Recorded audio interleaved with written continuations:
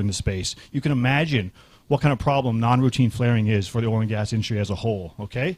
Now, just put a number on that, $100 million plus annually is wasted in natural gas in Texas alone on flaring. It's huge.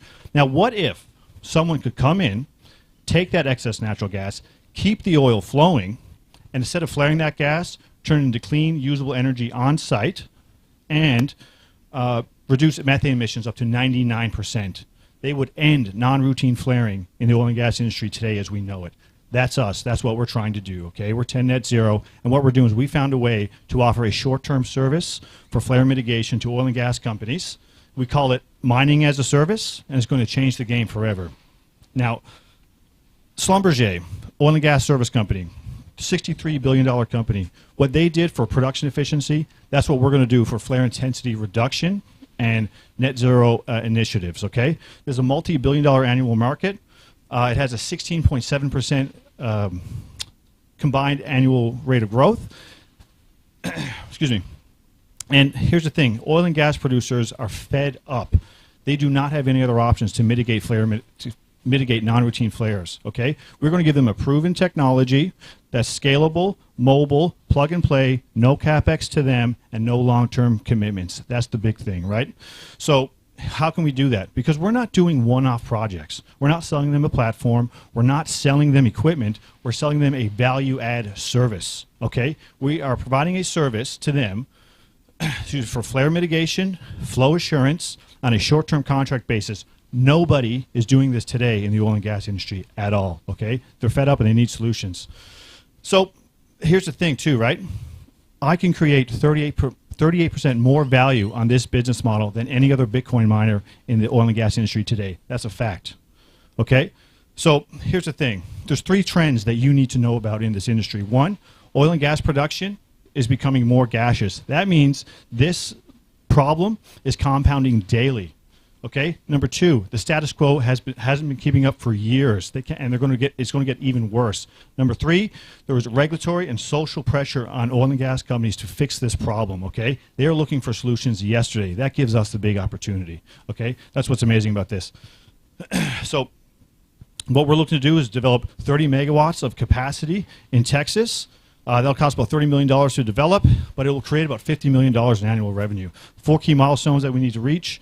1 is get a hub project set up in Texas. 2, bring out the technical staff to run operations. 3, procure that equipment and get a 20% deployment in the oil field. That'll give us a first mover advantage and allow us to leverage that market position to continue growth. Now, that's not the only thing that we've got done. We've got strategic partnerships put in place for ASIC manufacturing equipment, mobile data center equipment, and a managing consulting company that wants to sell our solution to their big oil customers, okay? So that gives us preferred pricing, strategic supply lines, develop relationships, and a no-cost workforce that's going to sell our solution and grow our market share. That's going to position us as the leader in this new mass market mining as a service. So companies, the great thing is companies are already coming to us asking us to do this, okay? We are leaders in the flare gas Bitcoin mining space because of our projects, because of our operation. Gamers to actually play and the Web3 games and create an entertaining and interactive gameplay for the users. So this is Project Seed. Join us. Thank you.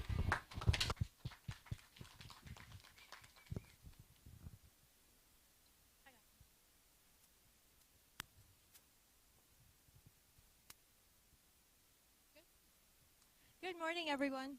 Is that good? My name is Christina Carl. No.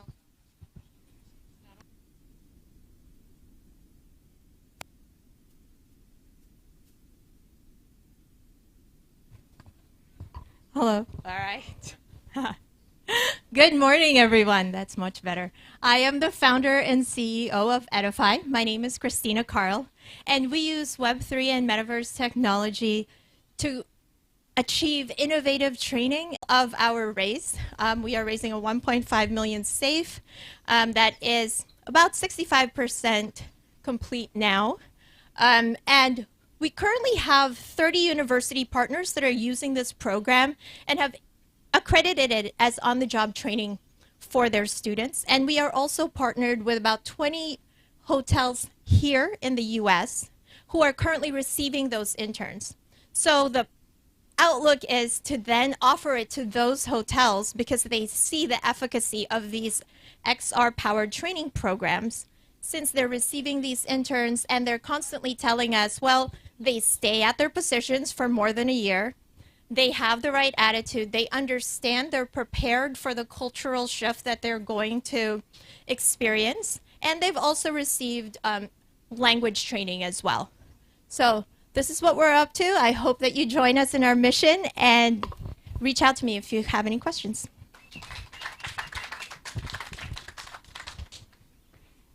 This works. That one's a booby. Hi guys, well, good morning. I'm Anna. I'm a CEO and co-founder of Fidium. So what is Fidium?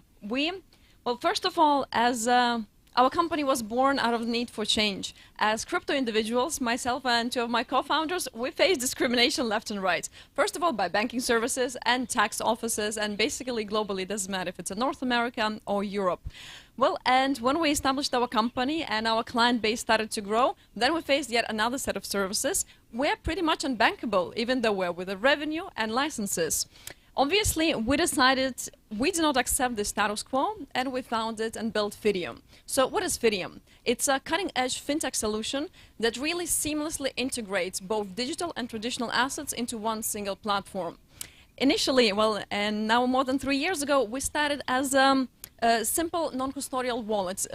Unfortunately, we didn't think about monetization, so we had to rebuild it from the ground up. But that was a very valuable lesson, I must admit. We realized very quickly that in order to truly change the industry, we have to service B2B and institutional clients. So we expanded our services to service high worth net individuals, family offices, and VCs that do hold, or at least they want to touch digital assets, but they don't know how to do it. So what we do, we provide them white glove customized solutions when it comes to banking, global remittance, OTC, staking as a service, and other de-risked yield products. And by doing that, we do eliminate a really extreme complexity of financial management today. It's not their job to know how to handle keys, system, multi-sigs, and then process all those fiat payments to multiple counterparties. We do that. And, well, today most probably all of you saw the news that another bank went down, and it's a First Republic. This will not happen to us. Legally and technically, your assets are segregated from our assets. So those things will never happen. So we act as a vault that charges you for your transactions and for custody. I'm so happy and so proud of my team that our traction is actually pretty good. We are hitting 900,000 year to date. Q3, we're going to hit profitability. We have 15 institutional clients, 75,000 retail, 4 global licenses. And yeah, again, profitability is so close, and I'm very happy about that. As a crypto native team, and I'm ex-Aave core member myself, and two of my co-founders that were so kind to join me, they are flesh and blood from tech industry with successful exits. And overall, our team, we have more than 100 years of experience in capital markets, regulation, and blockchain, as well as digital assets. And we're a team that delivers and builds. So if you really want to accelerate the adoption of crypto assets, join us as a client or as an investor, and we'll be very happy to serve you, your companies, and your portfolio. Thank you. Bye.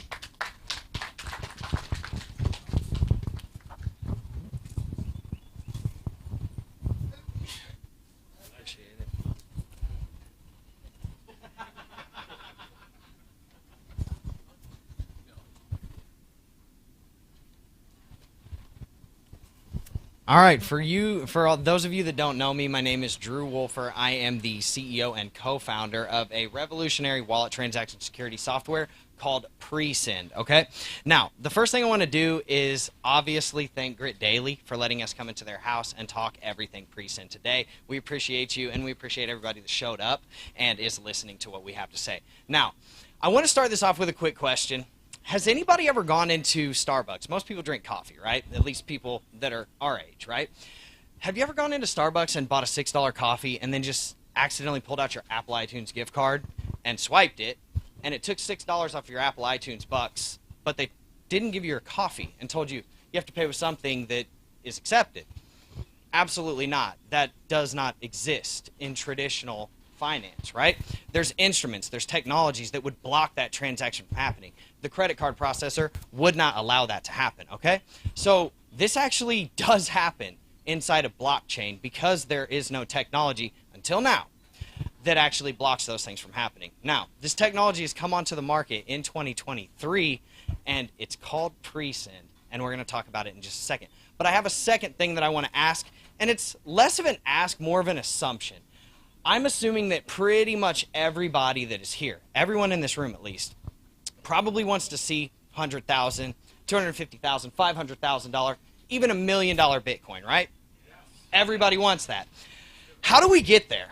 Okay, this is a huge question that I always get asked. How are we going to hit 100K Bitcoin? Well, that comes with mass crypto adoption. When you hit those types of levels, that is trillions and trillions of dollars worth of market cap. It's billions of dollars worth of institutional money, new market participants, old market participants that are already in it, that are more comfortable putting more money into it. How do you get that there to where your mother or your grandmother or someone that's retiring with their 401k feels comfortable coming into crypto and saying, hey, I'm going to put my money into these? Well, pre-send is here to give them that comfortability, because now you can no longer lose your crypto accidentally. So here's the problem that exists in blockchain that alludes to my Starbucks example, okay? There's all these different chains. There's all these different blockchains. None of them are compatible. Why would they be? I wouldn't want to be compatible with another blockchain if they're my competitor, right? Why does Binance Coin not trade on Coinbase Exchange? Probably because Binance is their largest competitor, so why would they want to help pump them to the moon, right? So, with this interoperability and intercompatibility dilemma that we're seeing, we saw an opportunity to bring out pre-send, something that will actually truly revolutionize the space and usher in that new age of cryptocurrency adoption, thus bringing in new investors, thus bringing in all the institutional investors that don't want to accidentally send $500 million on Polygon in USDC to an Ethereum wallet, and then poof, their $500 million is gone. No one is going to take that risk. But now, with pre-send, you do not any longer have to take that risk. What pre-send does is it has a patent pending process where we can actually check to make sure that you are on the right blockchain. You are sending a coin that is compatible with that blockchain. You are sending from a wallet that is compatible with the recipient wallet that you are sending to, and that chain and coin is accepted by the platform or wallet that you are sending to, okay? Now, going back to the how do we usher in this new age of global cryptocurrency adoption, that way we can have our $1 million Bitcoin that everybody wants.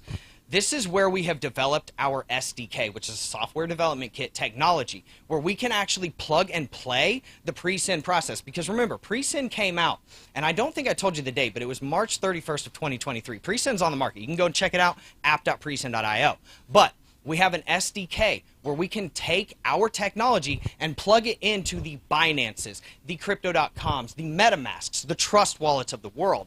And they can have that same solution where you go into their wallet and you can protect your cryptocurrency forevermore. A lot of people think, how can I get rich in crypto? How can I make money in crypto? Not a lot of people are thinking about, how can I keep the wealth that I've generated inside of crypto and not put it at unnecessary risk just because I'm sending it from a wallet to wallet. Pre-send can literally stop you from ever having to send a test transaction again. That is annoying. Having to send a $10 test transaction to send your $1,000 real transaction, do you do that with a bank wire? Absolutely not. Absolutely ridiculous. We are here to change that. Pre-send is here forevermore. If you would like to hear more about it, I have my business cards in my pocket, and obviously we have lots and lots of marketing materials. Thank you all so much. Appreciate it, man. Hey everyone, hope we're having a great day today. I'm Dels from Astra. We're building a suite of no-code tools that allows anyone to publish a virtual e-commerce store for web or VR. So quick show of hands if you love to play games. Gamers, amazing. Love to go shopping.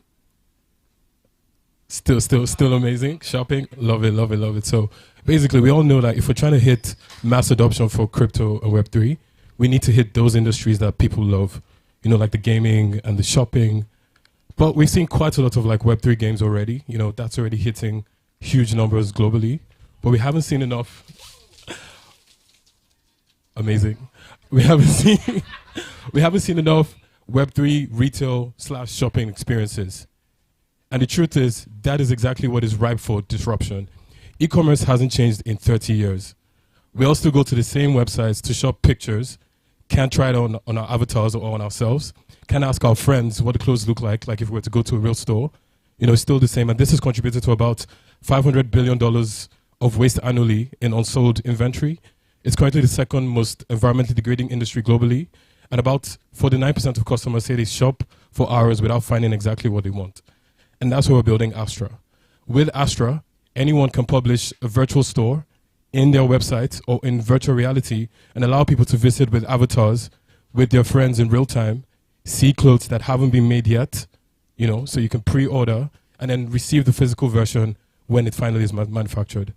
This user experience is a sort of disruptive, innovative, and futuristic experience that disrupts industries and leads to a new era of people doing things in a totally different way. So far, we have about 1,000 demo testers. Since 2020, we've been building and iterating. We've received grants from Epic Games, Meta, been incubated by NVIDIA, University of Cambridge, KPMG, Accenture, and many companies who understand that we're building something sustainable, futuristic, and innovative. I'd love if you could join our mission to the Astroverse and join our seed round of $2 million that we're raising right now. Thank you so much for the opportunity to pitch. I look forward to speaking to you guys. Thank you.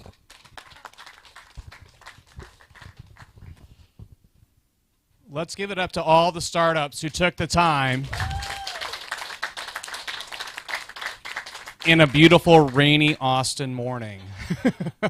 So if you can pitch in the rain, you can pitch from the stage. So we're looking forward to seeing how the results play out. We have our judges who are watching online and who are here present with us right now. We'll make the announcement shortly once we are able to tabulate the votes to decide who's going to make it to the final round. So 4:30 today, we'll have our Shark Tank style competition with investors on the stage who are going to grill the finalists. And so we're going to move on with the Grit Daily House experience and bring up our next panel.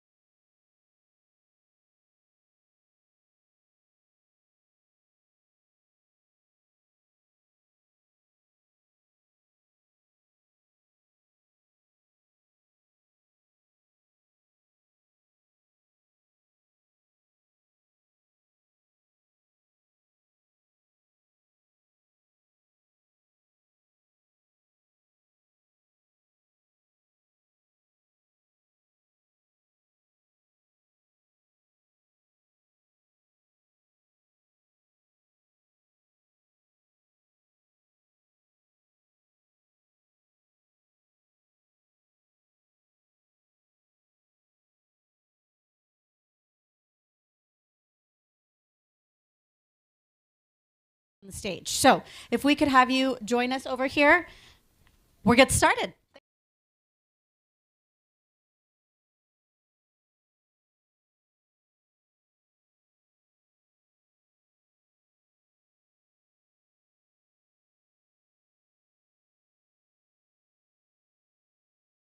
It's wonderful to be here. And for those of you who can't see off stage, there's somebody grilling hamburgers, so cool stage. Can't ask for more. So welcome. My name again is Deborah Yao.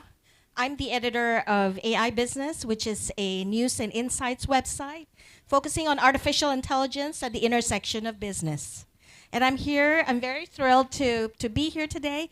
And thank you for joining the panel. And I want to welcome two lovely guests. I'll start to the left. It's Anne Ahola Ward, who is co-founder and CEO of CircleClick and former COO of Upload VR. And also Joe Stolte, CEO of FutureScope. And he's had other high-level positions elsewhere, and they'll talk about that in a bit. So welcome, both of you. Thank you so much.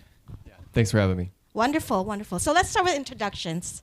Tell us about your companies and what you do, and also what's your link to crypto and AI, or either one. Sure. So my name, as she said, is Anna Hola Ward. I am best known as the mother of startups, which I was dubbed by CNN in 2017. I'm a published O'Reilly author and technical SEO who got into the field as it was forming. I also got into the field of crypto as it was forming and was the first woman to complete an STO under ERC 884. I am also just an all-around nerd and love all things tech. I would say as an SEO, I've been touching AI-related tools since I can remember. This is probably my third hype cycle in AI, but SEOs are very familiar with AI because it has been part of our lives. And, you know, a benefactor, a demon, all, you know, angel, devil, all of that. So we'll get into that. And I'm Joe Stolte. I am the CEO and co-founder of a company called Daily.ai, formerly called Futurescope. We rebranded about 6 weeks ago.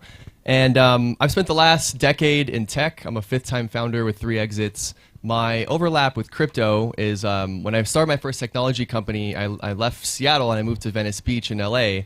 And we had this sort of hacker house where people would come and hang out. And there was this gentleman that would come hang out at our house named Brock Pierce. And he was telling me, oh, you should, you know, take blockchain or specifically Bitcoin as a payment mechanism for your startup. And that was kind of the intro. And then when the next sort of wave came, we were fortunate enough to invest in the Ethereum ICO. And then a few years later, as the COO of a company called Lottery.com, which ended up going public on a SPAC for $526 million. We led the first security token offering as well for like a corporate entity that wasn't a fund at the time. And for those of you guys that remember that era, it was very wild, wild west. You know, we were basically raising capital on a financial instrument based in the blockchain world that required us to basically write blind opinion letters to the SEC and communicate through like third parties. And you know, it was very wild west. And you know, I think we raised maybe $60 million or something like that on that security token offering. And you know, and ever since then, I've just been an avid watcher of technology, specifically converging technologies. How do things like blockchain and IoT and AI converge? And after I sold my last company, I met my new business partner today. His name is Dr. Peter Diamandez. And you know, we started this company, Futurescope, which is now Daily.ai. And we use AI to help thought leaders and small brands create AI automated email newsletters. And I'm happy to dig more into that, but that's my mercifully short, self-aggrandizing introduction. Yeah, I want to know how you managed to achieve like 40 to 60% open rates, having AI power your email newsletters. So maybe we'll talk later. But anyway, so well, thank you for that introduction. So a little bit about AI today. AI is having its iPhone moment, according to mainstream media, although it's been around for decades and even longer, perhaps. But it was coined in around the 1950s, but you know, with ChatGPT, thanks to ChatGPT, it's becoming kind of a household word. And the only other time I can think of, and maybe Anne, you can correct me on this, that AI was thrust into the public consciousness was in 1997 when IBM beat Garry Kasparov, and you know, that's brute force AI and narrow AI, right? But now with ChatGPT, they're talking of perhaps we might even achieve artificial general intelligence. But that's a conversation for another time. We're here to talk crypto. So talking about AI in general and generative AI in particular, can you tell me how AI currently is being used in the crypto industry? And specifically, how do you think generative AI will change this landscape? Well, I think where the fun stuff is happening is obviously DeFi. Because you've got programmable money. You need to do things like predict trends. You need to understand and analyze large pieces of data that are largely structured and therefore can be analyzed. So I think that's really where I'm seeing the most exciting sort of mashup. But, you know, is it going to help us predict when to buy what and when to sell what? Yeah. Let's stay cautiously optimistic on that. But that's the space that I'm the most interested in personally. I do think that it's going to shortcut tasks, but I also think that if something doesn't, you know, I want to say, yeah, it's going to make usability better. I really would love, everyone wants that to just get done for us. But if there's no natural intelligence, solving a problem. We cannot expect artificial intelligence to solve that same problem. So that's where I kind of get a little, okay, we're being pie in the sky here, not to be a naysayer, but I think the actual real application now that can be solved is all in DeFi. Joe?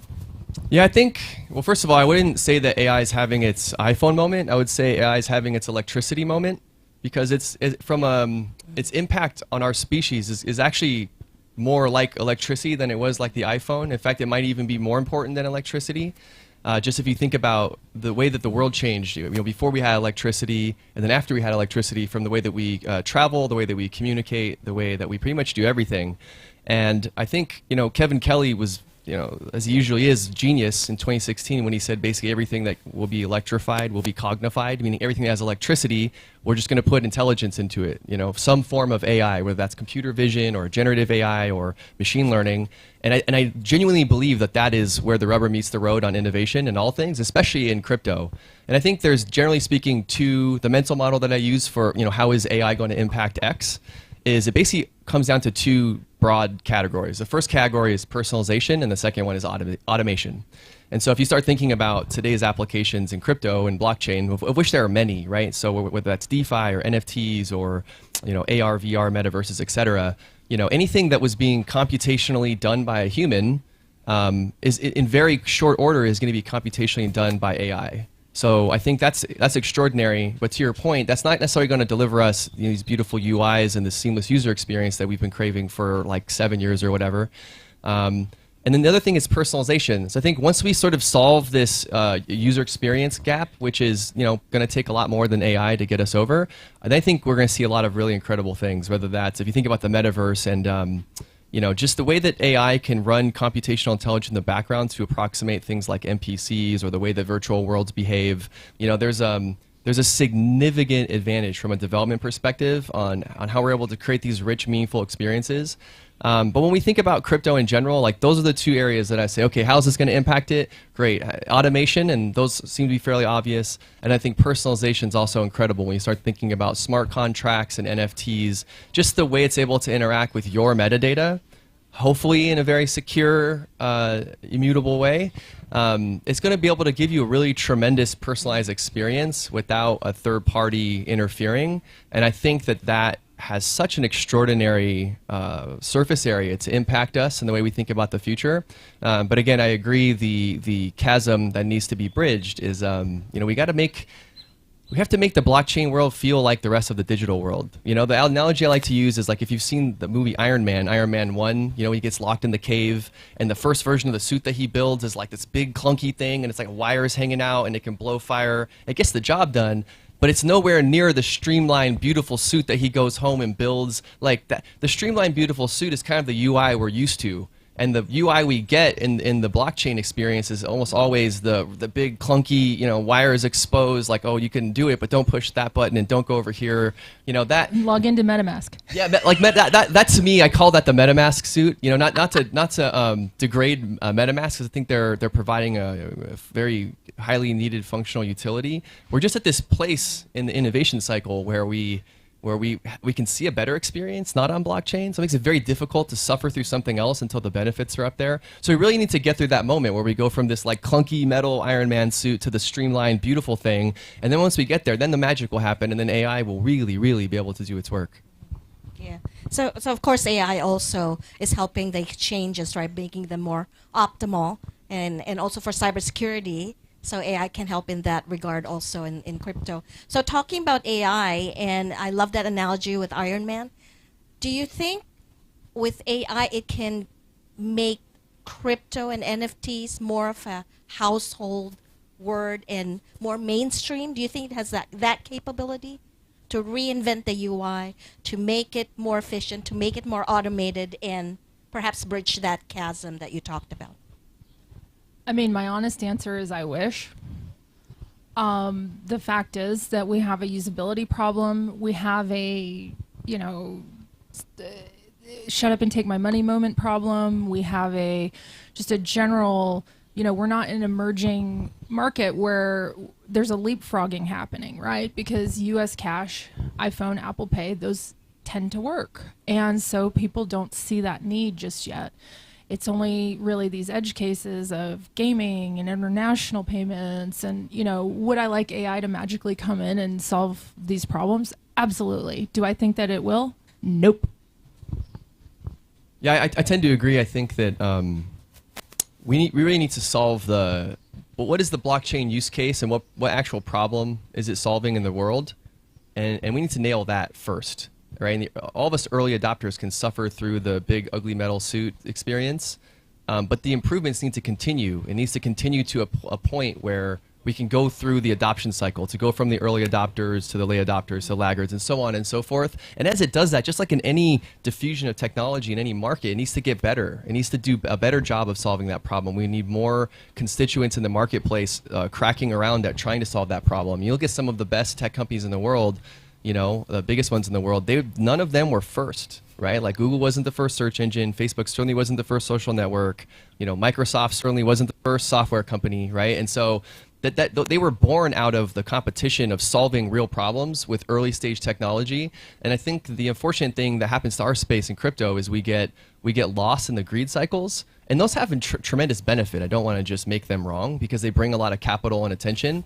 We just need to have more players hunker down and be responsible with the capital. You know, if I think back to like, I don't know I'm lost in what crypto cycle we're in now, but back when we were pretty actively investing in the space, we did an ICO called ETHLend, and that became Aave. You know, it took a long time. They built and built and built and built and rebranded. Now they have a real brand. They provide a materially valuable service. I'm no longer holding any assets of theirs. It's not an endorsement for an indictment against them, but like that's an example of like, you know, an organization, a market entrant that basically took capital and built something. And we just need more people to do that. And I believe there are people doing that now. But before AI is going to come and materially enhance the solution or the problem set, we really just need to solve the base problem. And we need to figure out how blockchain solves some of these base problems. And then we can start talking about all the rest of the world outside of the early adopters coming in and playing the game with us. Right. The killer moment we need to have happen, like happened for AR when everyone and their sister was using Snapchat and didn't realize they were using AR. When people are using AI, which to some degree you can argue they have with what's on their phones, what's happening behind Google, you know, people have been using it, just not being aware of it. But until that moment happens, we're not there yet. So talking about base problems, do you think that the base issue for crypto would be fungibility? And do you think that, you know, stable coins, I mean, it's starting to be regulated more now. So that's one solution. How do you solve that fungibility problem? This is hard. Let's solve all crypto's problems in a 20-minute panel. I think that our regulators need to get some strong education. And I think that the goalposts have to stop moving. I think that we have to decide how we're regulating and be consistent instead of making it up as we go. I mean, just look at Coinbase and what they're going through. Look at the work of Caitlin Long, what she's has been trying to do. And I think it's okay to evolve, but it's hard to put a stake in the ground when the ground is always moving. And I just wish everyone here at this conference would adopt a person in Congress and just be their buddy so that they can call and ask questions without fear of judgment. And then maybe we might get some more. It's like a lot of ways to think about this problem. You know, just from a regulatory perspective, I think that if you look at traditional finance, which has certainly got a lot of things wrong, but it's also gotten a lot of things right, there's a reason why, you know, if you look at the way money flows through, let's say, like the stock market, you know, there's different entities for like the broker and the clearing, and each step has a different entity that's regulated, and that's for a reason, right? Because when greed meets humanity, there's just certain things that we're able to self-restrain. There's certain things that we aren't, and probably a host of other reasons. But when you look at, let's just say like the most adopted use case in blockchain is probably the money one, right? Exchanges, tokens of value, et cetera. You know, our exchanges, the reason why we had the problem with FTX wasn't just a regulatory problem. It was because like we have all of these aspects of the way money clears are all crammed into one entity. You know, so when you start flowing billions of dollars through these things, like to have human greed not come and warp that is a terrible idea, right? It's just, you're just betting against our own nature, which I think is a bad bet. I believe we're great as a species. I just think when you put billions of dollars unchecked, unregulated in, like all the rest of the people that aren't good are going to come in and be like, haha. And so, you know, part of the proliferation of regulation, I think, is figuring out like, well, what did finance, whatever we're on 1.0, 2.0 get wrong? And let's not repeat that, but let's do repeat the structures and barriers and the appropriate regulations that make sense at a certain scale, not just to protect the end user, but to, in some ways, protect us from ourselves. I think it's very, very difficult to do that and have completely immutable, decentralized vision that we all had, you know, for this space when it first started. I don't have any easy answers for that, but I do know that if we're going to propagate the most popular use case, we're going to need some more interesting regulation. And I do agree that's going to take top down. It's going to take the highest elected officials to come in and shepherd through that process because, you know, I'm not trying to be conspiratorial here, but there's just incredible power concentration in the world of finance and money and capital in the world. And they're not in a hurry to move out of the way and change the way they do business. And, you know, we need to be very thoughtful about how we approach that. So just to end that, great points, I agree with everything. I think I went to a blockchain policy meeting held by the government in California, the state government, and they spent an entire day, and I'm not exaggerating, agreeing to the definition of what blockchain even was, and couldn't agree. A room full of policymakers, industry leaders, myself, my good friend Brittany Kaiser, couldn't agree. And then they were going to have another meeting to discuss it. So that's the level we're on, and I think we need our eyes open as to who's making the decisions here and what their skills and abilities are. Yeah, this is like the we run ads senator moment. If you remember when Zuck was getting interviewed, and I forget the person on the panel is like, well, how do you guys make money? You know, it's like, these are the people, you know, that we've elected to run our country for better or for worse. And so I agree. I think that, you know, not to be overly political, but just from a systemic perspective, if we're going to be ushering in cutting edge breakthrough technologies, we should probably have politicians in office that are, you know, this not to be ageist, that maybe aren't in their 70s and 80s, you know, and maybe are a little bit closer to what's happening with technology in our world. I'll stop there because I don't want to be overly political. Are you announcing your run? No, I'm definitely not. I'm a libertarian systems capitalist, so I don't have a dog in the fight. But I do think that like these things are systemic. If we want to bring systemic change, we have to think on a systems level, and if we're either going to change the existing system we have or we're going to use it, and if we're going to use it, you might want to figure out how to put the right inputs in that system to get the right outputs. And it just doesn't seem to be the case that, you know, electing folks in their 70s and 80s in mass is the right input to produce an output that looks like understanding what's here, what's happening, and what needs to be enacted into law to enable technology and protect us. Garbage in, garbage out. So perhaps the next generation of lawmakers will be more tech savvy. Let's hope so. I'll write the check if any of you guys want to run. That's not my cup of tea. So let's go back to AI, and specifically generative AI, which is generating a lot of excitement these days. How do you think that's going to impact AR, VR, MR, and metaverse? Well, I think there's, you know, it's certainly making deep fakes easier. It's certainly making, you know, a lot of repetitive processes easier.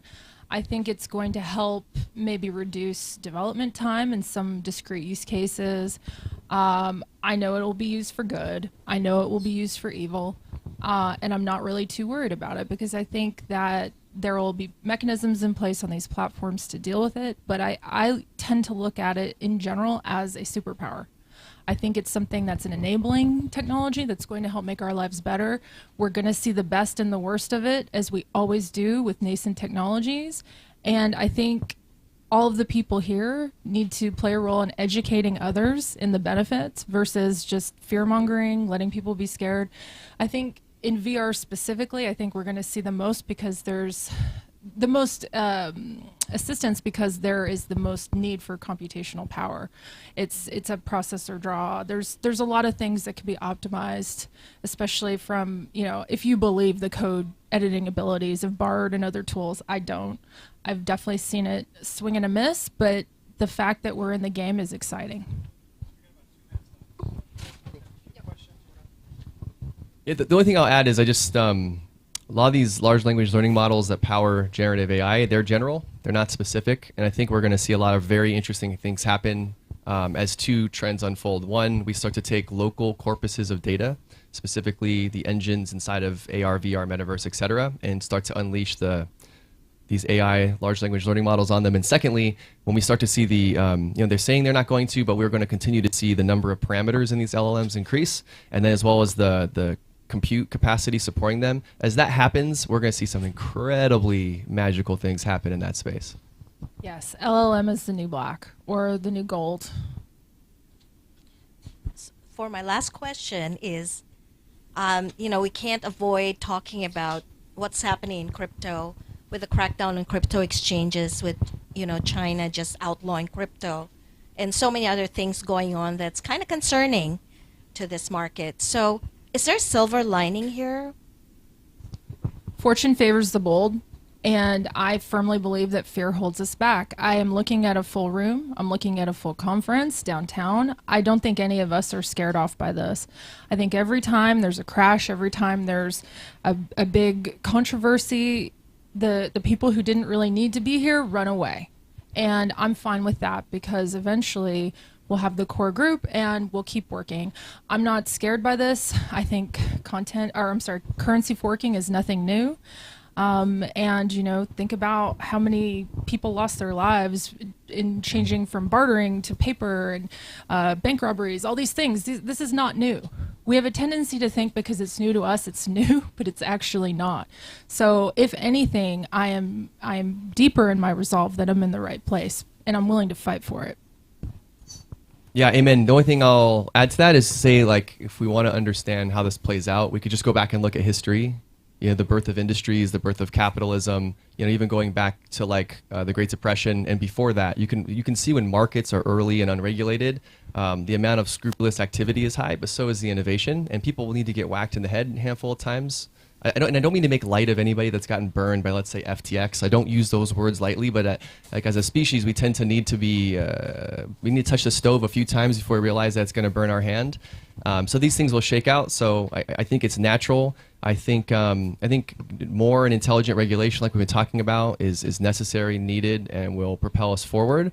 And I think these are the best times to find the best operators, right? Take a look around, who's still here, who's still in the room, who's still building, and who still has a fire and a passion for this and is still attracting the best talent. Yeah, this is the best time to find opportunities to invest in, because this technology is not going away. The genie's been out of the bottle, and so this is a tremendous opportunity, actually, as opposed to the sky is falling. I think now is the time. If you wanted to make money in this space, you're in the best possible time to be evaluating opportunities. So I'll just stop there. What an interesting and insightful conversation. Thank you so much, both of you. And thank you for joining us.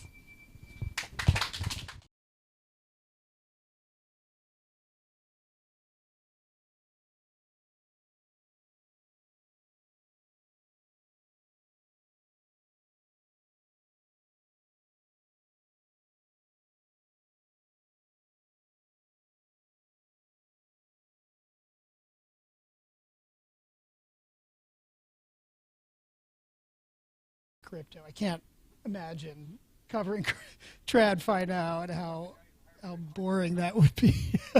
But anyway, well, let's see. Just get my notes out. Okay.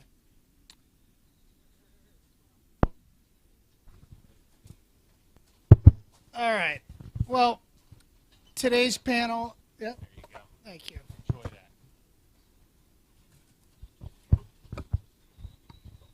Today's, I just read a quote the other day. Andreessen Horowitz, A16Z, put it unequivocally: decentralization is crypto's defining promise. Networks that have no single point of failure are more secure and more resilient than their centralized counterparts. And that is why today's conversation is so fascinating, is because there's a counter narrative here. Several of the panelists here are believers that centralized firms do have a very important role to play in the crypto ecosystem, with key advantages in certain respects over decentralized alternatives. So let's get right into it. We've got Ken Berkowitz, head of product and co-founder at Souk, which is building a portfolio manager of Web3 game assets. I think I got that from your website. Okay, I was talking to JP, your founder. He gave me the latest elevator pitch. But okay, we've got Himanshu, CTO of Arch Lending. Thank you for joining us, Himanshu. We've got Sean Judge, partner at crypto investment firm Castle Island Ventures, and was an investor in BlockFi, right? So it's some firsthand experience. And we've got Augustine LeBron, CTO of Proven, whose name combines the Emperor Augustine with LeBron James. Yeah. So. I've got them all covered. All right, so Sean, the first one goes to you. In an industry, crypto glorifying the principle of decentralization in some ways, why are we even talking about CeFi?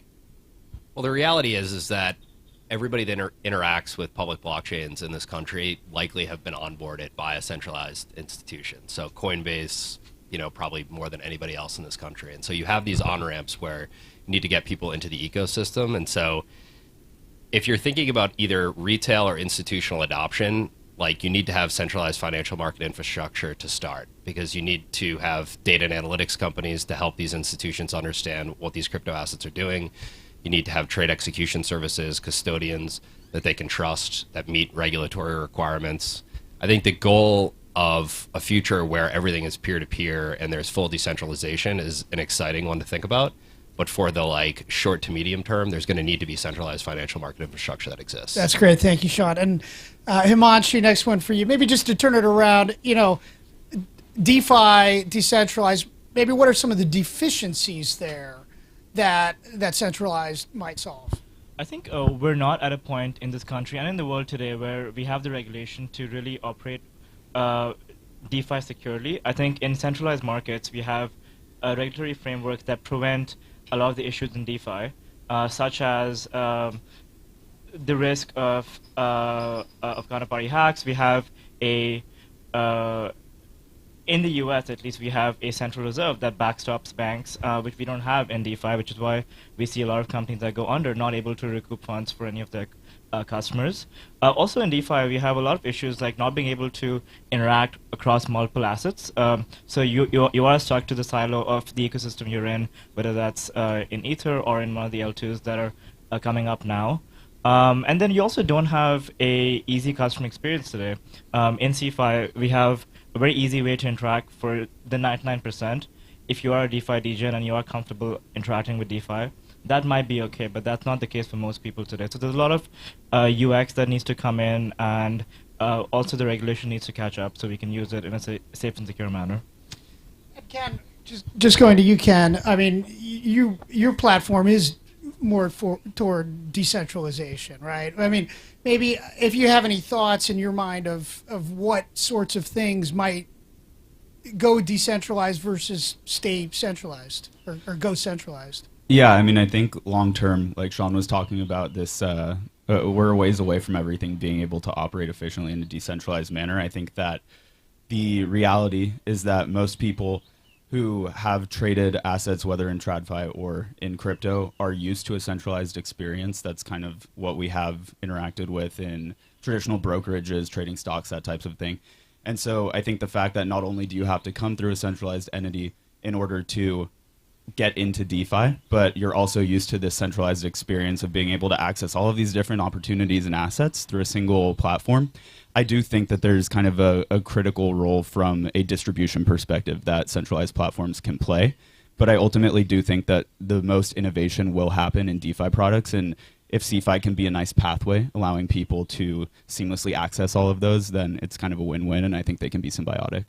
Augustine, do you see that the centralized players remaining kind of the primary on-ramps?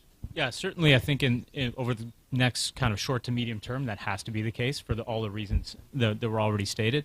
I think one of the things that we have to focus on is, given that that's the case, what can we do in order to really sort of trust it, right? And I think the watchword is sort of trust but verify, where the DeFi dream of living in a fully trustless society, I think like you guys said, maybe it's down the road, but for the time being, it is certainly the case that we're going to have to trust intermediaries, financial intermediaries.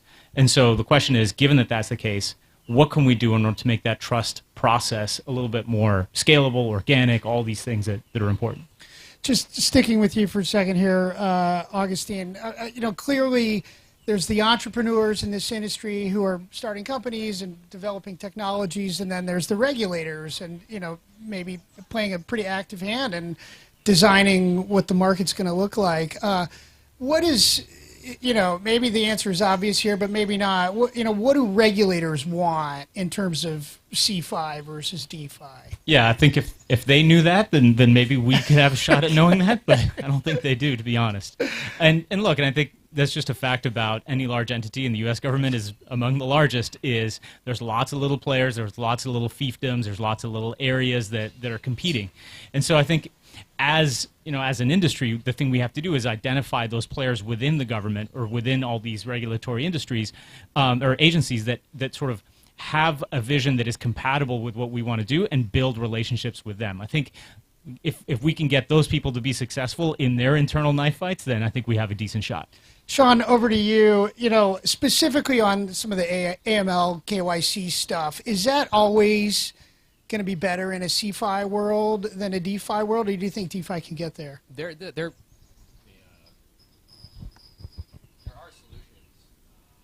on the side that are being built right now that we've been doing over the last 3-4 months. But in terms of like onboarding a retail user to a centralized exchange, which is kind of what the experience is for 99% of people today, you're still going to need these kind of centralized compliance software companies that are selling into these exchanges and financial institutions to do all that stuff.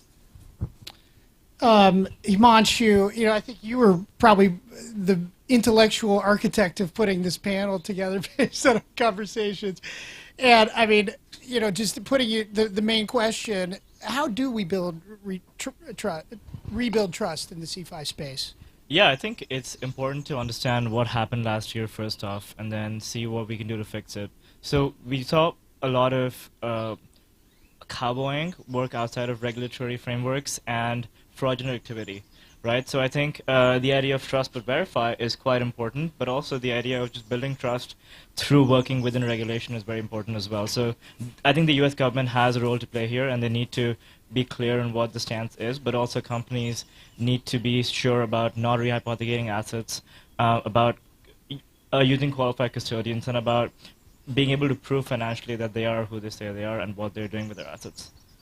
And Augustine, let's go to you. Maybe you can just tell us a little bit about Proven and how your company works and how it is addressing this issue. Yeah, so what we've built is a system that allows centralized exchanges and any other financial intermediary to prove their solvency on a daily basis in a zero-knowledge way, so that they don't reveal any of the kind of sensitive information that they quite reasonably would want to be kept private, and that has historically prevented them from doing these sorts of proofs of solvency. And so this is kind of a new technology that allows these intermediaries to really prove solvency in a way that's cryptographically secure, while still, again, keeping that privacy that they need.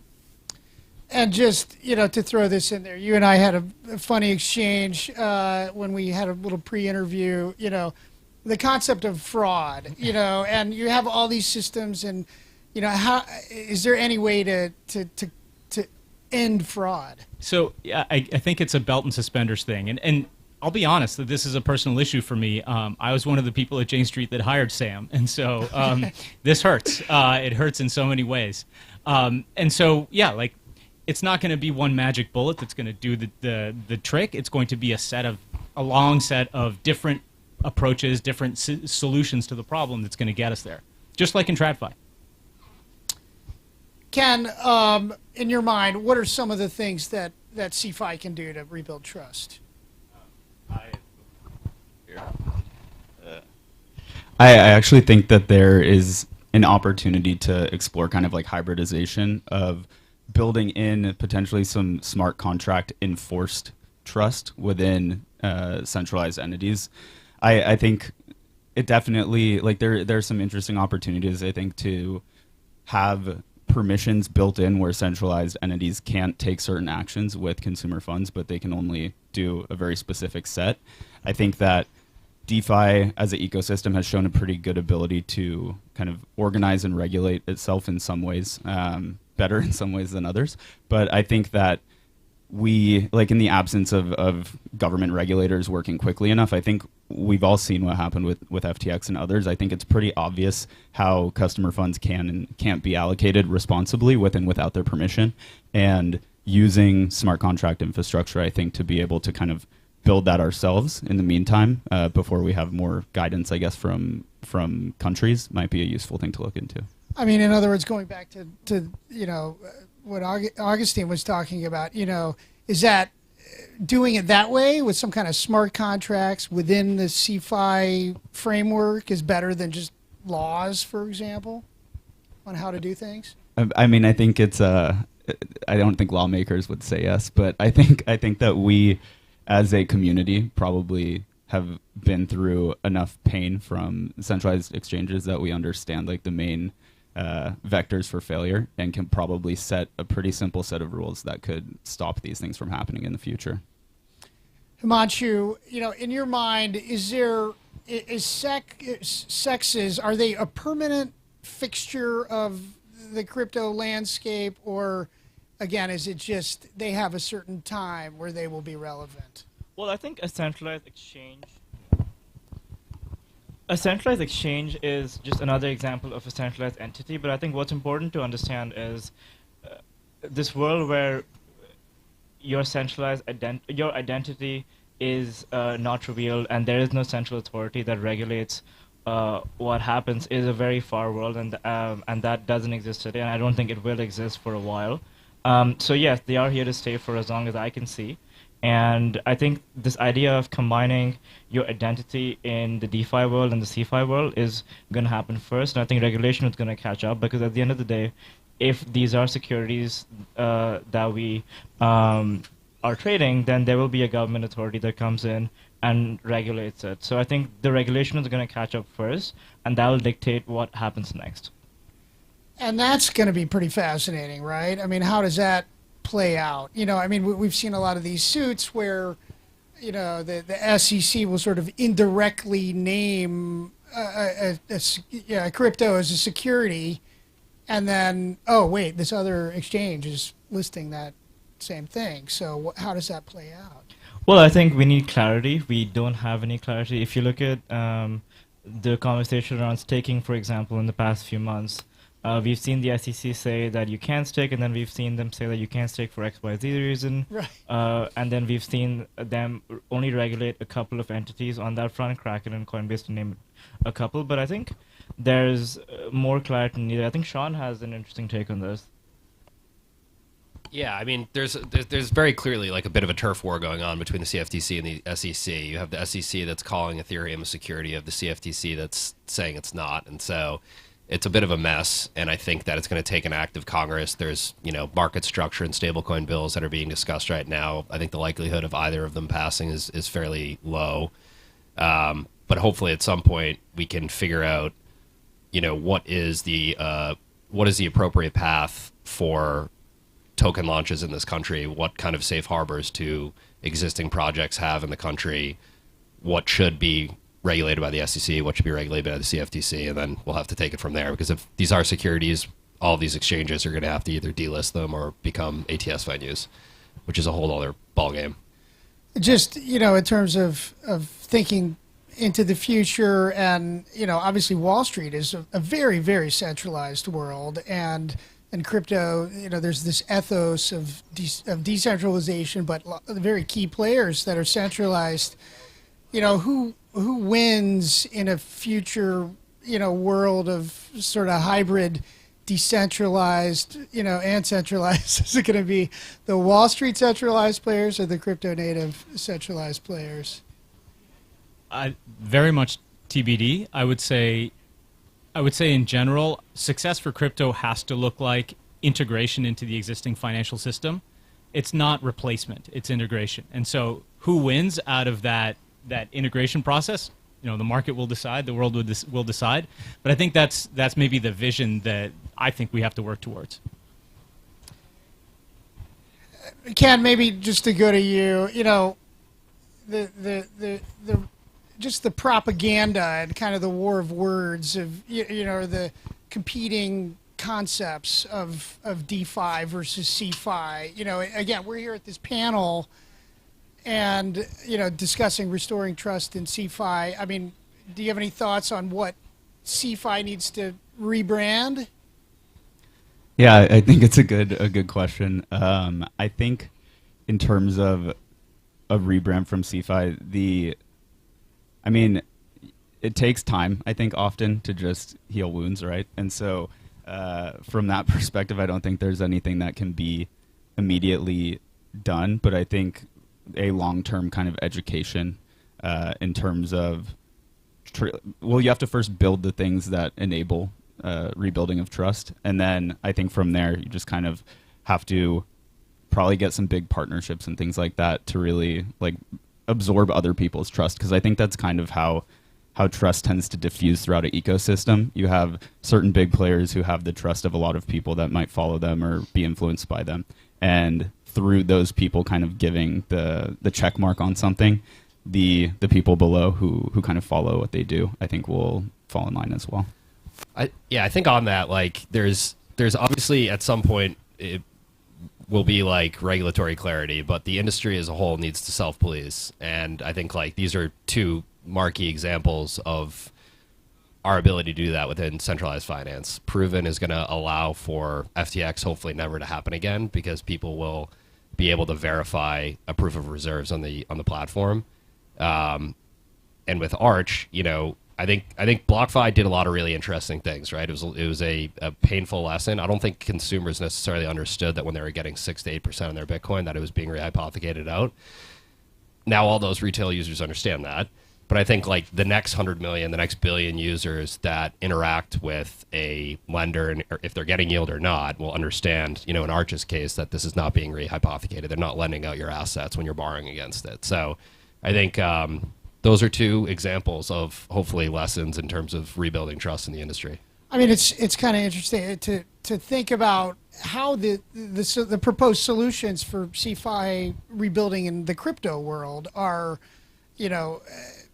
no rehypothecation, proof of reserves. You hold it, you take your customer assets and you keep it there, as opposed to in the traditional financial world where they do this like crazy in fractional reserve banking, and it's all backed by the Federal Reserve. I mean, I'm just curious, would that be a solution for some of these CeFi firms in crypto, is to figure out a way to just get plugged into the Fed, right? I mean, the United States government has a monopoly on violence in this country, and that goes a long way, right? The ability they have to charge for your taxes is kind of an important thing. I don't see that kind of a large player ever showing up in crypto, hopefully, I would say. So I think, it's just fundamentally different. Himanshu, do you have any thoughts on that? I think the fractional reserve system is a U.S. concept, and with crypto being global, I don't see a fractional reserve in crypto on a global scale today. If that happens in the U.S., we could see U.S.-based players get a big benefit from that, because they'd have the Fed backstopping them. It'll come with a ton of regulation, though, and I think it'll start looking like, well, it will give a big leg up to CeFi players that operate in the U.S. within regulation. And I do think there is some level of interest in something like that with the recent failures in the past year. So we'll see what happens. But if that does happen, it will be good for U.S. players, bad for crypto as a whole, I think. Interesting, yeah. All right, this is going to be our last question. This one's going to you, Sean. Just kind of looking into the future, and in your job, you talk to a lot of founders and a lot of people who are startup, executives who are looking to build stuff, and I'm curious, is there any particular solution or company you've come across in your travels that you think is something that we should all be thinking about? Yeah, there's all sorts of stuff. I mean, there's a lot of different opportunities right now in the stablecoin space. I think we're seeing we're seeing more companies being started that are looking at what happened over the last year and saying, how do we right the ship here, and how do we improve trust with some of these centralized players? Things like Proven would be a perfect example of that. So, the entrepreneurial ecosystem is still vibrant, and I think people are looking to tackle real world solutions here. Thank you so much to our panelists. Thank you to our audience, and thanks to Jordan for hosting.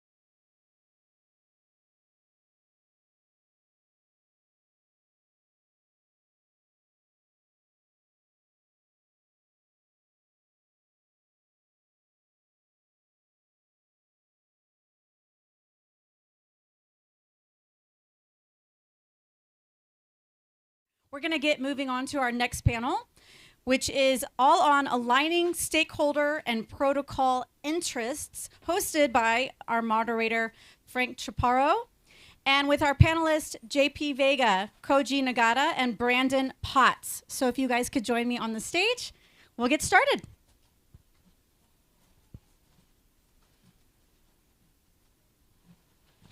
Thank you. I can sit here, I guess. Hello? Oh, this one works. So how's everyone doing? Can't complain, man. Can't complain. Maybe we can go around the horn and just give a quick 30-second introduction. Sure. Hello, everyone. Brandon Potts with Framework Ventures. I'm a principal there. Been there for the last 2 years, and I've led a number of investments for us across DeFi, across gaming, the MEV liquid staking space as well.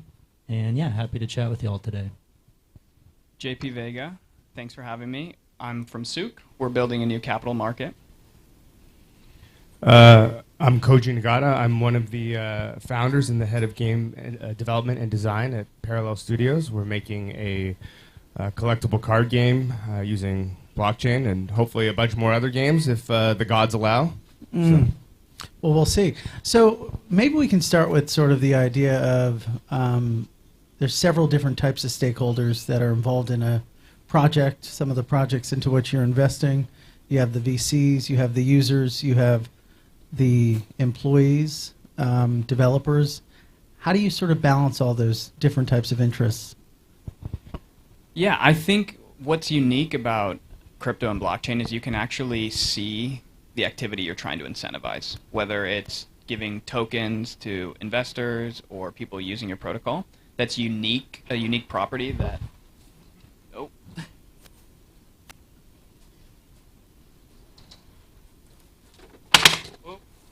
It's falling apart in us. It's gritty. It's gritty. That isn't available in like a traditional market or a traditional app. And so I think you can use it to coordinate new types of behaviors and actually connect that to, is that benefiting a protocol? I mean, I think I'm a bit of an idealist, but for me, it's a bit of a meek will inherit the earth scenario. Really, like, what is your biggest user base or your biggest stakeholder, and how do you make those people happy and appease them and make sure that they're interacting with whatever it is you're building? And if you can do that, everyone else will be happy, right? Because it's just like more user adoption or more people going through the funnel will make all the other stakeholders happy, because that's the whole point of the thing. So for us, like as a game, it's just like, how do we cater to the gamers? And if we're doing it right, then the people that invested in us and the people that work for us, and everyone will be kind of fulfilled, and that's, yeah. Yeah, but there's some instances in which the interests are not aligned, right? We saw this with the BNB Uniswap drama, where the community was keen for the decision to be made one way. The VCs, they had something else in mind, and often VCs have something else in mind. I wouldn't necessarily frame it that way. I hear you on a few specific examples. But, one of the things I was going to highlight is it all boils down to the quality of your earliest partners and partnerships. And so obviously cap table and your investors, I think it's more apparent in a bear market as to what having quality investors means, and, where the rubber meets the roads in terms of people not just market selling your token as soon as they see a green shoot.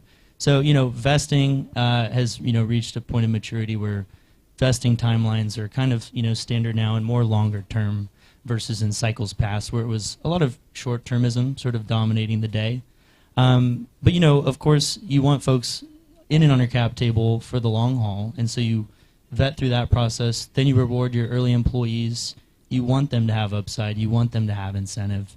And then, frankly, when you get to a point where you're ready to launch and do the public sale, it's a similar sort of cycle and mentality, and you sort of start over with a smaller pool, but you're looking for who are the highest quality community members, for example, who you'd like to reward for being essentially your guerrilla marketing force.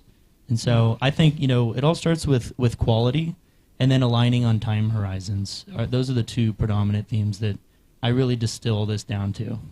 How do you avoid short-term approaches? Yeah, you want to partner with quality folks, and I know that sounds like an oversimplification, but frankly, you do the same thing as you do with anyone else. You run reference checks. You understand who the humans are behind, any decision or entity that you're proverbially getting into bed with business-wise, and yeah, you work with them on, hey, look, we don't want you to unlock and just market sell our token in 6 months. We would like you to be on board for a 4-year vest, for example. And so, those are becoming much more standard, much in tune with the success of the project. And to me, that's a positive sign in the industry. I would also note that, it's not just about, I was saying the meek will inherit the earth. It's not just about what the largest group wants, but what's kind of best for them and the project. Because sometimes those things aren't the same. I'll take it back to gaming because it's the only thing I know. I don't even know why I'm up here, to be honest. But really, what it is everyone wants their cards to be the strongest, but that's not what's best for the game. What's best for the game is some form of balance and fun, right? And so I'm not just giving the community, the players, whoever, what they want. When I'm giving them, I'm saying no, but here's what's best for the experience as a whole. And that will kind of, rising tide raises all ships or whatever. And I think to your point, you need to partner with people that you can trust, and you need to believe in the decisions that you as a core team are making, even in the face of people saying, no, I actually want it this way. If you really think it's the right thing to do, and hopefully we're all smart, capable individuals here, then that will, the project as a whole will benefit long term, and the people who are a part of it, holding it, investing in it, whatever, will also benefit. What's the easiest way to sort of separate the noise from the alpha when dealing with a large community? Because there's a lot of vitriol, a cacophony of opinions. How do you identify the smart ones in something that's decentralized?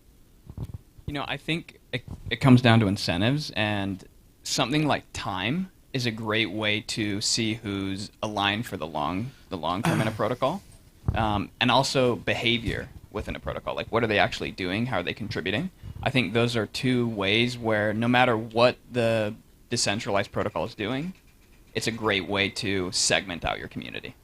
Yeah, but it's easy to sort of game, isn't it? I mean, I was in Paris a few months ago, and I was talking with a gentleman who said, he just had this Sybil strategy that, allowed him to get like 17 airdrops from one drop. And he goes, I'm decentralizing my own airdrop strategy. So how do you sort of, that's a problem. Yeah, I mean, Cybele is a very huge, attack vector to decentralized governance in general. But, I double click into governance forums as sort of a polling system to just understand, because you can sort of civil a governance forum to your point, but it's more interesting to get a temperature check as to people, just trying to understand what people actually vote for and what they care about. And I think that's, really where the rubber meets the road. Otherwise, it's too much noise, like on Twitter and in Discord, frankly, even too. But, once you reach the governance forum, that's where the conversation becomes real, in my opinion. And then obviously, based on people's weight or ownership in the network collectively, the votes will pan out accordingly.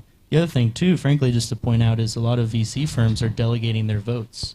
Yeah. And so, even though the weighting factor is commonly mischaracterized as it doesn't even matter because the VCs will just determine the vote, that's not necessarily the case. And so the other thing, too, is the folks who are delegates of those votes are very cognizant of those governance forums. And so I just encourage anyone, if you have an opinion, you have an opinion with some data or an experience to back it up, voice that in the governance forum, and that's the best path to really just being heard. And you asked, like, how do you isolate the smart people? I think really what you have to do is pay attention to what people are saying and how they're behaving, and whether or not it necessarily acts in their best interest. Obviously, people want to act in their best interest, but if they're making decisions, I mean, again, I'll bring it back to the game. If they're holding assets and they're making decisions that are best for the game but aren't necessarily best for the assets that they're particularly holding, to me that seems like somebody who sees the big picture and is someone that I can highlight as being smart and trustworthy and kind of, open to asking questions of and getting advice from and whatnot. And that seems to me like there's so much in this space where people are just kind of, I mean, we all know the pump my bags mentality, but even a little bit more sly than that, they're just trying to maximize their own benefit. And if this is actually going to succeed in any meaningful way, it can't just be about individual maximization. It has to be about some collective good. Obviously, like, I like money too, but again, we're trying to build something, not just fill our pockets. One hopes. How do you continue to build when maybe financial incentives go away? So, and that goes beyond gaming, but to NFTs and tokens. If the token is not worth anything, how do you get people interested in building around it? It's passion, right? Like, ultimately, okay, so I spent a long time before I got into any of this as a touring musician. And I'll tell you right now, I didn't do it for the money because there isn't any, right? But it's something that you care about. So I think that, like, so much of what is being done in this space right now is, here's an interesting piece of tech, how do I fit this into something, and then let me build. But, I think the right mindset is, like, here's something I'm really interested in, whether it be a game or, one of the people pitching up here was talking about charity and whatever. Like, if you have something that you're championing that matters to you and the tech fits in, then it doesn't really matter. I mean, obviously finance matters a little, but the incentives aren't the only reason to be doing the thing. Like, if you stripped away all of the crypto and just gave me the game, I'd still be building it. I'd still be a guy in my basement trying to make this game and put it out into the world because I want people to play it. This is just an added bonus, and the idea that people can own their assets is a layer on top, not the end goal. Yeah, I love that. I mean, it does boil down to passion. It's really no different than an equity, based SaaS startup, for example. When you start, you get equity or upside, whatever it may be, but your valuation is essentially, it's a zero. Your 409A is marked to whatever funding that you just raised. And so there's this element of trust, and you're putting trust in the founding team, that they know what they're doing, that they have a vision, they see a market opportunity, they're the right folks to pursue it. And so you hitch your wagon to those founders, and you go along with this sense of passion on the mission. And so that's like the bootstrapping mechanism. But there are elements, too, where if you do have a short-term mentality and your token or your NFT, whatever it may be, pumps and dumps or moons too early and then comes crashing down to earth, then you're in a problematic position, and that's frankly where the short-termism just does not win. People need to view their token holdings as more akin to equity. It's just you got to write it off. Not necessarily write it off, but your goal is to get essentially your 409A, your valuations moving up, in a healthy pattern. You can't just go, hyperbolic, crash back down to earth, and But then you don't really have control over that. That's the market. not necessarily, but you rely on your founders, to see that vision and execute on it properly, and then also on your investors and partners and advisors to just be looking out for these sorts of things. Do you have any thoughts on that? No, I think it's very interesting that we're taking mental models from what exists in Web 2 and applying them to tokens, and it's about value creation. And that's ultimately what's going to align the right people. And founders need to be passionate, as Koji mentioned, and that's going to attract the right people. And as they create and deliver value, that's going to continue to reinforce the community in the right direction in support of the protocol. So I think it is that simple. The only challenge here is these things are coming to market much earlier in their life cycle, before they often have product market fit or a complete tangible direction. And that's something that has to be ridden through, and that's just the state of the market. That's the uniqueness, is people get to participate in the upside of these economies, whether it's a game, whether it's a protocol, much earlier. And with that comes some of the challenges of the short-termism. But that's all aligned by the vision and the direction and the execution against that and the value it creates. So do you have any closing thoughts, expectations for how the space will change, evolve, mature over the next 6 months? I mean, I don't know about the next 6 months, but I think we just have to change people's mindsets in a way. Like, I want to build a game, but the game I want to build is not penny stock simulator, And so I think that we need to get people in a different mindset and more long-term thinking about, if this actually succeeds, what will the rewards be, years down the line, as opposed to, when the token releases, this is going to happen. Like, no. But what happens when the product actually comes out and people use it, And if we can get people thinking that way, then hopefully things will sort of level out a little bit.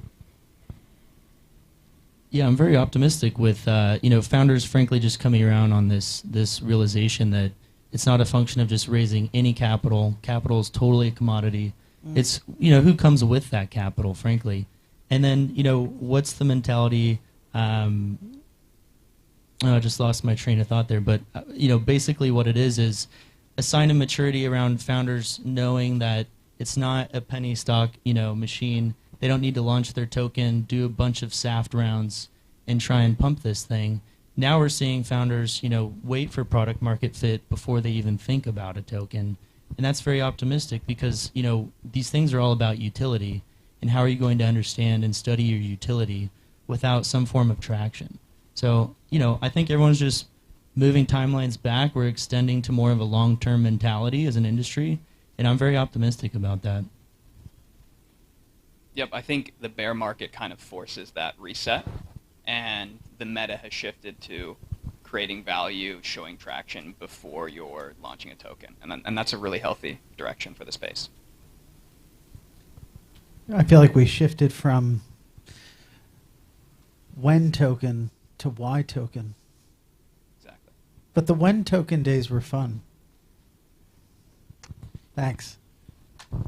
Thanks, guys. Thank you.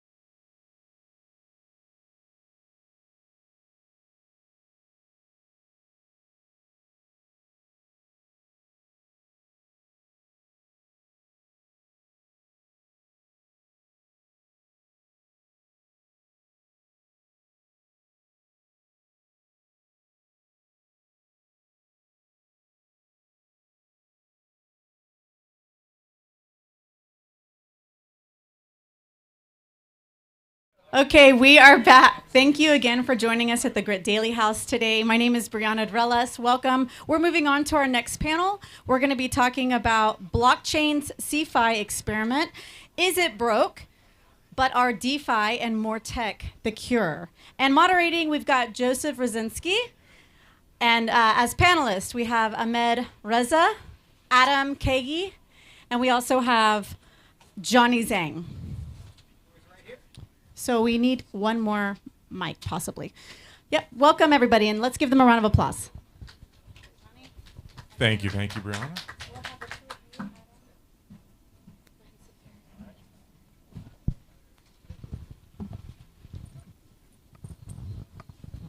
All right, gentlemen. I'm looking forward to this conversation. It really is a conversation. We may even open it up to questions if people want to go down that road. Pardon me. Certainly. Thank you, Johnny.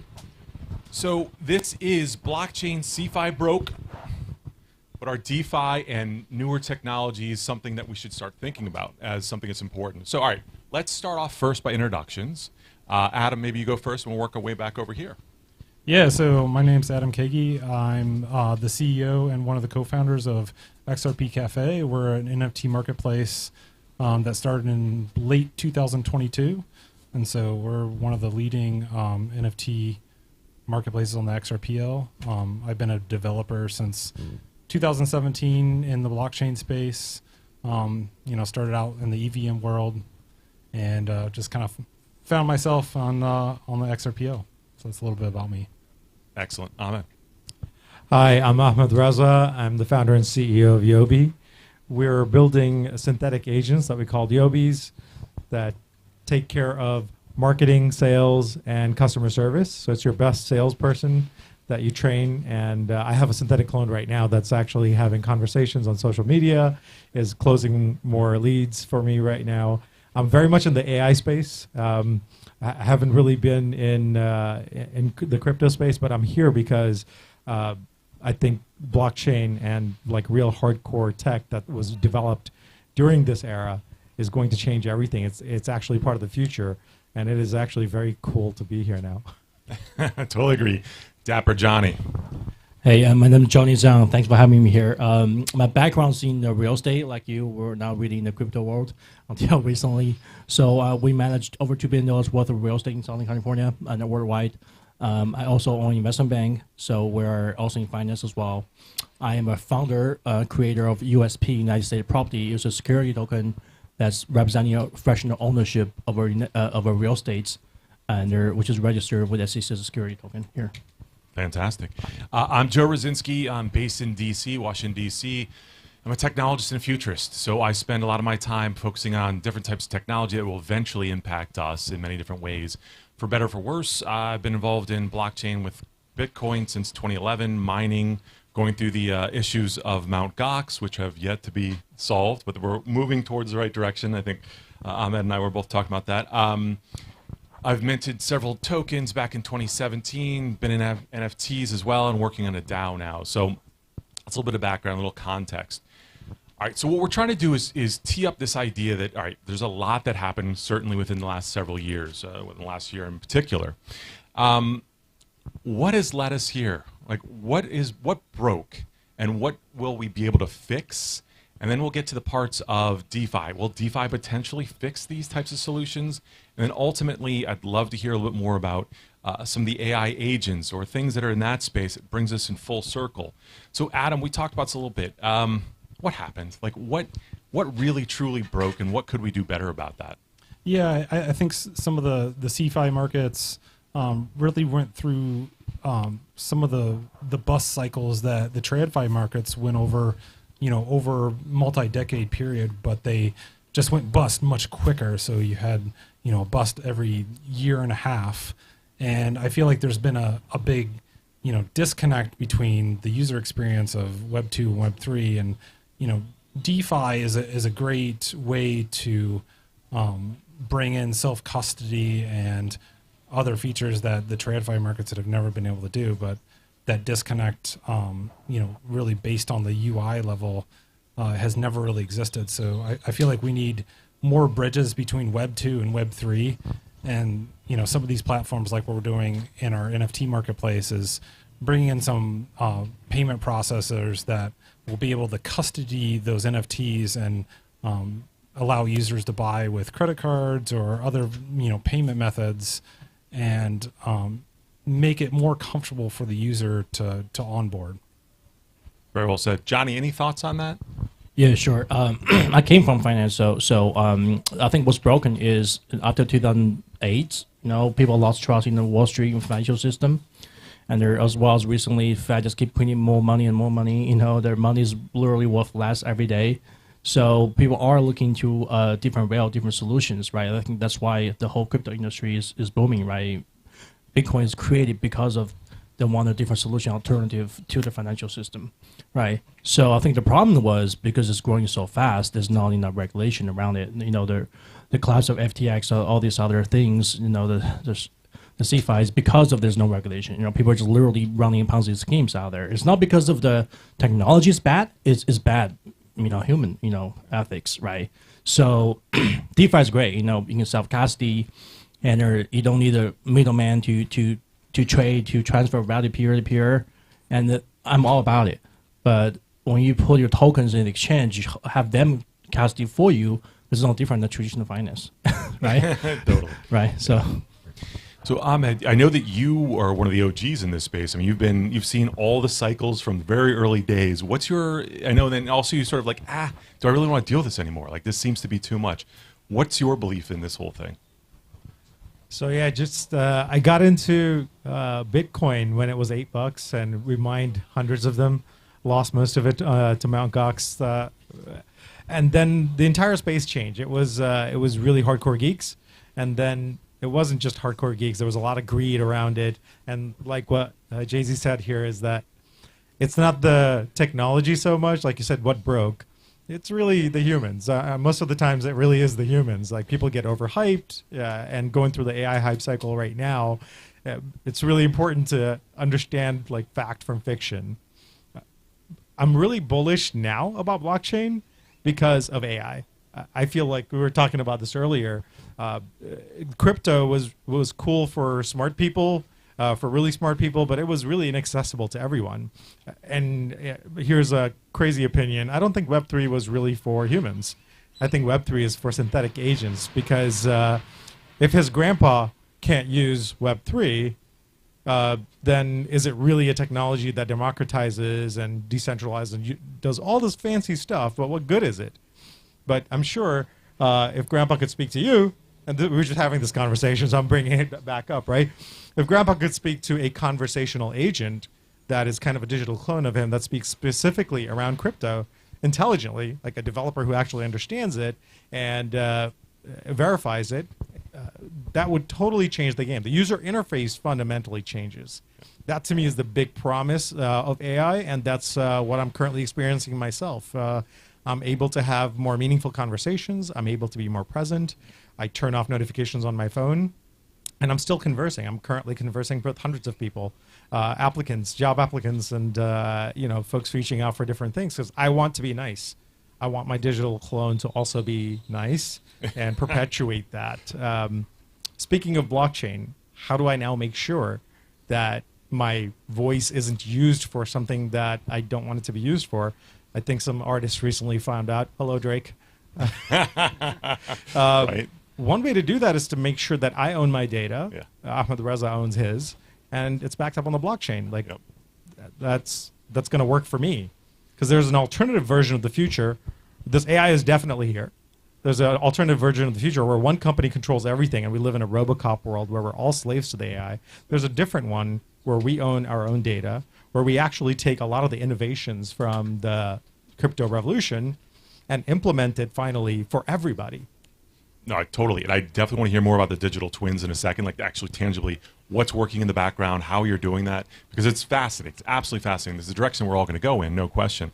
So before we get there, and it's a part of it, it's a bridge, is the whole space in DeFi. So Adam, what are your thoughts on DeFi right now? How could this potentially save us going forward? Is it, do you see any issues with it? I think DeFi is an extremely beneficial way to get away from the TradFi markets and allow users to basically empower themselves and to self custody. And but like I said, I think most users don't want to custody their own funds. They don't want to spin up wallets.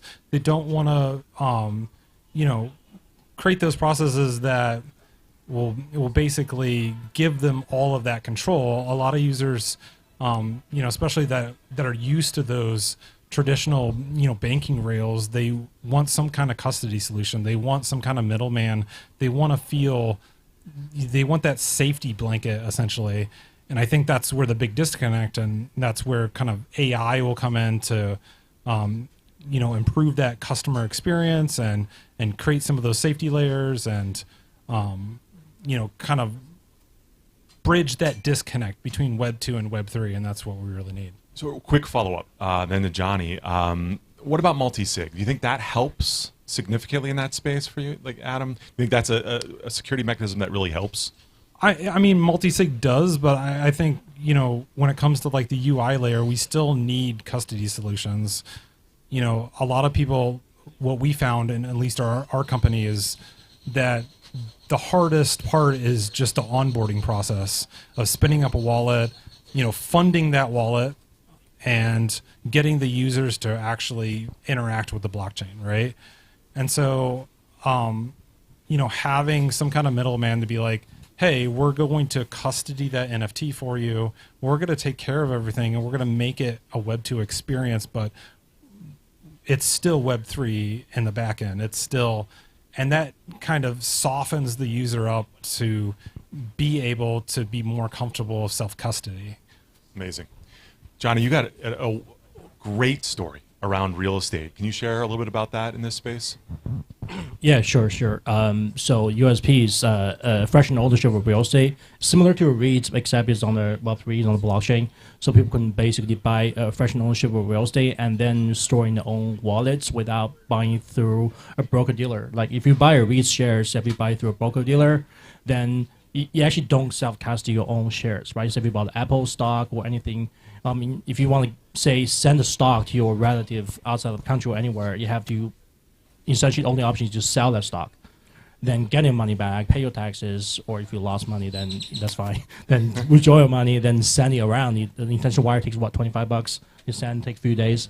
But if you have a security token, you can literally withdraw that security token within your wallet. You can give to anybody, anywhere, 24/7.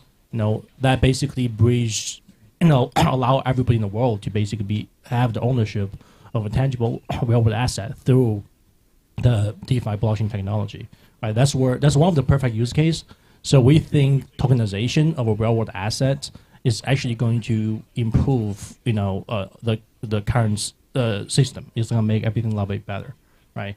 So I mean, I think DeFi is so important right now because I think all these countries trying to do this central bank, digital currency, when everything's tracked on blockchain, you literally lose all your financial privacy.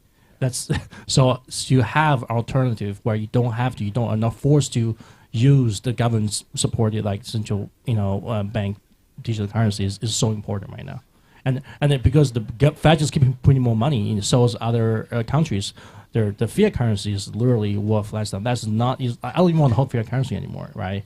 So having a real-world asset being tokenized and people can have maybe all think the values is something they can accept as a new alternative medium of exchange, I think is important, right?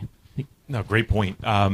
So I spent a lot of time talking to folks about the tokenization of all assets. So imagine like this house or another building, and you want to sell it, right? So you want to sell to a bunch of people, and you tokenize it so that everyone can get a potential token share of that. How far away are we from that, do you think? So it depends on how you want to do it, right? If you want to sell the whole house, right, and as a one piece together, then that's NFT, right? You can do that right now, right? There's people doing that, but the issue is, and the deed of the house has to be recorded in the county's office, and then you have to, when you normally buy a house, you have to go through a title company, go through escrow, have to do physical inspections. Well, a lot of people actually buy house sight unseen, so they can skip that step. That's okay, but for you to transfer actually the title to your name, just having NFT doesn't mean anything. The county record office have to accept your transfer on the NFT as an authenticated transfer, right? So until they accept it, I don't think that's really going to happen. But I think we're moving towards the right direction. Right now, what we're doing is basically allow fractional ownership to transfer. That makes it security. That's like regulated by SEC. There's a lot of restrictions we have to go through, but it's working right now. So that's what we're doing right now. Yeah, I think like in the United States or maybe in Europe, it's probably less likely it's going to happen right away. But maybe in areas that you have leapfrog technology, and that they may not have the deeds to properties. I mean, they say like 80% of the deeds around the world are not actually deeded to people. It's kind of like people aren't sure necessarily who technically owns that. If you've been squatting on that land, it's yours. So it's going to be fascinating to see that take off, I guess, in the DeFi space. All right, Ahmed. This is bring us home with like what you see going forward as the future of technologies. And you started talking about it, but I'd love to hear specifically how your agents. I mean, how many agents do you have running right now for you on your behalf? So, I think the agents are just a simpler way of explaining how you can use AI, because we personify it. I was speaking with some other folks here who said ChatGPT has become kind of like my buddy. And that's the ideal situation. You speak to your assistant or your synthetic agent. Understand that this thing is probably far better than you, has all of human knowledge, right? And that's why for it, crypto is not a challenge, right? For it to actually do a lot of these difficult things like onboarding wallets, right? You just say, hey, can you, here's an agent that you trust. It's built off of you. You've trained it. You have rapport with it. For business cases, it's pretty easy. Like you say, hey, don't say this, say this. But I see a future where these agents do everything from teaching to transacting to communicating with each other, even so much so that even if you don't have an education, when speech becomes the user interface, you theoretically don't even need an education to be connected to the web, to be connected and be able to bring value. Because you may have spent your life in the desert somewhere, doesn't mean you don't have value. You may have amazing things to teach the world, to tell the world, and now you're going to be able to do that. Now you're going to be able to actually tap into the brains of billions of people. And I do realize I sound like I'm talking about the Borg. So hello to all the Star Trek fans out there. So what's left for us then, as humans? So this is, again, philosophical stuff for me. I think humans need to lean into their humanity. As my AI clone is able to do things better than me, but it's able to do very technical things, very specific things better than me, you're still going to love me because despite all of my flaws and shortcomings, I am very human. And if we lean into our humanity, if we're nicer to each other, we make sure that we don't build tools of oppression and destruction, right? Because that is something that technologists often don't think about, right? They're just mesmerized by the tooling, but understand this can be a tool, especially paired with the technologies from blockchain, DeFi, right? You can build a world of plenty that's shared with many people. Your digital clone goes out and does work, and you earn the money from that. But now you can do things that this thing can't do. We're really good at predicting black swans. Yeah. We're really good at knowing that that's a horse carriage in front of me, in front of my Tesla, and not a semi-truck that's going really slow. And that's really where I would tell my kids to lean towards, is like, be a better human being, be a better person. And we can literally live in a world that has enough to feed everyone, take care of everyone, and really come to fruition for the person that you were meant to be. Like, that doesn't sound bad to me. No, it does not. So one, maybe last 15 seconds, any final thoughts, Adam, on any of this? Yeah, I was just going to mention, I guess, AI is only as useful as, it's kind of a philosophical thing, but AI is only as useful as long as there's continual human input. Because if you look at ChatGPT, most of that data is 2021 and less. And in order for it to be useful for humans looking into the future, we need continual human input, just to keep that process going, because humans evolve over time, just technology evolves, our culture evolves over time. So that AI needs that continued human input in order for it to be useful. Amazing. John, any final thoughts? I don't have much to talk about the AI, but I think DeFi is definitely is important. I think we should keep it going and don't be affected by all these like certified, centralized finance, fraud, whatever. I think we should keep it going, and this is so important. like I said earlier, especially on these kind of situation where the federal government trying to control everything. We need our freedom here. That's why we are here in America. Very well said. All right, thank you all. Thank you all for being here. Of course, Jordan and the Grit Daily crew for all the help. So thank you. Thanks. Thank you. Thank you.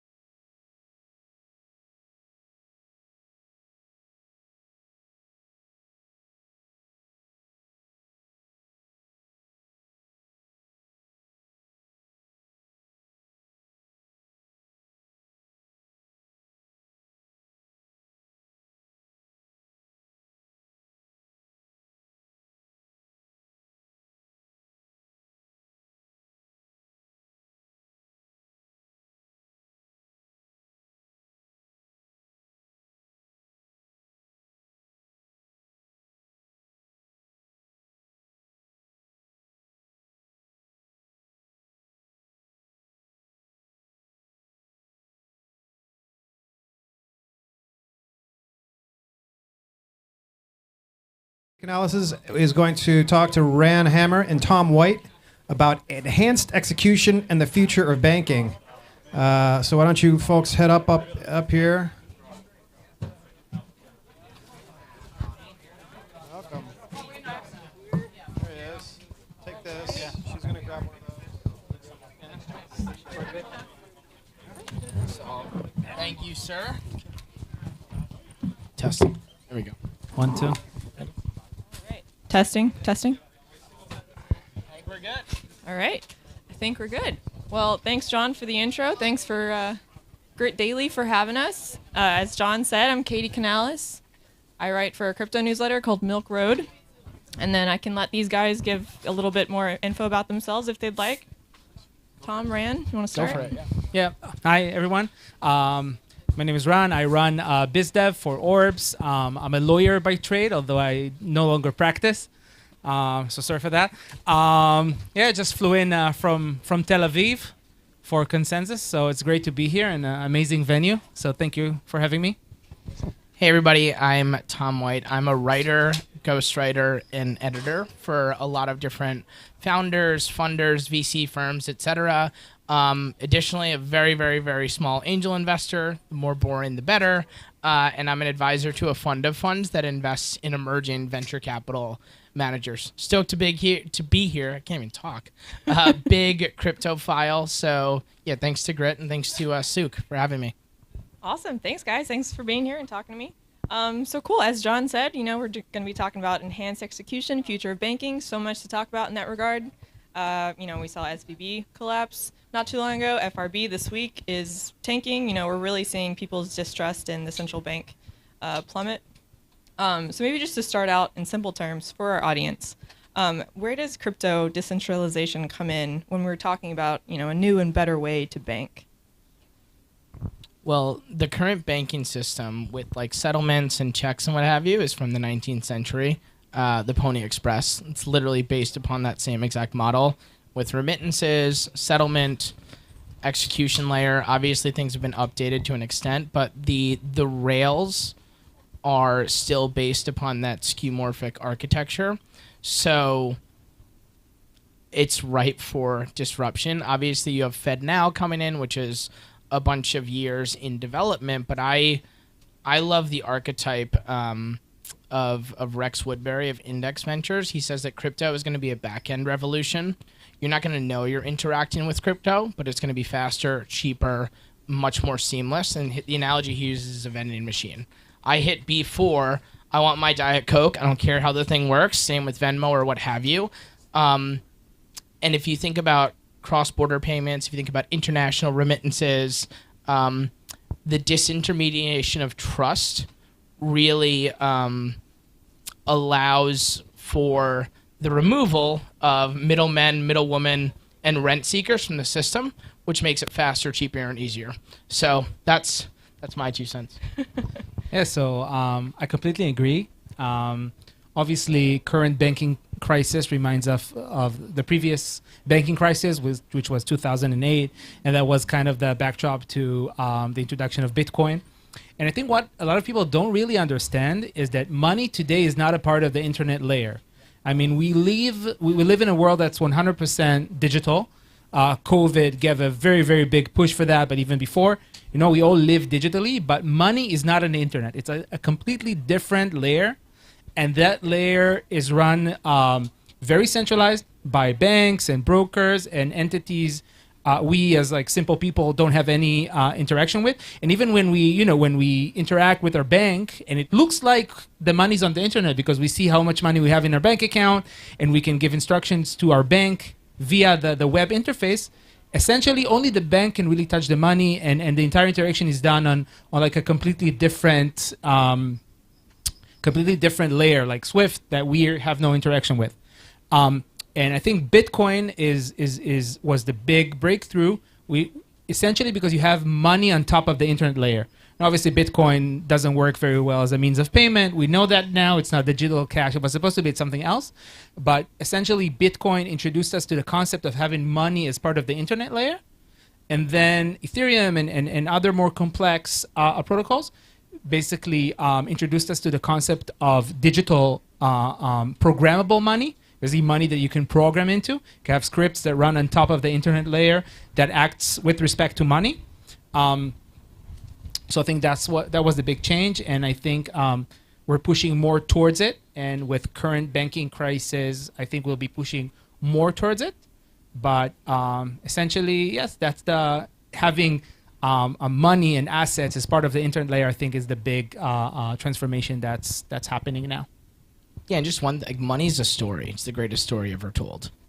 That's all it is. I mean, the U.S. dollar is backed by nothing, so the whole intrinsic value, if and or but, not to get into a very deep rabbit hole, but it's a story. It's the greatest story ever told. That's what it comes down to. I take your dollar because I think it has value, not because it has any value, so it's all a confidence game in that regard. I would rather a confidence game backed by mathematics, cryptography, and objectivity, as opposed to subjectivity, people's emotions and other such things. I think if you pay attention to Janet Yellen or Gary Gensler, they're not necessarily inspiring confidence. I don't know. My favorite line, this is stolen, I wish it was mine.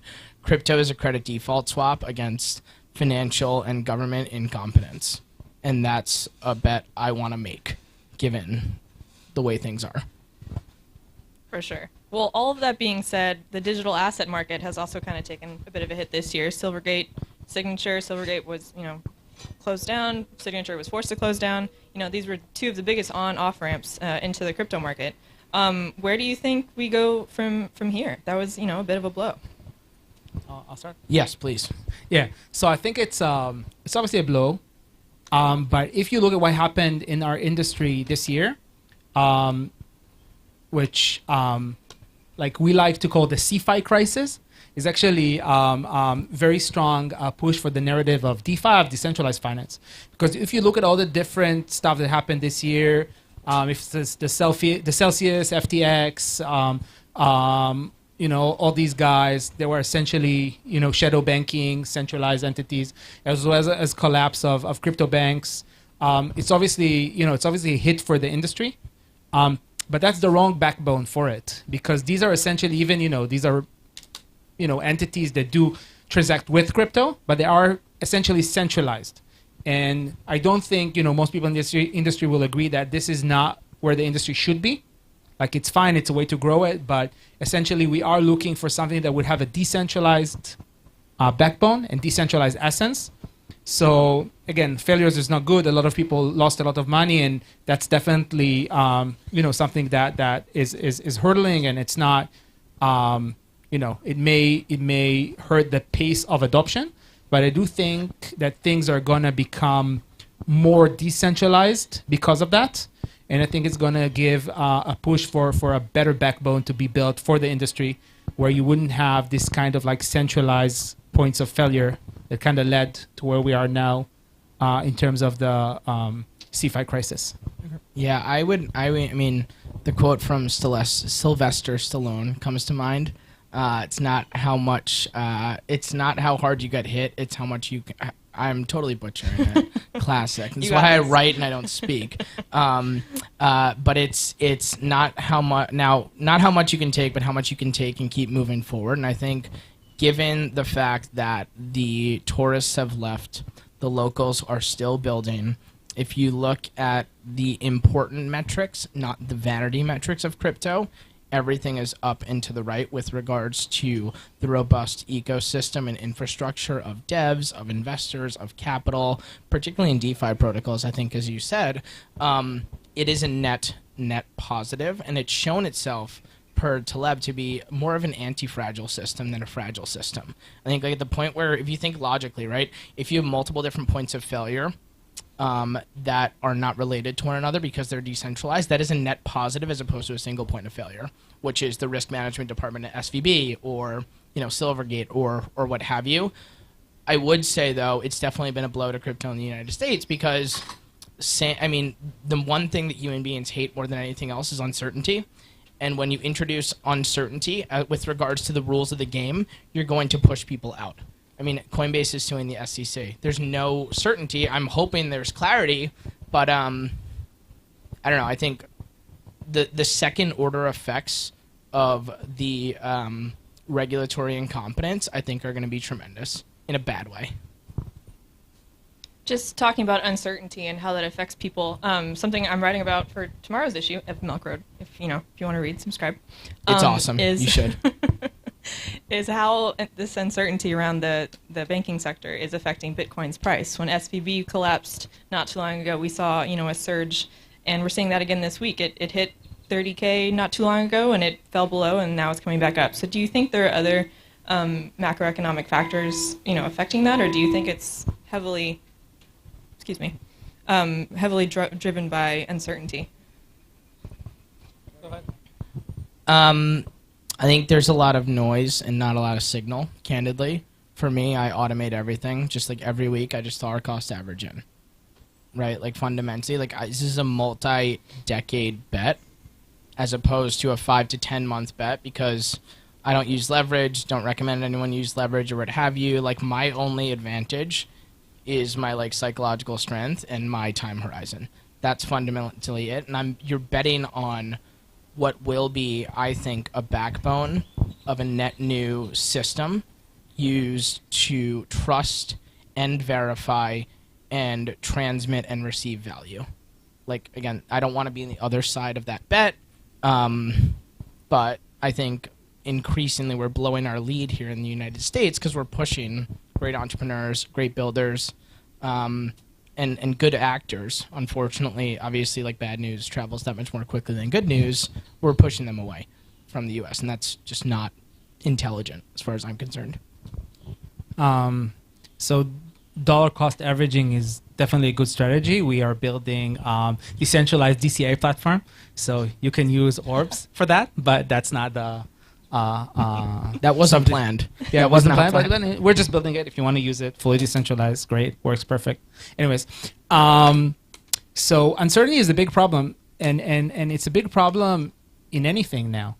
I mean, I'm sure every household has the thing about where we put our savings now. I mean, I don't know how the U.S. dollar is doing. I can tell you the Israeli shekel isn't doing great at all. Our government doesn't want it to do very great, I guess. You can put real estate, but who knows what's going on with real estate? You can put in Bitcoin. Who knows what's going on with Bitcoin? So everything is very, very volatile now, and everything is very uncertain now. The narrative with respect to Bitcoin is changing all the time, because Bitcoin was known as a very uncorrelated asset. And then during bear cycles, where you have a lot of big financial institutions coming into Bitcoin, then you see Bitcoin becomes correlated quite heavily with NASDAQ and even S&P 500.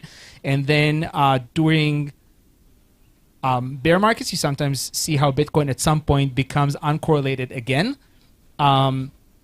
Honestly, my personal belief is, and again, based on just what we saw in previous cycles, is that with all the uncertainty that exists, still usually when sentiment changes, interest rate maybe go down at some point or stop going up at some point, and sentiment changes, then usually Bitcoin is the first one to kind of pick up before other assets. So hopefully it's going to happen again this time. But yeah, it's just about the game is about diversification, being in enough different places, so to kind of try to mitigate the uncertainty. And just to touch on the U.S. point, I'm not a U.S. person, but honestly, uncertainty is very bad for business.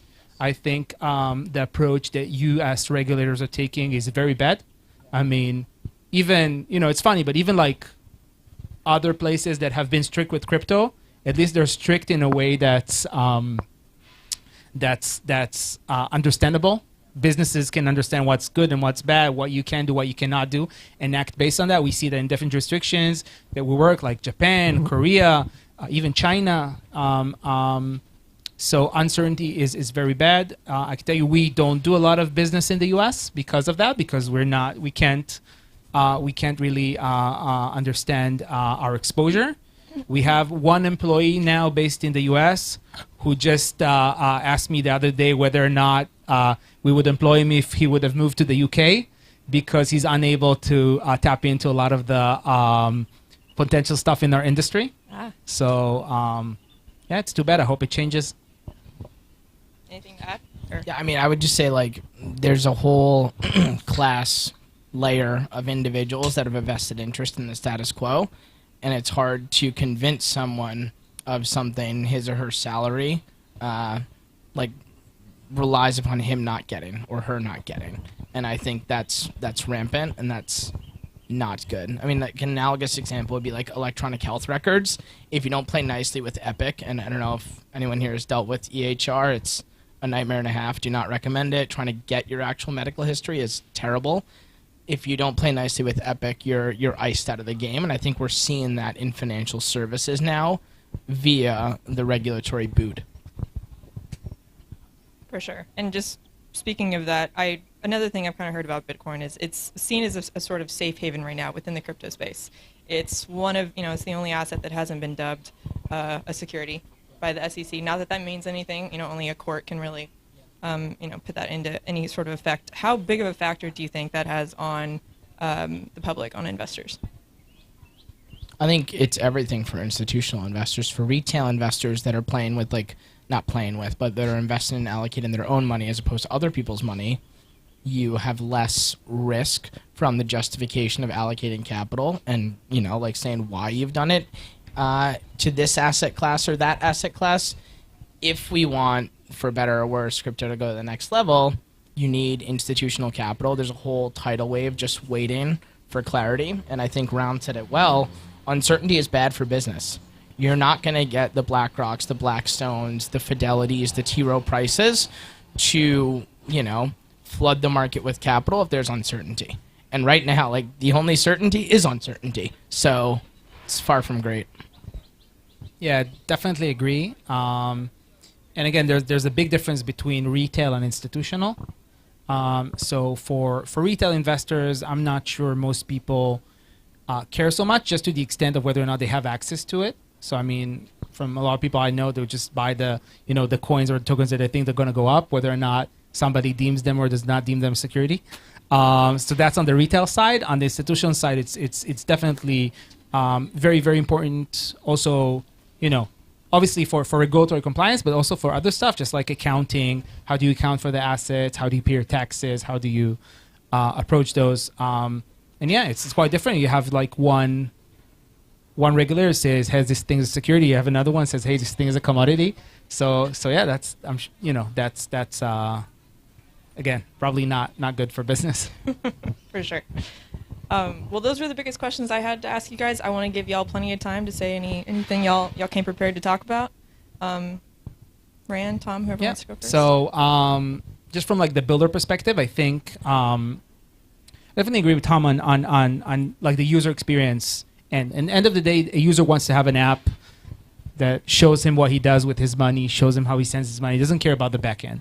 But I think the focus for us as builders and the rest of the industry is really to build, the best infrastructure for that, and also the best infrastructure for that's decentralized.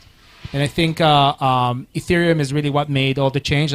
We obviously wouldn't have this industry without Bitcoin, but Ethereum is really what made the big change with being able to have decentralized applications and DAOs and decentralized finance and programmable money and all the innovation that we see that's built on top of Ethereum.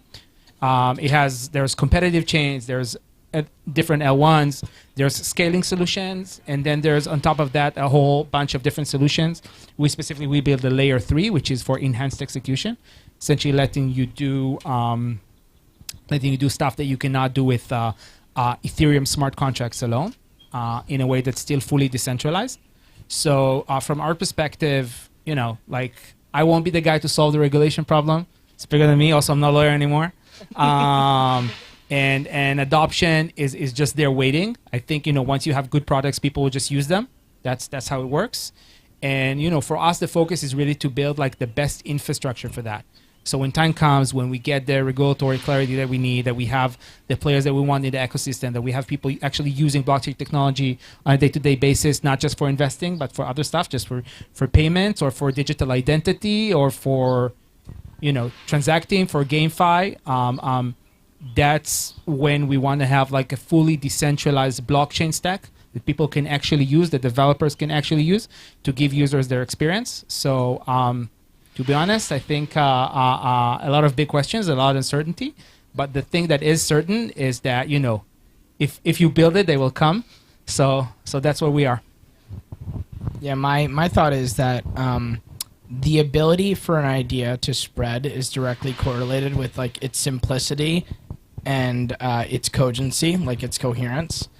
Crypto has a real nomenclature and like linguistics problem. Web3, wallet, crypto, DeFi, EVM. There's a lot of vocabulary you need to master to even begin to dabble in the magic, quote unquote, as opposed to like prima facie Bitcoin and Ethereum. I do words, so I like that stuff. So if anyone has ideas on that or is working on it, I would love to chat with you. But I think to make it accessible to like the next billion users, you have to work on the language and the story. And I think that's been a mess as of late. And I think that's directly correlated with the front end issue. Back end's awesome, but people don't want to deal with the back end. It's also funny what happened with some of the stuff on like crypto lingo is a funny thing, right? Like how Facebook killed the word metaverse. I don't know if like 2 years ago everybody would say metaverse, like the future is going to be the metaverse, but then once they dubbed meta, you had to find like something new because nobody wants to give them the. So then we got Web3, which is a cool name. Like I like Web3. Nobody knows what it is. Yeah. It's like Fight Club. Yeah, I used to do a thing about like what is Web3, like an hour pitch, like a deck. People loved it. It just made it all up because there's no definition nowhere. You Google it's like 7 different answers. Yeah, that's so true. Well, thank you both. John, do we have time for questions from the audience, or we're about done? Couple? Okay. Any questions, you guys? No? You should have planted in advance. Oh. What'd you say? Okay, I'll try. Tell you what, I think so. In order to explain what the future of Web3, you need to define what Web3 is. I'll tell you what I think the future of Web3 is. I think I started off with money as part of the internet layer. So I think it's money on top of the internet, it's assets on top of the internet, and it's identity on top of the internet. So again, what chain is used, what is the exact technology stack? I don't think that's so much interesting. I think we're just gonna, we'll just wait and see what wins, like what technology wins. But I think essentially is us, like normal people, retail people, not banks, not accredited investors, not institutions, having our money actually on the internet, having assets, could be NFTs, could be different things, but having like digital assets that reside on top of the internet layer and are not stored somewhere else, and have our identity on the internet, like a self-sovereign identity that's built into the internet. Like we can go and we don't have to KYC everywhere we do. We can go. I can show the barman, and we're in the U.S. like over 21, and because I look young, a lot of people no, I'm just kidding. So no, I want to show like the bartender that I'm over 21, but I don't want him to know my name.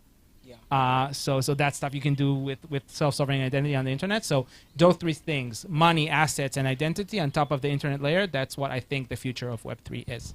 Yeah. I would say, to put it simply, it is trust, verification, and reputation that is transparent, immutable, and on-chain, and that's such a crypto-linguistic term. I hate it. It's awful.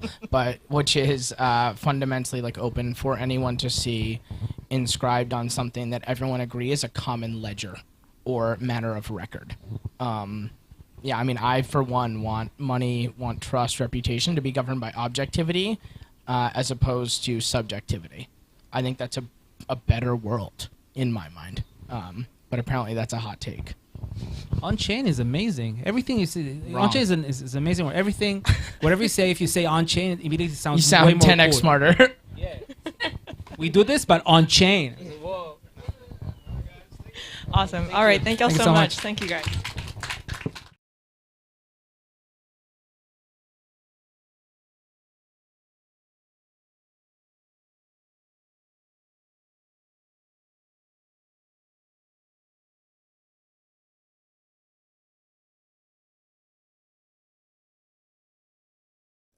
The end of crypto theft. Eleanor Terrett. Hopefully we have everybody. Daniel Chong, Drew Wolfer, and Irina Birkin. Oh my God. Okay. Have a good hand? No, I'm good, thank you. Lots of practice. Can we do 3 on the couch, you think? Oh, here you go.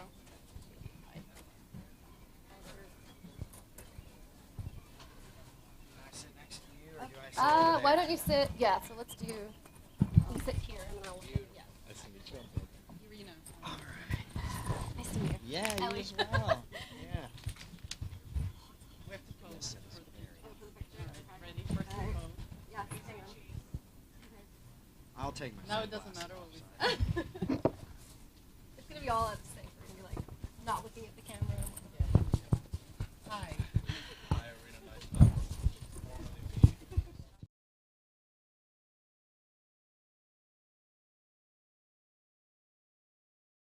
That's loud. Well, everybody's here and ready to go. Well, thank you for joining us here today, everybody. My name is Ellie Terrett. I am a journalist and producer at Fox Business in New York City, and I'm happy to be in Austin today, where I think the weather is a lot better than it is in New York. So thank you for joining me, and I'm joined by 3 awesome panelists today. I want to introduce Drew Wolfer, who is sitting next to me. He's the CEO and founder of transaction security firm Presend. Then we have Irina Burkon, who is the chief financial officer of crypto banking company Metallicus. And finally, last but not least, we have Daniel Chong. He's the co-founder and he's a developer of on-chain firewall Heartbeat. So welcome, guys. Thank you for joining me today. I want to start off just kind of looking at the theme, the overall theme of today, which is the end of crypto theft. And the 3 of you run companies that essentially solve that issue, right? You know, hacks, scams, stolen keys, wallet hacks, all that kind of stuff. The stuff that we don't want to see in crypto, the stuff that gives crypto a bad name. And essentially giving back power to the individual investor. So, yeah, I mean, what do your companies do? Give me a sentence or two. Just go down the line. I'll start with you, Drew. Just a sentence or two about what your companies are doing to solve those pitfalls that we've seen, you know, especially in the last year and a half, but mainly since crypto started. Yeah, so again, I'm Drew Wolfer. I'm the CEO of Presend. So what Presend does is we basically stop cross-chain transactions from getting lost in the cryptocurrency black hole, because there's erroneous theft, like where people meant to steal your money, and then there's the accidental blockchain theft. The blockchain didn't mean to steal your money. It had no nefarious intent, but the blockchain can and will steal your money in certain cases. So, you know, whenever you send things, say USDC on Polygon, and you send it to an Ethereum wallet, you just lost your money, unfortunately. It's very unfortunate, but it happens. And Presend has actually come in with a patent pending solution, which in my personal opinion, I think is truly revolutionary to stop that from happening. That way we can usher in a new age of, you know, crypto adoption and make sure that everybody's being able to, you know, obviously self-custody their assets, because we're read-only. We want absolutely no ability to touch your assets. But secondly, just to be able to protect said assets. That's very interesting. I think that I agree that that's a big kind of thing that people don't really realize that that's happening, and they can really fall into that pit hole. That's a interesting, like, you know, use case for theft. At Metallicus, we do a lot of things, and as it relates to this topic, we have created a non-custodial wallet. It's called WebAuth. It uses web authentication to help you sign transactions with your private key.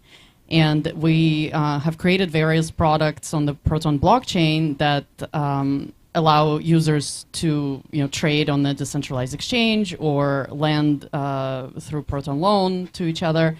But keeping your crypto within your wallet and your secured private keys. So you never have to give it up to an exchange. You don't put your coins into somebody else's wallet, and then you don't know who's borrowing and who's lending it. So that is our contribution to preventing crypto theft, or, you know, detecting it. Nice to meet everybody. I'm Daniel. I'm the CEO, co-founder of Heartbeat. That's Harpie, not Heartbeat. So we are the on-chain firewall company. We stop people from losing money to theft, scams, either before it hits the chain or when it hits the chain. So, you know, for the people in the audience that are familiar with MEV, we use some of that to actually stop transactions from hitting the blockchain that are malicious. We're backed by like Dragonfly, Coinbase, OpenSea, and our main use case is to help people not lose their crypto tokens, or like NFT specifically, honestly, to theft and scams. So just over the last week, we've saved over $100,000 in crypto theft. So I'm very happy about that, and we're continuing to do our good work. So nice to meet everybody. That's awesome. Congratulations. So let's continue that conversation. Probably the biggest question in the space right now, aside from who's going to regulate this thing, that's probably the biggest question mark, is how do we incorporate sort of the DeFi angle and self-custody into mainstream? And how do we transition away from these third-party custody apps and help self-custody, become more of a thing? Irina, I want to put this question to you. Given everything that we've seen in the last year and a half with the failure of the banks and the implosion of FTX, is there a place in the future for third-party custody, or do you see a total phase-out and transition into self-custody and DeFi? Well, I think both can exist together, and they should. We're not competing against something that should exist alongside with us. So Coinbase has a place next to a decentralized exchange. Absolutely, there is user experience, there is security, there is technical ability to do certain things that you need to do. Even though we are making it easier and easier, I think where we should look at to answer this question is how to distinguish the good players from the bad players, and how to continue to do proper due diligence on who do you deal with, because it wasn't FTX and Celsius and some other of the players that are no longer around. It wasn't because the private keys were lost. It was because a person made the wrong decision. And it's very difficult. You can't talk. You can't negotiate, and you can't talk to the blockchain. The smart contract always wins. We say that in our Proton loan. You can't call up a smart contract and say, "Can I pay my loan later?" Or "I lost my money." No, it'll just liquidate and go away, and the lender will get paid no matter what happened, because it wasn't sitting in someone else's wallet and they misappropriated the assets. So I think it's a twofold. The centralized has to exist, but it has to be both regulated, and the users should do very deep due diligence before they use it. And that's a big spectrum of how can you do that. But the DeFi part, it's interesting, and it's very creative, and there's a lot of opportunity to make it user friendly. So whoever wants to use it, they can. It's definitely interesting, but I think to a lot of, say, the older generations, and I'm talking about maybe older lawmakers and regulators who are used to the banks, who have been banking for the better part of their lives, there's a sort of mystique and sort of maybe fear around decentralization and giving that power to the people.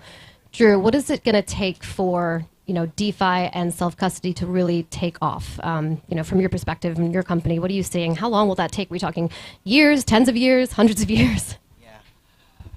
So, in my opinion, self-custody and DeFi, most likely there will always be a centralized authority, because it's been like that for a very long time. And, we've kind of proven, a lot of times we've proven that we aren't going to self-govern that well, because we're focused on other things, like in our day-to-day life, right? And that's why a lot of times you'll have these elected officials that's their day-to-day life. That's exactly what they do, and they have the time to spend on it. Now, I do think there's a lot of users that do want to see decentralization and DeFi, but then I don't think they understand how much it's going to take for them to manage all of their own finances and really keep up with all the regulations, really keep up with all the accounting, the taxes, and things of that sort.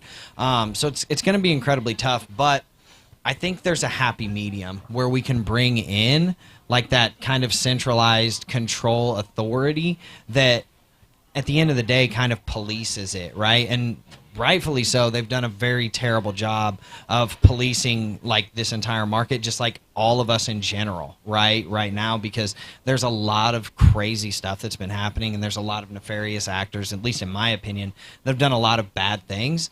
But there's got to be a happy medium there where it kind of makes everybody, I guess, happy. It's like a good compromise is where everybody loses something, but they don't feel like they lost everything, right? So there's going to have to be this compromise, in my opinion, and being able to, one of our compromises is bringing in solutions like pre-send that would basically usher in a new age of, hey, this is making crypto easier. It's making crypto easier to understand and harder for people to, I guess, lose their money and things of that sort, because let's be real, no bank is going to want to come in if they could just randomly send $100 million transaction on Polygon to an Ethereum wallet, and then it poof gone, right?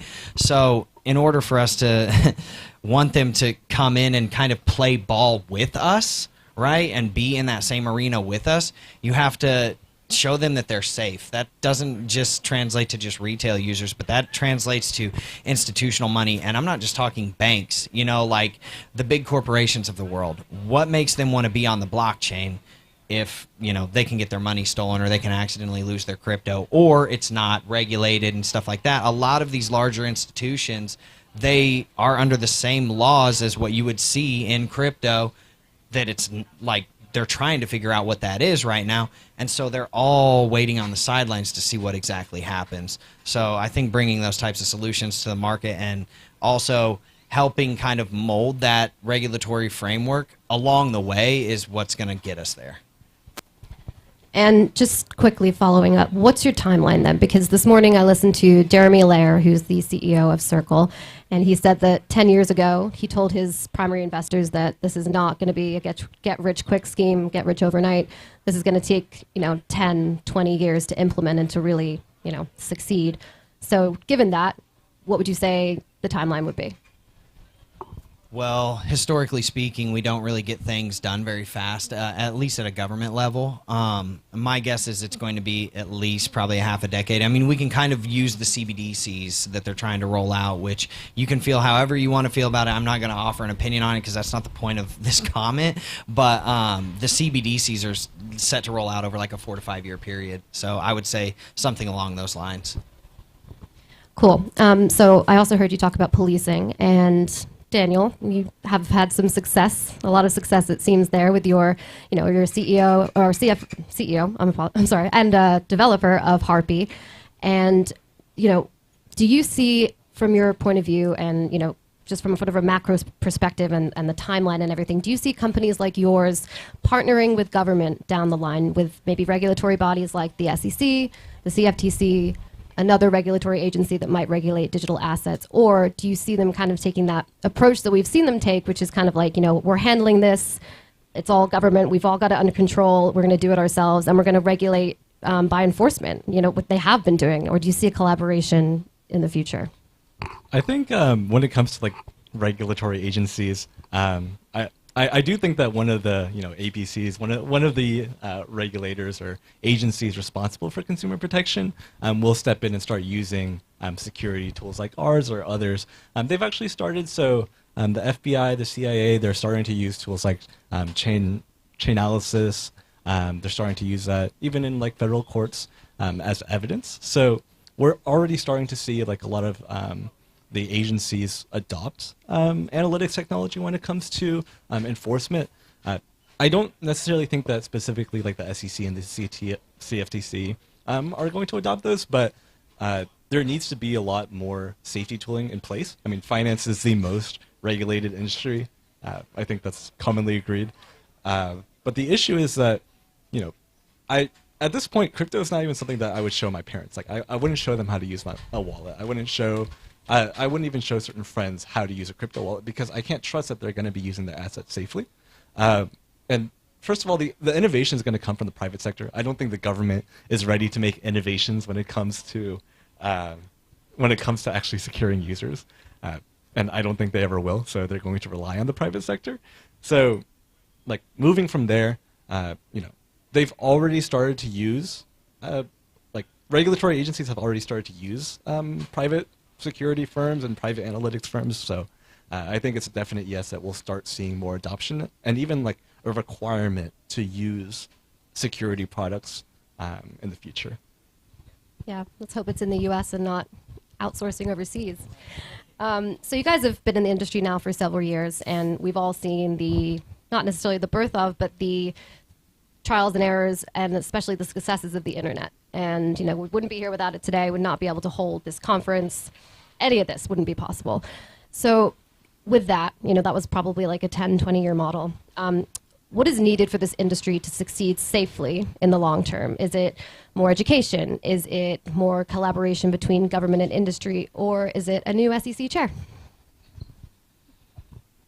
Yeah, so I think I'm going to agree a little bit with Daniel, where it's like the private sector is going to get leaned on heavily in order to do this. I mean, just look historically, like all of our military contracts, the government outsources it all to the private sector anyways, right? So most likely what's going to happen is we're going to have to build these things and kind of, usher in that new age of adoption, which in my opinion it really comes down to the topic of this, like reducing theft, reducing scams, reducing the ability to just randomly do something terrible in crypto that would never happen in real life in like traditional finance and stuff like that. So to be honest, I think it's just going to have to be a collaborative effort. And just like he said, I mean, he made really amazing points that I agree a lot with. There's no way that they're just going to come out and say, this is how it needs to be.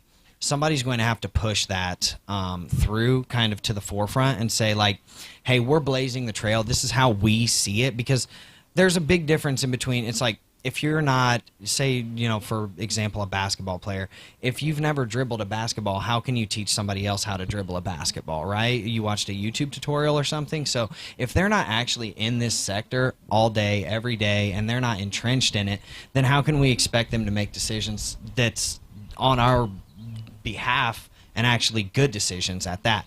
So I think that's the main issue, is that education factor is going to have to come in, but we know that they're not really going to reach out for that education and say, hey, come teach us. They might hire some consultants and professionals, but at the end of the day, I think that we'll just have to kind of collaborate and lead them to it, right?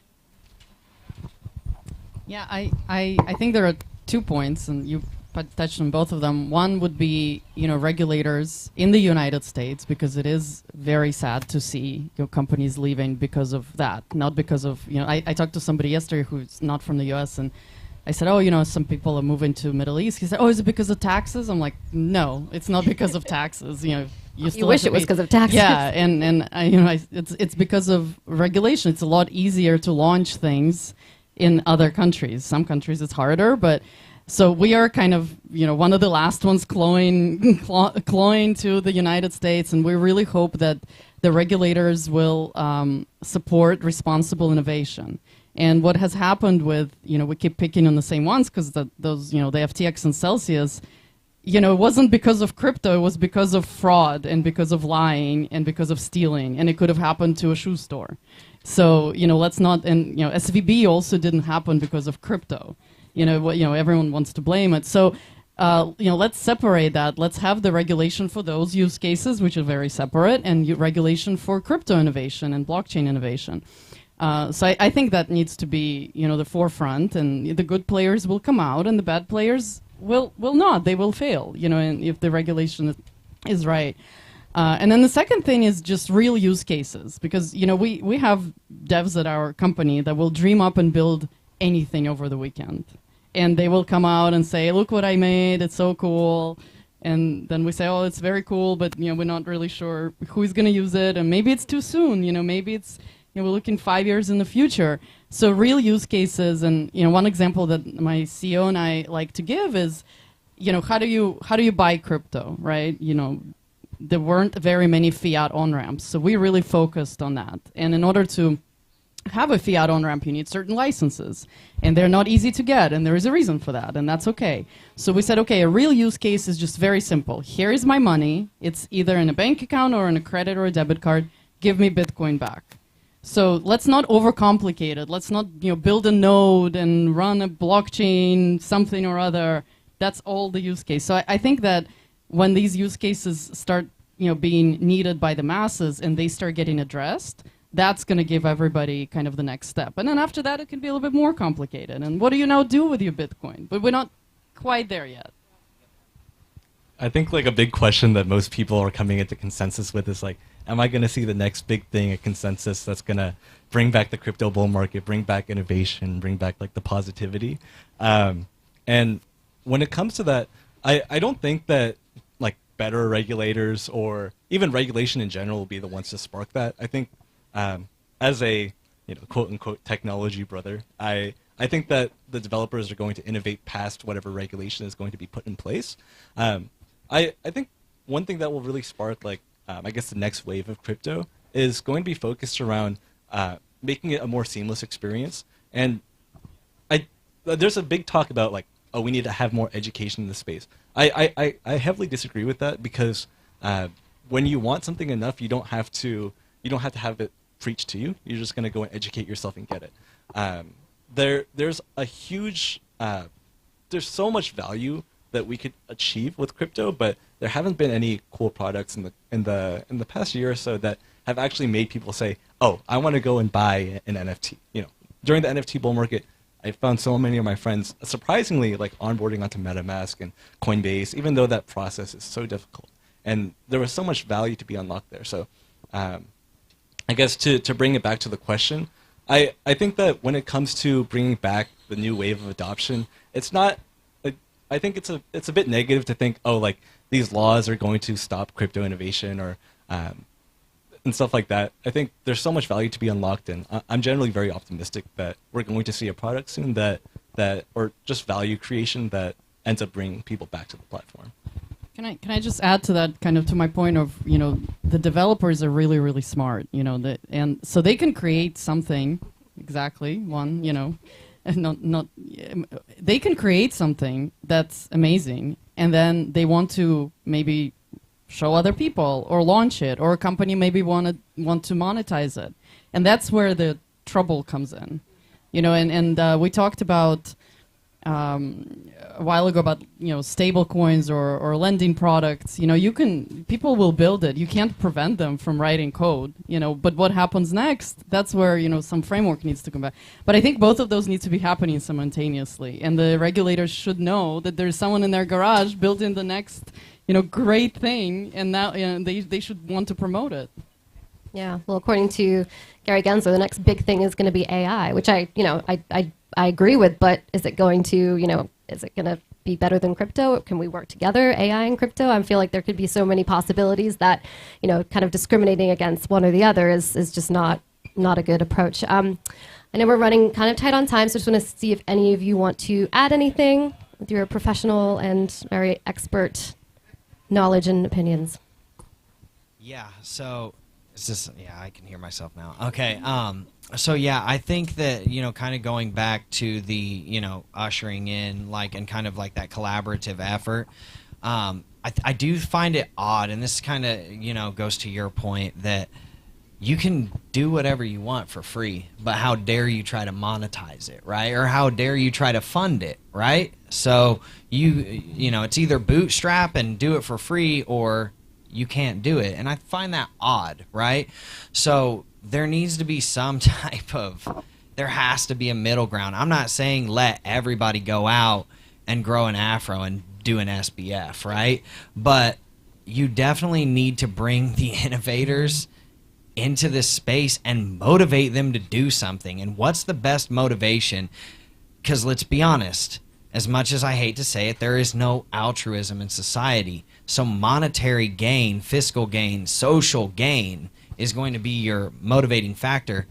That's like the main thing that they're stifling people with. Like, don't build it. Go ahead, build it. But do it for free. Don't charge anyone, and don't talk about it. Well, that basically takes all incentivization away from anybody from doing anything cool ever. So I know I wouldn't do it. If you do something well, you never do it for free.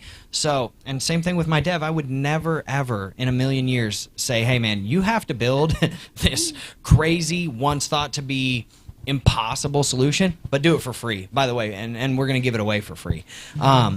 No, and I wouldn't go to Coinbase, and say, hey, Coinbase, we want you to implement this tech, and your customers want it as well, but do it for free. You're going to charge a 50-cent fee or a $1 fee or something very minuscule, but at the end of the day, there's overhead, there's costs. People, in my opinion, the most precious commodity known to man is time. So if you're going to spend your time doing something, then there should be an inherent reward and value at the end of that. So that's just kind of my 2 cents on that. There has to be something, I agree 100%. People tell us, how dare you charge to use your platform or whatever. And, I always say, my child likes to eat food, and this is a business like any other. Yeah, and, we are in fact a business, and we don't overcharge. We try to do the best we can, but people need to eat. Drew, Irina, Daniel, thank you so much, and thank you guys for coming to listen today.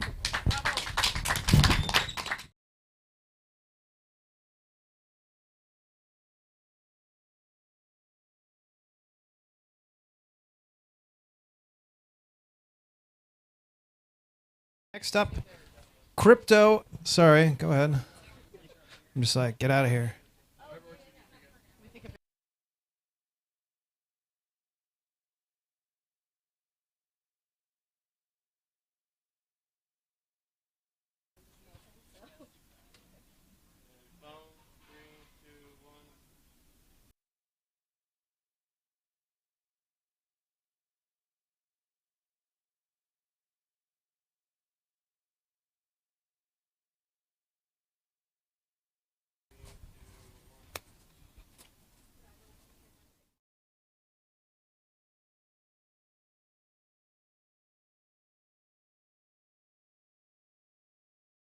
So, a better capital market for real-world assets.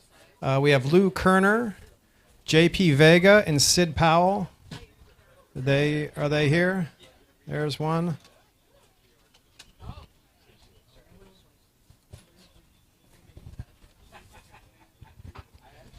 Did you spot the other folks?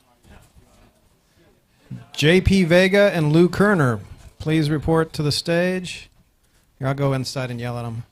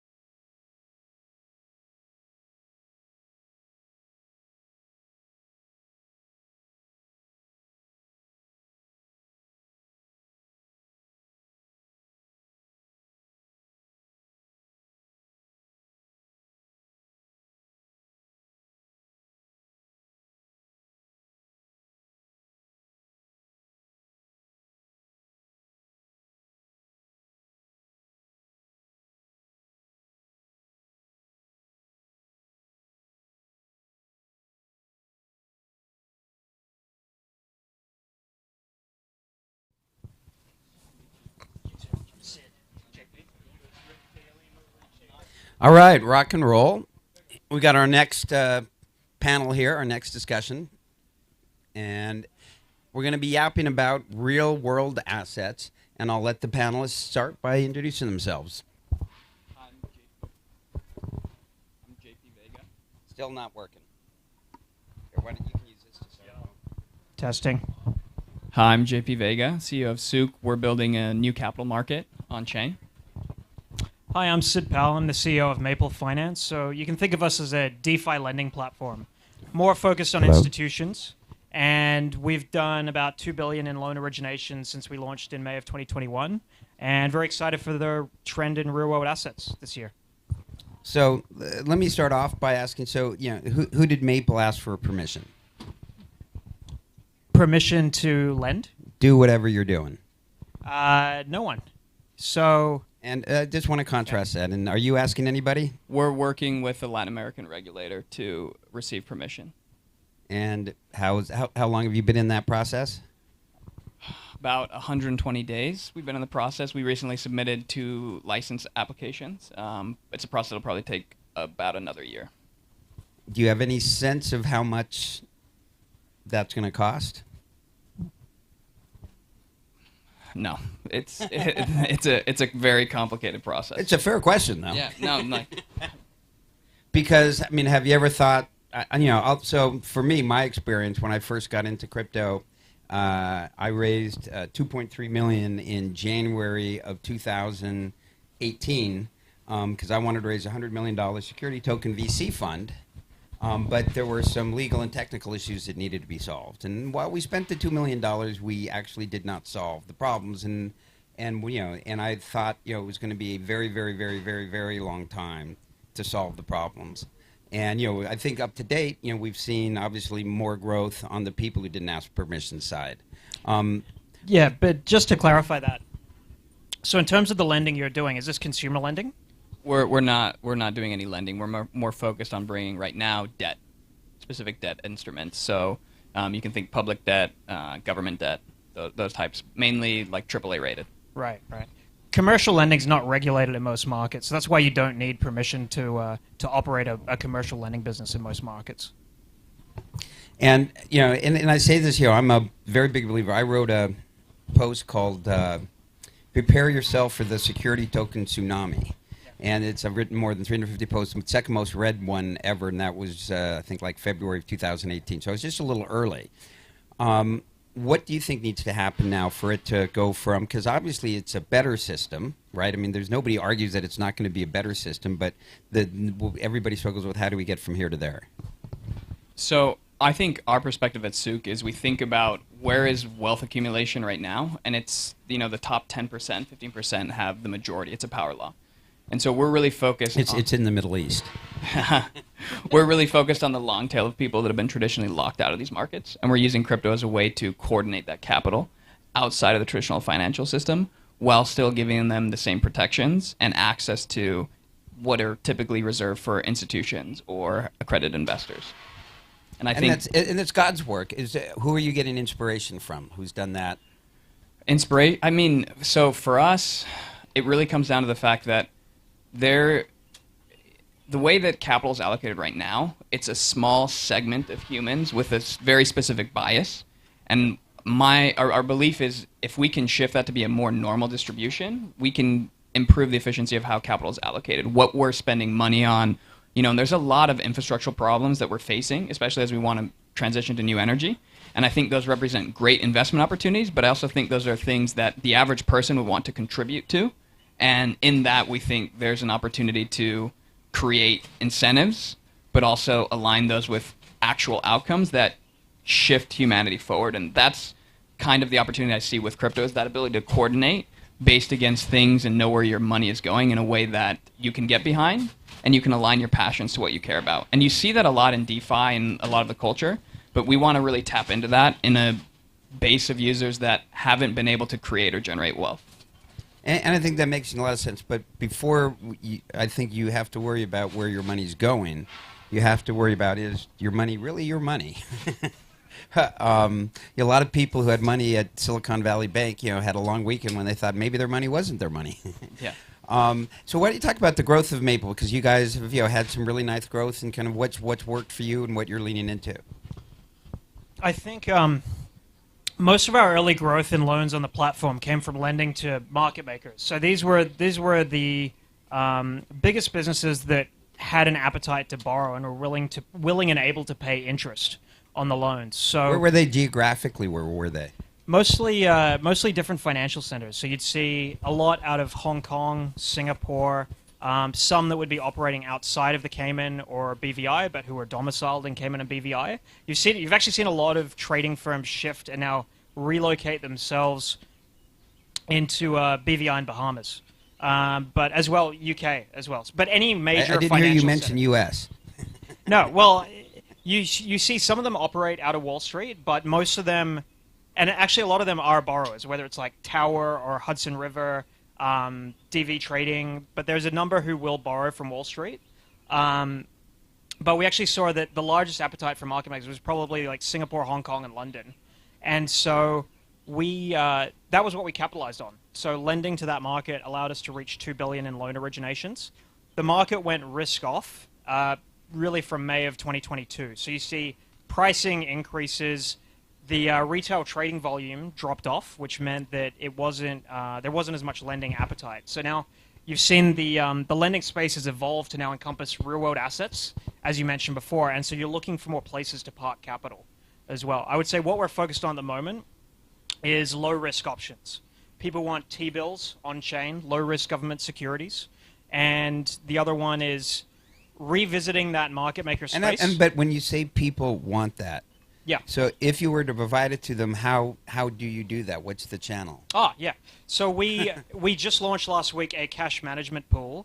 It'll launch properly next week. We did the marketing launch last week, but how it's structured is they put money into a pool. They go through a whitelisting and KYC process to do that, and then the pool will do a loan to an SPV. So the SPV can only borrow from us, and it can only buy T-bills through a regulated broker. What it does is it gives a way to bring a proxy for the risk-free rate on chain, because now what their borrowing costs now becomes something akin to a risk-free rate on chain. Is that available to only institutions, or is that broadly available to other market participants? Accredited investors. Okay. So just with the way that the kind of the regulatory landscape works, it's like you can do an exempt fund if you only take money from accredited investors. It'd be great to offer that to broader retail, but it becomes significantly more costly and a much lengthier registration process, as you found. Yeah. So I'm sorry. So obviously I'm pretty deep in this area, but as deep as I am, I'm not nearly as deep as one of the partners who's actually here. So in terms of like asking questions, I'd actually be super interested in hearing the questions that he would ask. So Andy, you want to come up and ask? I'm sure you're listening to this. Have some thoughts. Have something to add, or no? You don't want to come up and ask a question. I'm interested in the treasury. So, who are you targeting with that is not buying through their normal, kind of SMA accounts and stuff? Two segments. Real quick, So in July, we started a company called the Crypto Oracle Collective. We're a decentralized Web3 advisory firm. We started with 24 Web3 experts. We're now 200. And Andy is our DeFi expert, and I've known Andy for a while, and he's the smartest guy I know in DeFi. Yeah, sure. So, two key segments. So one is offshore, and then the other is crypto, and so you can have the two have a heavy overlap as well. So if you're a crypto startup, a lot of banks find it very hard to bank you, and brokers also won't touch you. If you're offshore as well, you don't have as good access to these kind of T-bill-like products in your home jurisdiction. So it appeals to both of those. The other segment is people who have capital stuck on chain, or they have a mandate where they have to keep it on chain. So think DAOs. They can't go and set up a bank account and trust somebody to keep the bank account in their own name. And high net worth individuals who have crypto wealth that they prefer to keep in USDC, USDT, and not off-ramp it back through the banking system. So a big issue for these kind of DeFi pools is that people are not willing to go with a long duration. You guys got stuck with that problem. What's the withdrawal kind of window? What's their call? Daily. So 24 hour. So the way that the mechanics of the protocol work now, you go through withdrawal epochs. So before you had this issue where you go and you deposit, you have this countdown timer to where you get from 90 days to 10, and then you can withdraw anytime at 10 days notice. So it creates an incentive to kind of try and front run each other. What you have now is you have epochs. So you can set that to whatever you want, and then somebody needs to go through a full epoch, but they get treated the same at the withdrawal window at the end of the epoch. So in this instance, think of it like every 24 hours, a 2-hour window opens in which you can withdraw, and you're treated the same as everyone else who wants to withdraw in that window, and they get pro rata access to any cash that's available. So do you intend to keep cash, or can you settle a trade in 24 hours? What's the tactic? Yeah, no, you should be able to settle a trade in 24 hours. So you send it through, Fireblocks wallet, Coinbase Prime, to the broker, and then if you need to liquidate, then they sell the treasuries, or they're doing repo, so they can pull it out of the repo facility, bring it back. So the biggest issue is the window of time between getting from a broker via a bank wire. So the biggest vulnerability in the system is the bank wire, which can take up to 5 hours sometimes. So that's the main thing to solve for. Okay, so you've mentioned that you're focused on Latin America. Can you talk about what's going on there? And, obviously, we all know that right, horrible inflation, right? So you think, okay, this is like the perfect thing for them. Yet, adoption is like, I was actually recently in Saigon. That's the most adoption. Yeah, so I think there's a couple trends that we're riding on the retail environment. One, high interest rates. So they're just outcompeting DeFi. You can get AAA rated 8 to 12% right now is what it's being issued at. The second piece is they have a low. Wait, who's issuing Is that? that AAA? AAA, yeah. Those are, yeah. You can read financial statements of companies that are looking to raise debt, and there's quotes on what the new debt is going to be raised at, like the forecasting of the interest rates. And that environment, we don't know how long it's going to last. But what is unique, these countries don't necessarily trust their government or their politicians or their currency. And a big point of adoption in crypto is remittance already. That's like a pretty common way that they store money or are getting paid. And what we want to do is provide them vehicles where they can now park that money in something that is highly rated and a top-tier investment product that in their normal financial structure they wouldn't have access to. And that's what we think, if we can make that available, that's a really compelling way to bring more money in the system on top of what's already being done through remittance. How do they on-ramp? So they cannot, our goal will be following the local regulations, but one of the licenses we'll be receiving gives us the ability to pool retail capital. And the way that we're pooling that retail capital, we basically look like an SPV or an investment collective. So the institution itself will be KYC'd, AML, but the funds that we transfer or the representation, the derivatives that we put on chain don't require us to go through the KYC process for the retail user. But there are jurisdictions that we will not touch because of some of the regulatory enforcement actions that they've been taking. So we'll be focused on where that's not prohibited and where that's allowed based on the licensing that we have. Where is that? It's one of the largest governments. It's a $1 trillion economy, but we're not going to be talking like specifics until we finish some of the licensing process.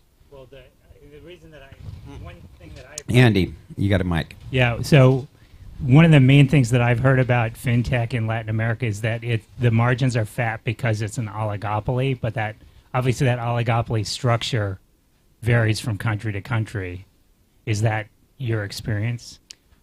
Is Yes. that why the opportunity exists? Yes, there's a lot of centralization in the players, especially in Latin America, basically mainly out of Brazil. If you exclude Brazil, a lot of the financial system is in the same way that Canada sometimes mirrors the U.S. A lot of it follows, for example, Mexico, and it gets adopted. Mexico you can kind of think as like the financial capital of Latin America, the New York City of Latin America. And a lot of the regulation gets passed through and passed down and adopted by some of these other countries.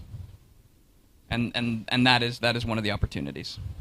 On the sourcing capital side, did you mention, is it mainly going to be like a retail targeted product? Retail, we'll be pooling the capital on chain. Okay. So you come in, you deposit a stable coin or a stable asset into a vault, which is essentially an ETF. It could be a single source of debt. It could be a mixture of debt, in the same way that you'd have those products available through a brokerage or anything like that. Yeah, it's very interesting. And what's the currency? The currency on the fiat side, or so one of the licenses is a money license, which allows us to hop between digital and any currency. It could be USD, it could be pesos, it could be like Mexican pesos, Argentinian pesos on the off ramp. But what we're creating on the DeFi side is the ability to rotate these positions in a decentralized exchange. That's one of the things that we want to encourage is only using the off ramps when necessary and seeking liquidity in another manner. In the same way you. So rotate if you're holding coins. the assets in DeFi, is their value quoted in, say, USD, the real bank USD, or is Yes. it quoted in a stable coin? It would be quoted in the current market value. Like, so if it was priced, for example, debt priced in dollars, that's how it would be quoted. And happy, so I was like, if there are any questions from the audience, anybody out there listening to this good stuff, if there are any thoughts, raise your hand and we'll let you guys ask some questions. The US dollar. USDC. USDC. I was just saying that a lot of these DeFi pools denominate in USDC, which we now know is not the same as USD. It certainly has some conversion issues. Yeah, I think a lot of the Is challenge. that different to any bank deposit, though, if you really think about it? Well, if you're holding your assets off chain, then they are USD assets. If USDC goes away or depegs, they still have a USD price, so you get a weird but arbitrage. The depeg risk of USDC is the insolvency of some of the banking partners. Like, I mean, in the USDC's case, the the primary issue was that they had 3.3 billion at a bank, and that some of that was potentially going to be unrecoverable. So it's the same counterparty risk for any sort of banking deposit. Yeah, I'm just saying you don't have to. In theory, you don't have to absorb that risk if your assets are off chain. It's just a technical point, which occasionally becomes interesting. Mm-hmm. Yeah, and if you want to price things in USD and some of these like non-native stable coins, there has to be some sort of Oracle system. I think that's one of the challenges and why it's not prevalent. But there's existing these like creating derivatives. The structure already exists in financial markets. These things are done all the time OTC. So I think there's an opportunity to leverage the existing financial structure on the TradFi side and connecting that to the availability of a variety of different tokens, whether they're stable euros, stable coins, USD, Ethereum, as a mechanism for just changing out liquidity. Yeah. And this day is coming. The only question is when. Yeah, agree. But would you say that, how would you classify that business the way you've envisioned it? Is it a bank? Is it an exchange? Because you're really using it that way, right? It's a way to get into crypto and yielding assets? Or is it a protocol and you've outsourced the kind of the wallets and the on-ramp? So the way that and this is a continually evolving thing, but the way that we're going to be positioning this is a crypto exchange, not a traditional exchange. And there will be opportunities to off-ramp. It's a crypto exchange with an asterisk. Asterisk in the sense that it's decentralized. So it's not there's no central order book. We use an AMM that we have written the code for, but you can participate it in the same way that you can swap coins in Uniswap. The only difference is we have NFTs, and there's a unique property in which we need metadata associated with the token, and so we have a AMM that's focused on trading these NFTs and does really good with net asset value and a NAV component. Really efficient. And so that's what the exchange will be registered as, and that will hold the license. But anyone can participate as a market maker. Anyone can swap in and out of these assets. And we really want to encourage these things being composed inside of DeFi. We think that's the unique thing that is Okay, really we got time for one quick question here.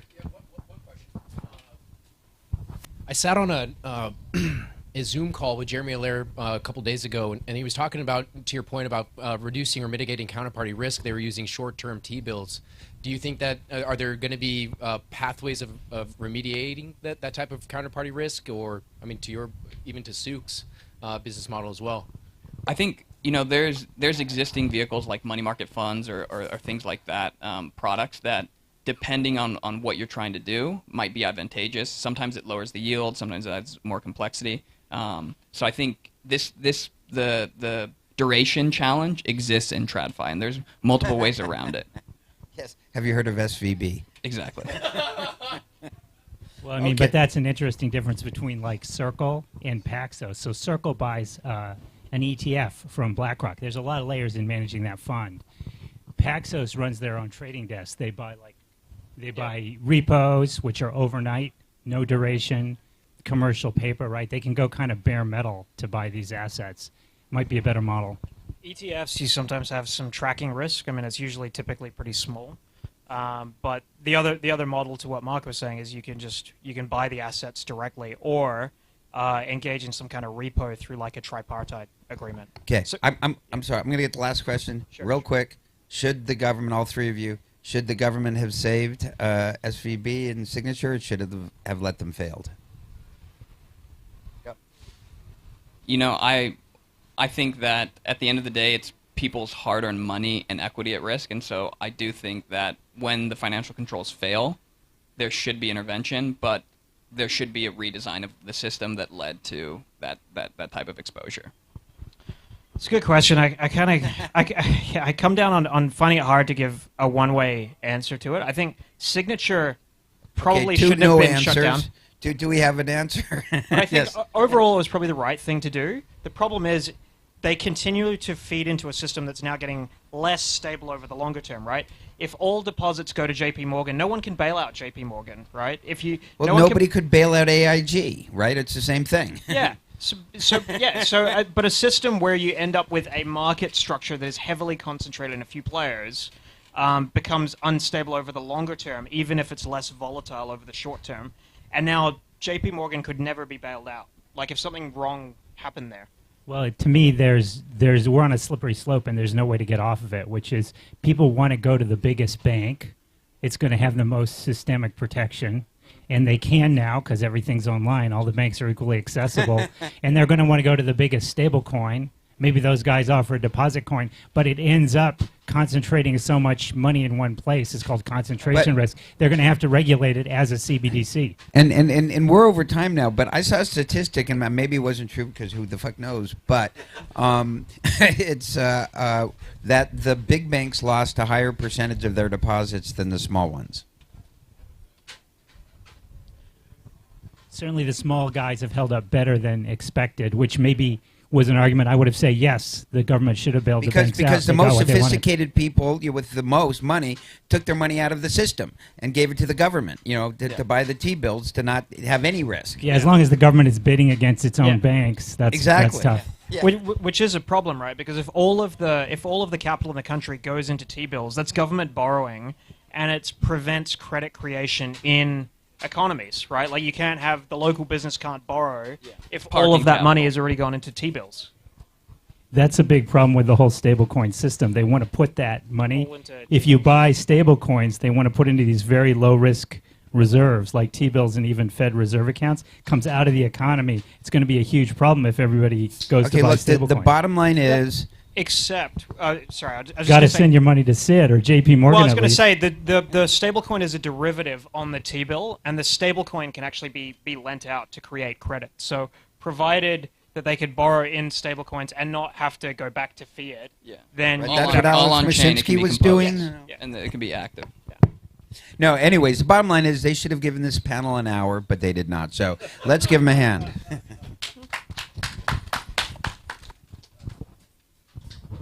All right, folks, we have our next panel in about 10 minutes.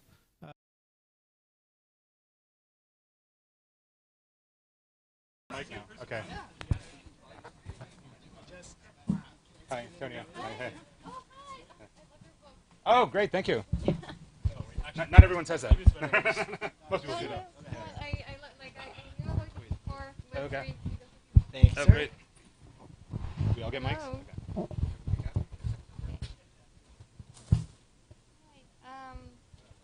Welcome everyone to how to bring in 1 billion crypto users. Good.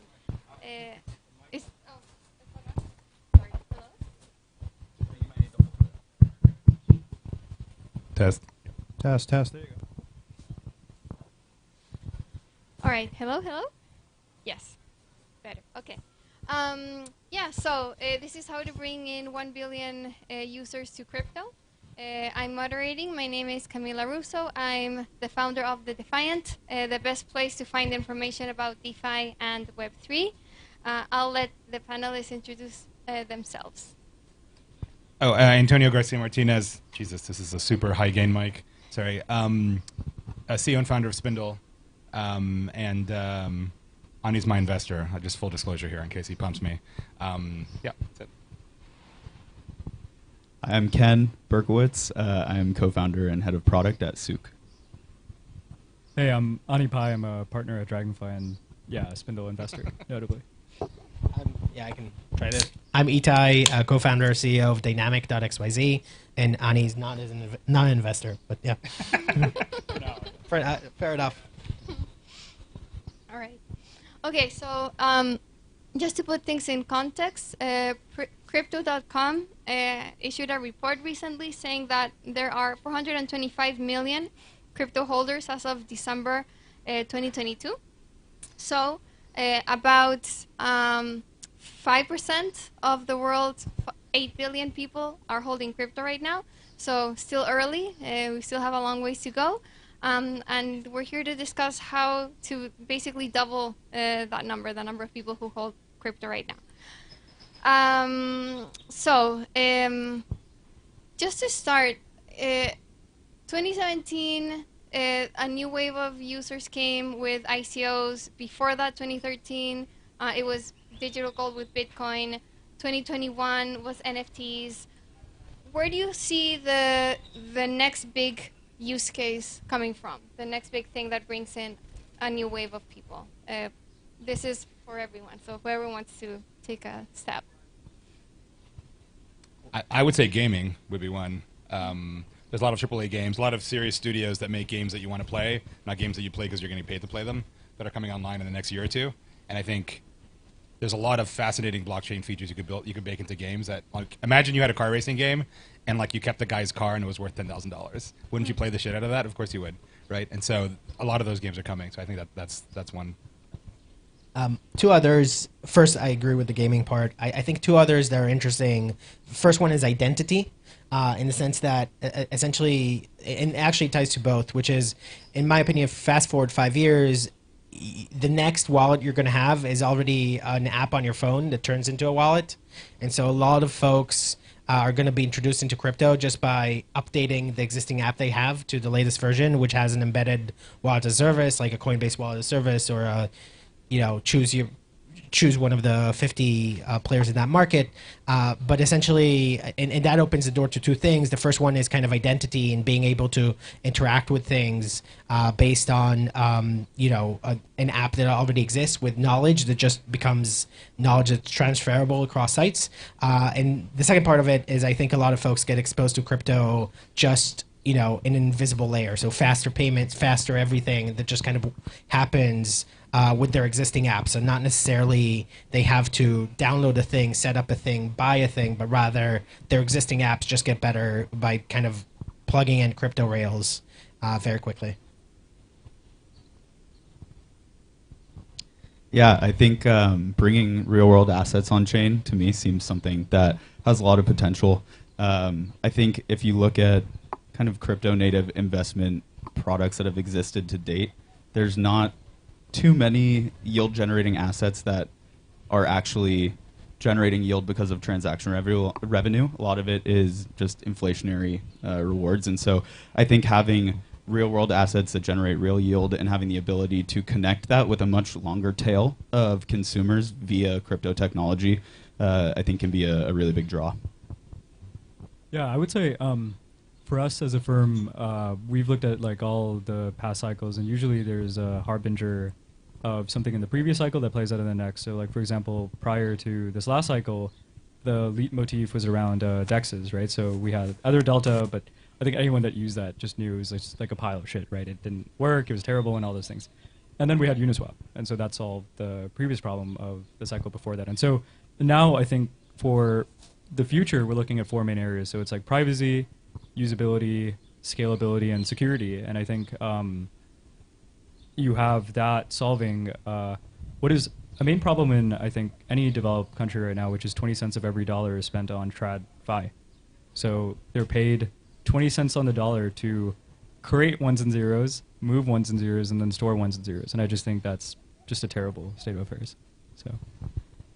Interesting. So, okay, so the next wave of users might come from gaming, from identity, so maybe social media or like wallets, from privacy enhancing tools, and from better financial services, I guess. But is crypto even ready to take on a billion users, like from UX standpoint, from scaling standpoint? If it is, why aren't they here already? If not, what's missing? Yeah, whoever wants to start. Yeah, I think, well, in some sense, I think that's a timing question because, like, people like to, it could be Larry Summers or any of the people kind of running American policy at least, who like to say, oh, crypto's been around for so long, but we don't see material differences in TradFi or TradSci or whatever. Like the world is not meaningfully different in America because of crypto. But that's quite myopic because, there are 57 countries in the world right now experiencing hyperinflation. They can't store money in any feasible way, so they all have to use stablecoins. And so stablecoins are like the one thing in crypto right now that has massive PMF. Anywhere in the world you go, right? People have, like, it might be a Binance account, it might be something non-custodial, but they're all using crypto in that sense. But for crypto really, I think, to double the usage, I mean, one of the past speakers here was Neil from Andrina, kind of building this brand new decentralized wireless solution. And that's something we're seeing remarkable progress in, I think, combining the worlds of atoms and bits. And so I think the faster we can do that, I think, we'll start to see that adoption. So it very much is a demand problem. We have the supply. It's not hard. I wouldn't think it's hard to bring 1 billion people to crypto. We have cheap L2s and all those things, scalability, but it really is just like demand for crypto assets. So, I mean, I'm obviously talking my book here a little bit, but how do you get to 1 billion people on chain? To be blunt, you steal them from Web 2, right? Like you drink the Web 2 user milkshake. And the only way you do that, what you mentioned, like what are one of the things that they're missing? We're obviously trying to fill that gap. You need a growth machine in Web 3, right? And what I mean by that is you need a way to put in $100 and get out like $200 or 4 users, right? And that machine is what builds trillions of dollars in market cap and billions of dollars of revenue on the Web 2 side. I lived in that world for over a decade, and I know that it rubs some Web 3 people the wrong way. So like I often have to backpedal a little bit and start explaining what I mean by that. But the ability to reach into Web 2 and understand that influencer is driving that much revenue, or that tweet drove that much engagement, and actually tying all that together into like a loop where the revenue extracted is more than the rewards paid out, which is how you have a business. If you don't have that, you don't have a business, right? I think that technology is kind of missing. I think it's changing. A lot of Web3 companies are hiring Web2 growth leaders who are showing up and saying, hey, this is how it works, this is how we turn the crank.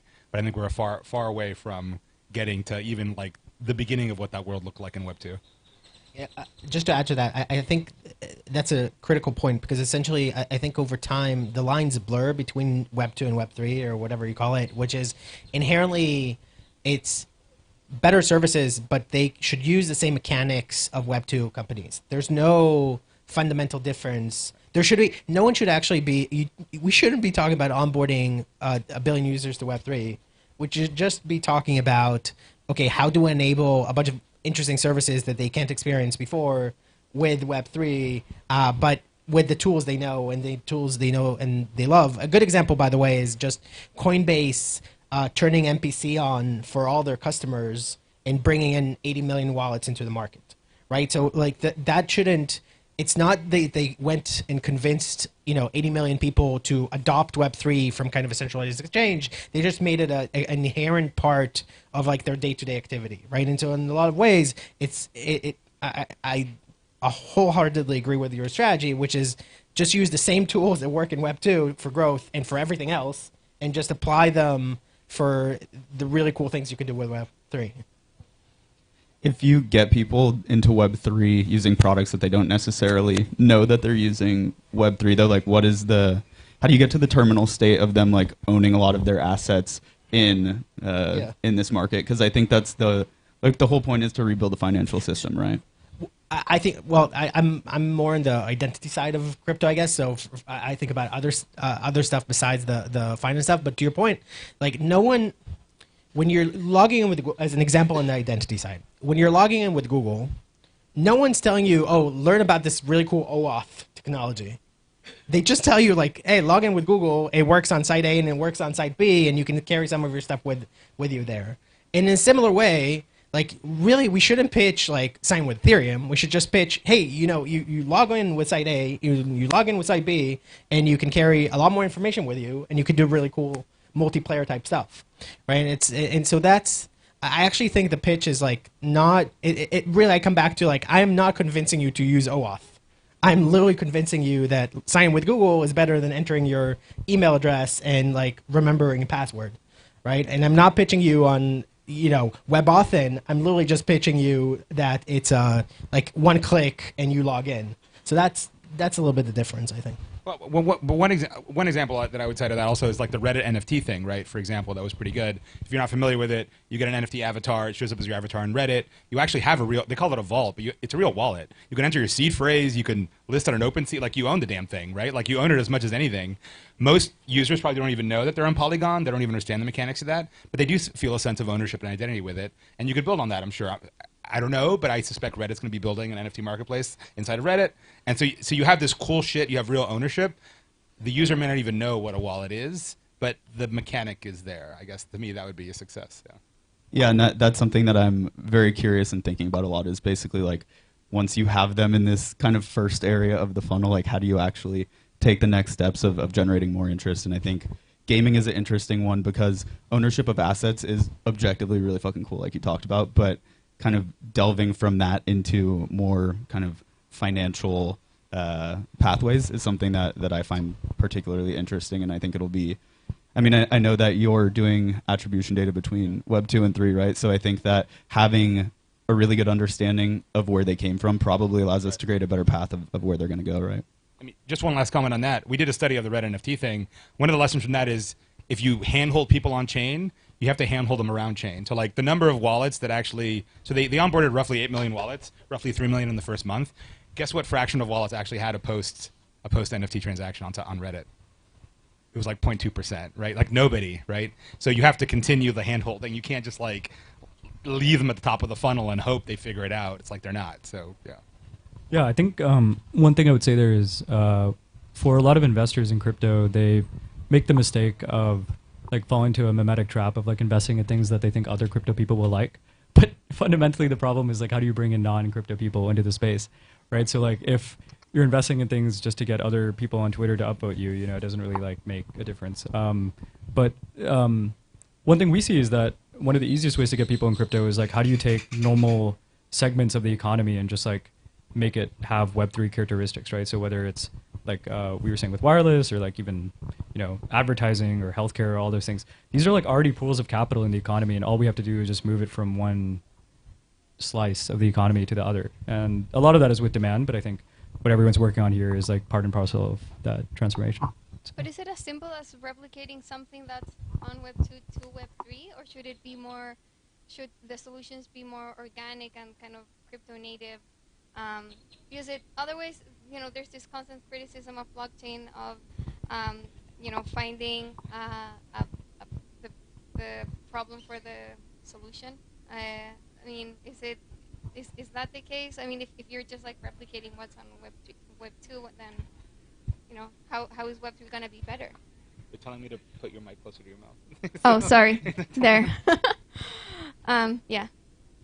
I think that I don't know, the simple answer to that is like if something is popular in Web 2, I think it shows that there is a high level of demand for that. And I don't think that we should go and try to turn everything Web 2, Web 3, but there's some very clear cases where there is a benefit from bringing something into Web 3 infrastructure. I think a really interesting one that we're seeing play out over the past few months is certain DeFi protocols like Ondo Finance are bringing US treasuries on chain. And that's something where these are traditionally less liquid markets that can be made far more liquid using blockchain financial rails.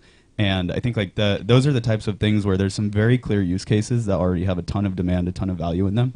And if we're able to capture those, then I think that is kind of like a winning mechanic as opposed to trying to just like grab everything and turn it into Web3. And so, Ken, so you have kind of this vantage point with how people are using assets. I mean, from kind of a wallet perspective, do you think that there is enough attractive investment opportunities in crypto right now with rates going up in TradFi and, you know, the financial aspect being such a big draw for crypto and for people to come into crypto? Is that kind of gonna go away now that, you know, you can just keep your money in the bank? Yeah, I mean, I think you need to, like I was saying, you need to bring those assets that have the more attractive yields on chain to be able to compete. Is my personal opinion about it. I think right now a lot of the behavior that we see in crypto is just the same money moves from one cycle to another where it can just pump itself, and the exit liquidity always gets kind of screwed over, and the same people get richer. And so I think we like to bring in actual new capital so we don't just have a snake eating its own tail. I think that there's a requirement to bring in those assets. So answering your question back to the main point, I think like right now, no, I don't think that there's a ton of really high quality investment opportunities at the token level in the space. By the way, just on that front, I think it's like a part of crypto has a lot of roles to play, right? There's a role in kind of terms of shared rails for transferring money. There's a role in kind of stablecoin. One additional role that I think Ondo Finance and so on do is kind of a liquidity UI on top of non-liquid assets, right? Which is inherently bringing non-liquid assets off chain, putting them on chain, whether it's kind of real estate or treasuries or anything of that sort, and kind of creating a much more liquid way to transact with them. And that's not we're using Web3 for that, but that's a concept that has existed and has been successful across multiple industries really well, which is take something illiquid, make it more liquid, make it easier to trade, and folks will want to buy that. Folks will want to use that, right? And so that is one very real use case of crypto, which is literally use technology to make something illiquid or less liquid, more liquid. And from your standpoint, I mean, you're creating a smoother wallet login infrastructure, right? So on the one hand, we need more attractive investment opportunities, higher yielding, real world assets on chain. But then we also need it to be easy to access that. So how does UX play a part in all this? Yeah, I think the way I think about wallets and again, crypto has it's saying crypto is in my opinion, like saying the internet. You can do there are 50 things you can 50 different use cases.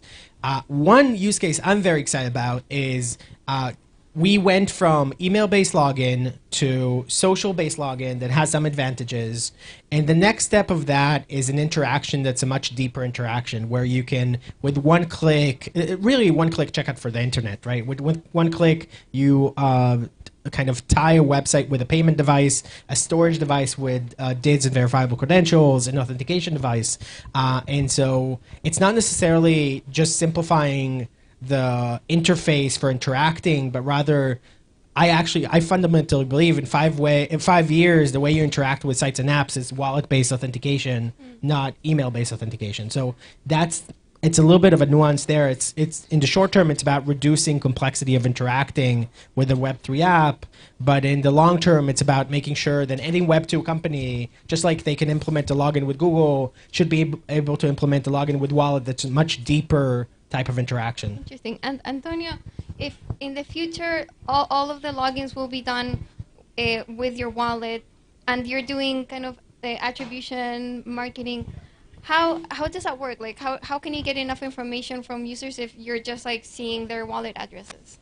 Oh, well, that's a marketer's dream, right? Because that means the wallet ID becomes the new IDFA, the new mobile device ID that used to be the core for all identity on mobile, which is what Apple wrecked with its privacy changes, right? I mean, we're building that product now. We're building it such that an upstream wallet-aware publisher like a wallet or like a questing platform or just a wallet-aware publisher can actually just fire us the wallet ID and the attribution just happens magically downstream. I mean, that was the whole... That's how Spindle was conceived. I used to work in a conventional attribution company, and people bitch about the fucking carbon footprint of blockchain. Let me tell you the amount of bullshit that happens in the regular Web 2 world of just sloshing state around between the advertiser, the publisher, and 600 other agents. How about everyone just writes it to the one database? How about we all just do that, right? And that's exactly what's going on in Web 3 marketing. So in many ways, I think Web 3 marketing is going to be a lot more sophisticated, a lot more interesting, a lot more transparent, a lot more fair, frankly, than a lot of things that happen in Web 2. So. And is that because you have the entire history, transaction history of the user at your disposal? I mean, all the good buzzwords from it's permissionless, it's composable, it's transparent. We have a referral program. The advertiser goes in and says, I'm willing to pay this much for this user or share this much revenue for this user. It goes on chain. If someone wants to create a publisher network that actually drives traffic to that thing, they can go ahead and do it. They don't need our permission. There's no API integration. They just do it, right? And eventually there will be somebody on the publisher side who does it. That's how it should work. in ideally. Yeah. But by the way, on that front, like it comes back to the point that crypto is a bunch of kind of shared rails for which you can build private companies that don't have shared rails on top of it. So essentially the equivalent would be if we were to go to Visa and say, hey, rather than you owning the network, let the network be a public good. And then the value of like 10 Visa-like companies, the enterprise value would be significantly higher. Or taking a Twitter and putting that as a kind of the network as a public goods network and building 10 Twitters on top of that and building Truth Network, but on the same kind of underlying infrastructure is this really, really cool concept, right? So like there's a bunch, there, kind of creating a centralized public good type of kind of marketing dream type network is like one of them. There's like what Forecaster is doing on the social side. There's like 10 other examples, but that's like the one cool thing we'll see with crypto going forward. Yeah, I think just to add there, I wouldn't call this a problem, but one oddity of crypto over the past like 5 years, 2 cycles, is that we have so many consumer companies, but none of them have figured out a way to make money. Like, people are just not willing to pay the fees for all these like consumer applications. I could just go on and name most of them, but like they haven't figured out a way to make a product enticing enough for people to actually want to give them cash. And that was a staple of Web 2.2, and then we had advertising, right? So it's like, heck, most of the first social products in Web 2 were all just terrible, and no one wanted to pay until we had advertising. So I think the same is probably true here. I think to all the people who say that crypto hasn't made anything worthwhile, it's because there hasn't been a way to monetize eyeballs, right? We wouldn't have, like 30% of the U.S. economy if it wasn't for advertising. So, I mean, I think we have that, and then we have easier bridges to move capital around TradFi and crypto, and I think that'll be it. Like, I think that's all she wrote. So do you guys think that the business model, like the way to monetize these protocols, will essentially, I mean, will it be eyeballs, like monetizing, I mean, eyeballs as in just like attention, like of users, or is it, because I always thought it was more like protocols generating fees per transaction was the new business model for Web3. Well, I don't think those are like Manichaean oddities. Like, I don't think they're there's a dichotomy there. I think it's different parts of the funnel. So back to our earlier point, I think the first step is getting new pools of capital, and then the second step is like retaining it. So there's this term called Wright's Law, which is capital goes where it's most enticing and it stays where it's well treated. And so the problem in crypto has been, we have like the whole Sam coin epidemic. Like, we make it pretty terrible for people to actually want to stay in crypto, right? It's super hard. You get hacked all the time. Like, people make fun of you on Twitter. Like, it's not actually like fun for normies. But I think the more skeuomorphic crypto gets, I think that's probably a good thing, of like how seamless can we make it so that like, somebody who's, 60 and hasn't used a computer in 30 years or whatever can just get on chain. I think that Web 2 advertising has a very negative connotation because it's been very dystopian, but I think there is a very positive side of advertising, which is if you build a really fucking great product, like, you want to get it in front of people that are going to get value out of it. And right now, it's really hard to do that as a crypto founder.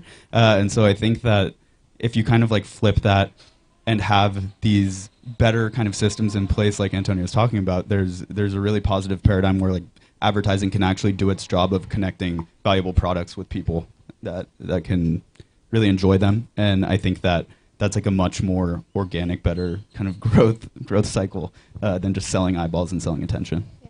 And maybe, I mean, advertising is starting to look a bit different, right? Like, I think like airdrops or just like gifting NFTs is a new form of advertising. Like, sometimes you go to your wallet and you see, oh, you have like this new random NFT, and you go and see what it's about.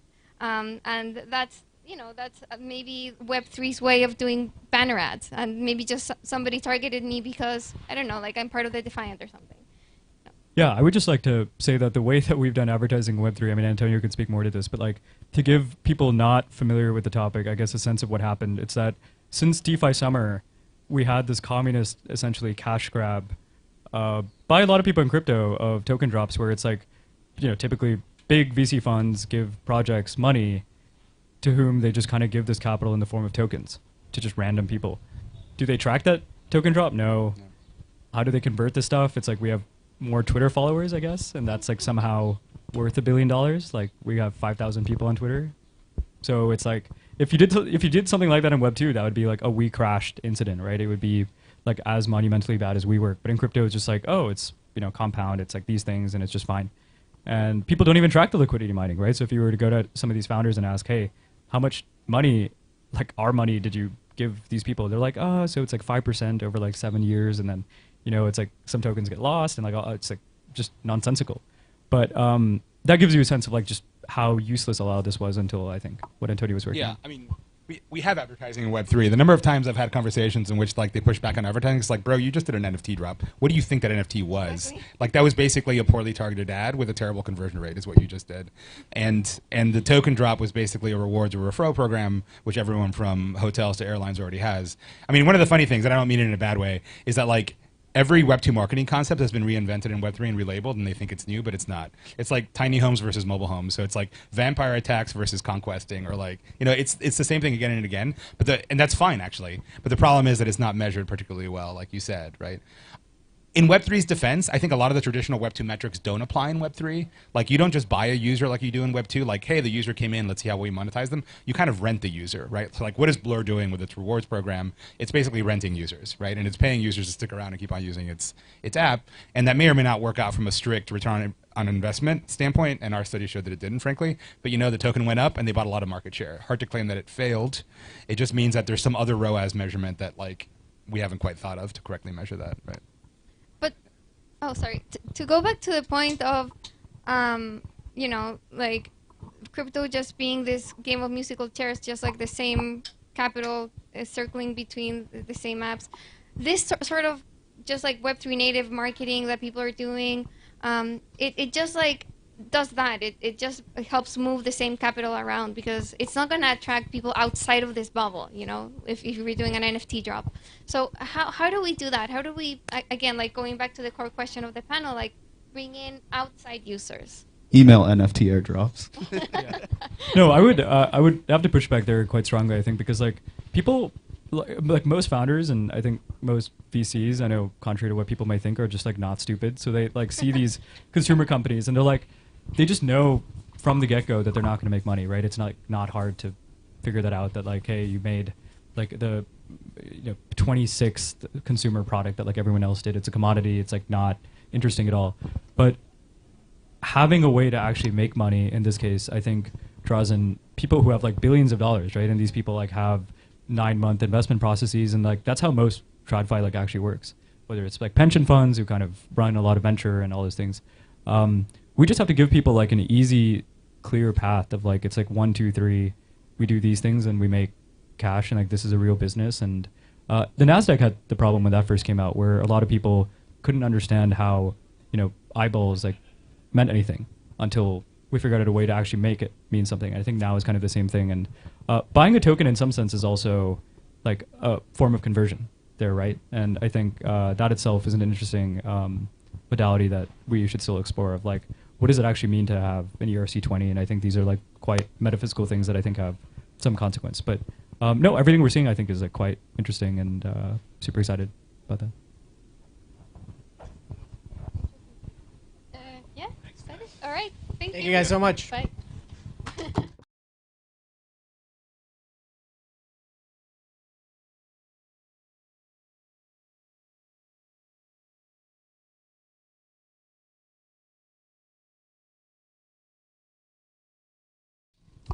Our mics back, I guess, to somebody, or.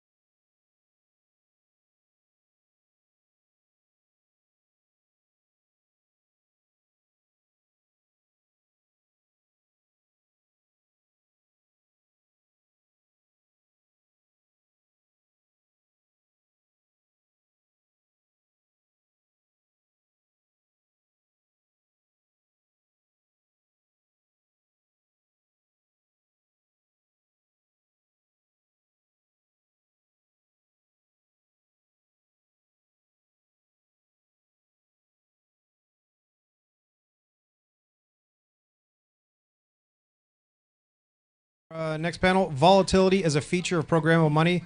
Moderator Nikita Sakdev, panelists JP Vega and Aaron Malone. I'll let you take it away.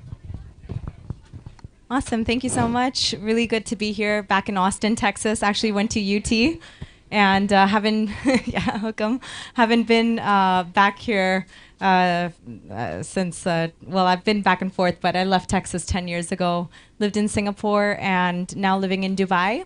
I'll give a quick introduction to myself and then would love for you guys to introduce yourselves. So my name is Nikita Sachdev, and as I mentioned, I'm based out of Dubai. I run a Web3 PR and marketing agency. That's my bread and butter. But we've been around since 2017. I started my crypto career with Huobi Exchange in Singapore. And since then, we've worked with over 600 clients, Web3 clients, pioneers, governments, multinational corporations, all sorts.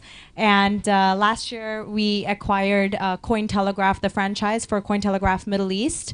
And we also produce a show on CNBC Arabia called On the Chain that was hitting over 50 million homes.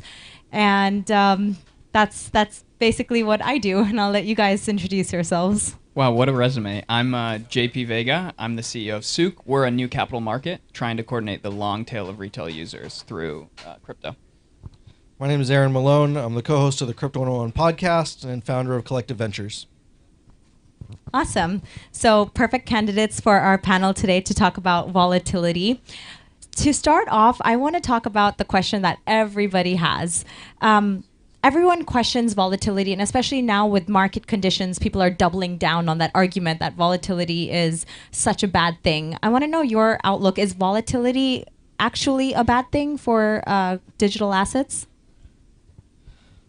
I think it's important to tell the truth from the very beginning. The markets are rigged, and it's been like this since the early 1900s. Richard Wyckoff wrote about it in his book, in the 1910s. And what it is market makers are the ones that are controlling things. But there's a good side to that. It's not just bad. Without market makers, which we've seen in the early days of DeFi, you have these giant spreads and no one can come to a deal. And liquidity dries up without them. So it's a necessary quote-unquote evil. And once they run out of supply, they're out of the market, and you see what happens to markets when they're left to people who don't know how to do this stuff. Everything collapses and people get out and prices fall and there's all this turmoil, but there's no such thing as a bad market. There's just a time to buy and there's a time to sell. And I think it's important to look at it through a mature eyes rather than an emotional state of where your current holdings are valued. And if you understand that this cycle continues on and on, then you just kind of know what to do. But without that volatility, there are no markets in the first place. Yeah, I mean, and that's why, like, this bear market, in a way, I look at the cup as half full, that it's really wiped out a lot of the shit coins, and volatility has slowed down because there's not so many pump and dumps in the market. There's not so much, as you said, manipulation. So do you like bear markets? Are they favorable for what you guys do? Bear markets are the time to build in this space. And that's when you see the people who really believe in what they're doing and they're building for a better future. And they're much more tech focused and impact focused than profits. But you need time to plant the seeds into the ground and let them mature before the harvest. And that's what the bear market is in our space. So when projects are building, what do investors do? Look, I think the unique thing about crypto is concepts, passions, projects come into the public spotlight much earlier in their life cycle. So volatility will always be inherent. Right now, we're in a cycle where there's a lot of volatility, capital leaves, less investment, less projects, more volatility, and it spins. But the unique thing about crypto is it's programmable money, and there's better ways that we can use the composable nature of finance and smart contracts to build tools that can better address volatility. And that's what I think is kind of our pathway to address something that is always going to be an intrinsic characteristic of the market. And I think investors can play a larger role in helping shape the future or identifying that, like, volatility is a problem, and how can we support companies that are addressing that And over time, I think that's going to unlock something really unique about crypto, which is you can program your money to do things that otherwise would require human actors in a much more efficient manner. And there's a lot that we can unearth just with that innovation. And I think that's our way out of the system. And I think regulation will play a very big part in kind of taking care of volatility as well. With all the drama happening around the SEC this week, Coinbase suing the SEC, Chamath Palihapitiya, I can never say his last name, said that that crypto is dead in America. What are your thoughts with which regions will bypass, which regions will triumph and get ahead of the race of being the Web3 hub? Because I live in Dubai, and Dubai is trying to so hard to, it's almost already being the new Silicon Valley of Web3. I think, the way I look at it is crypto's a way to coordinate humans. And right now, there's a need in, for example, Latin America, which is one of the markets that we're focused in. There's low trust in governments, high inflation, really poor political landscape. And they're already using crypto as a great form of remittance to park money in an asset that's, one, outside of the system, but two, isn't subject to the same inflation risk. That represents a really amazing use case that's already pulling people in.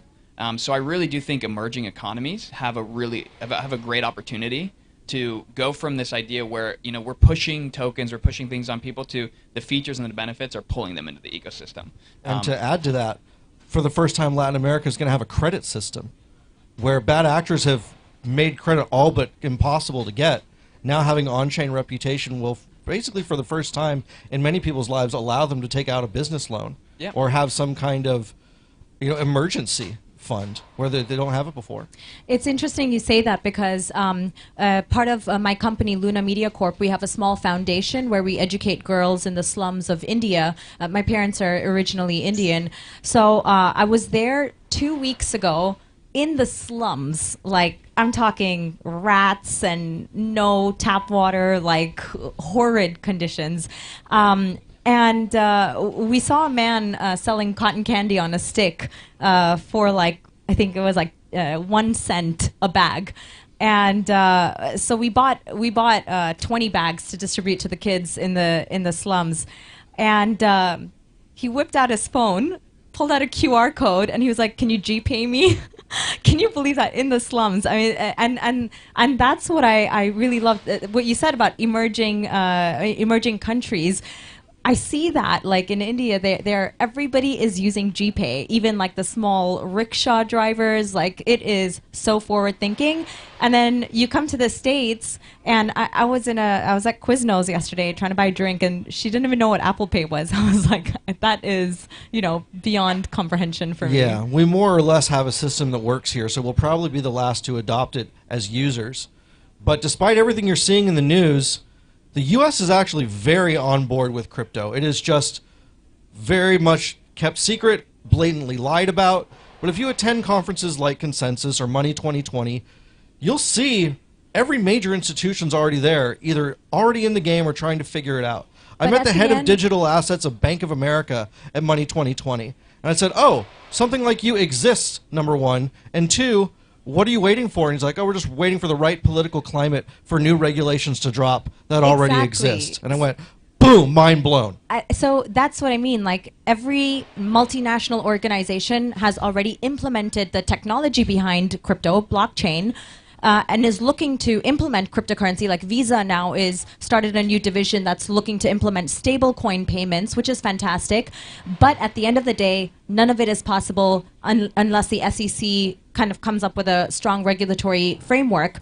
And just last week, Gary Gensler again shot down even the thought of crypto.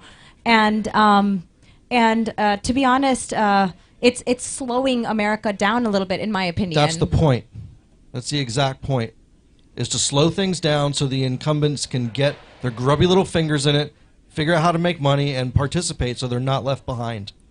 I think there's a major opportunity there where what's unique about crypto is you can go Main Street first. You can go from someone selling in an emerging market and onboard them into the system. And there's a lot of power in that coordination that just isn't possible in any other financial system. And so when I hear a lot about institutions or people building products for institutions, I think it kind of misses the broader point where there's already product market fit, there's a need. Fiat in a lot of countries is just a poor form of value transfer. And that's a problem that crypto's really good at solving, payments. You can send a stablecoin denominated transaction to anyone in 12 seconds. Any amount, low fees, it's a great product market fit. And the people that are going to take advantage of that aren't institutions. It's the everyday person that is looking to move money around, especially when, I, for example, send money quite often to family in Latin America, and 16% of it gets eaten up. But with remittance, it's just instant, and they can withdraw it, they can use it, they can send it. They're sometimes not even converting it into fiat. Yeah, so remittance with no volatility is a fantastic way of sending payments through, and then that's why you have stable coins. But how stable are stable coins? Because I was affected by Luna Terra. Unfortunately, my company name is also Luna PR. Nothing to do with Luna Terra. I really thought about the rebrand, but I've been around longer than them. So, but yeah, I was affected by UST. I'm sure a lot of you guys were out here as well. And then, every time there is some kind of turbulence in the market, USDC depegs and USDT depegs. How stable are stable coins? I think that volatility is inversely correlated to liquidity. And if you have something that is more liquid, the more likely it is to be stable. And there's many of these cross-border payment solutions that are designed to do just that. Even if they're not literally stable coins, things like XRP, XLM, etc., have huge supplies, gigantic market-making relationships. So the receiver on the other end is going to get more or less the same value that the sender intended to give to them. So as far as stable coins go, it's only stable because the market believes it's redeemable. Yeah, I think liquidity is a great thing to bring up. What are the assets backing a stablecoin? Number one, but two, what is the market confidence? Fiat isn't backed by anything, but it has market confidence and deep liquidity, and that's an important component in the psychology of, okay, I know that this asset is liquid, that it has representation, and therefore I'm going to wait before I evacuate in a way that is artificially deflating the pricing, even though that the assets are there. There's reserve. To touch more on what you were talking about with UST collapsing and everyone being scared out of algorithmic stablecoins, I got to thinking, though, if you have a fiat-backed stablecoin one-to-one where you've got this money in the bank, what is the bank then doing with all that money that they have in their deposits? They're lending it back out and they're putting it into other things. So your fiat-backed stablecoins are actually backed by less than the algorithmic-backed stablecoins. So what the fuck are we doing? I never thought of that. That's actually scary, come to think about it, because Abu Dhabi is looking to, CBDC is looking to launch one, and everyone's super excited about it, but that's a very valid point. So let's touch base on more assets, like gold recently hit its all-time one-year high.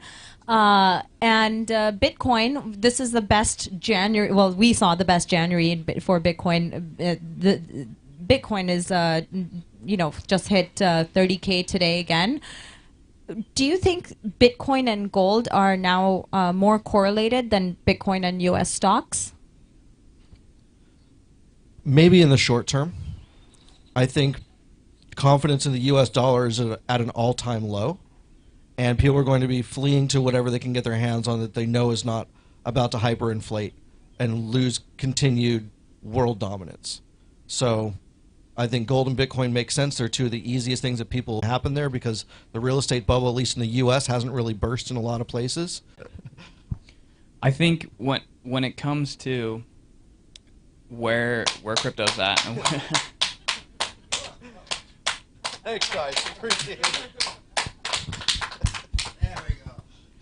When it comes to where crypto's going and what happened with Web 2, the first internet boom, it comes down to what are people's incentives and what are their passions. And I think a challenging thing is there's a massive financial incentive, and you see it bringing out some of the worst things in human behavior. And what I'm hoping is that there'll be more mission-driven, oriented projects that can develop a community and they can coordinate it through crypto. And ultimately, I think that's the best way that we can avoid some of the bubble and the speculation, because naturally humans are about incentives. And when they're hyper-financialized incentives, you're going to see bad actors. But the only way that we can combat that is with people that are mission-driven, oriented, and trying to create real value. A lot of what's happening in DeFi and crypto, the yield's not real. It's inflationary, and we have to understand that like economic value isn't created that way. We have to deliver value within the system, but also make it compatible that when you take value out of the system, it's able to continue creating value. And I think that's something that's kind of missing right now. I think that DeFi needs to integrate with more traditional yield. And you touched on composability, which I think is a really great property. You know, if I own things in Robinhood, it's stuck in their database. I can't go and get leverage. I can't use it as collateral in other systems. And that's a really great use case for crypto and for the programmability aspect.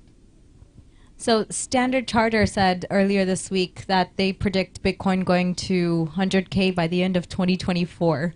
What are your thoughts? Do you agree or disagree?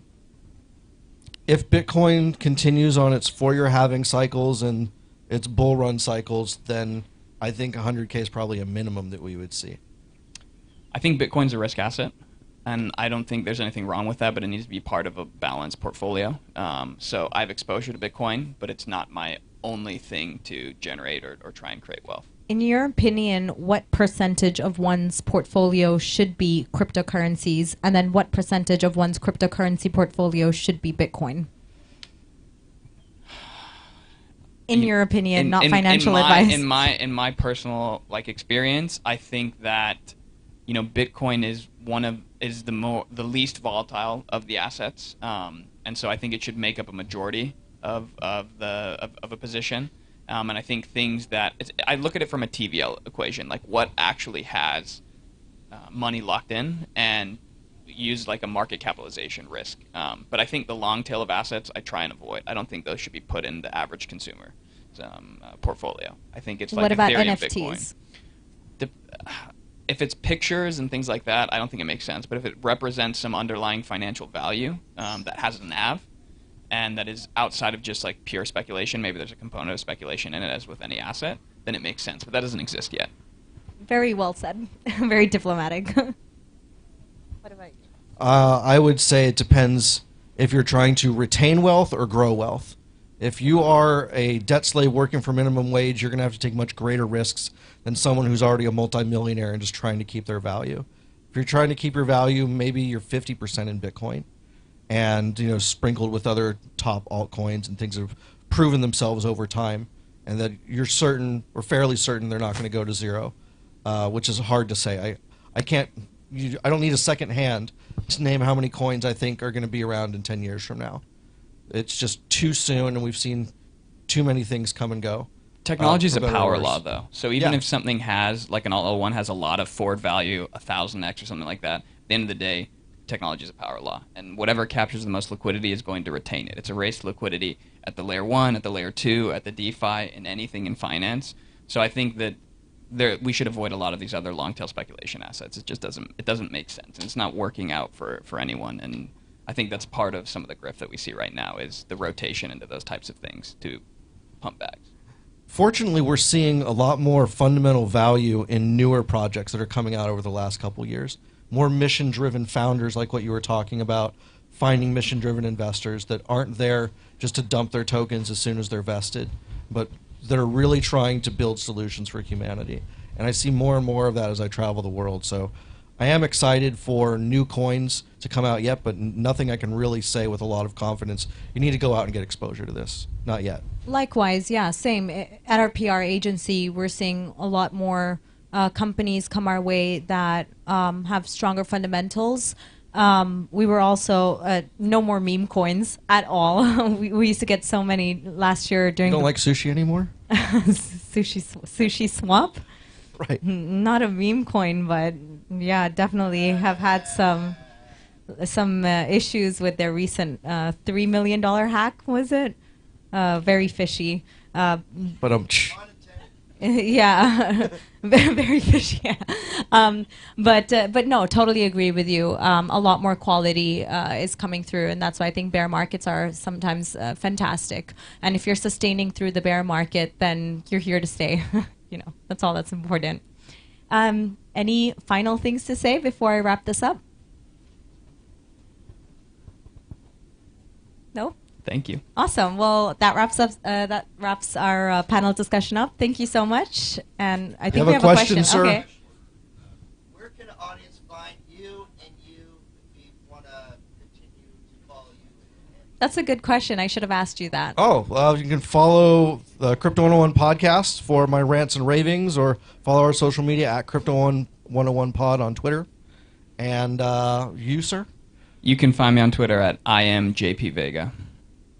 And you can also find me on Twitter at Nikki Chain, Niki Chain. Thank you. Thank you. Thank you. Thank all of you for listening.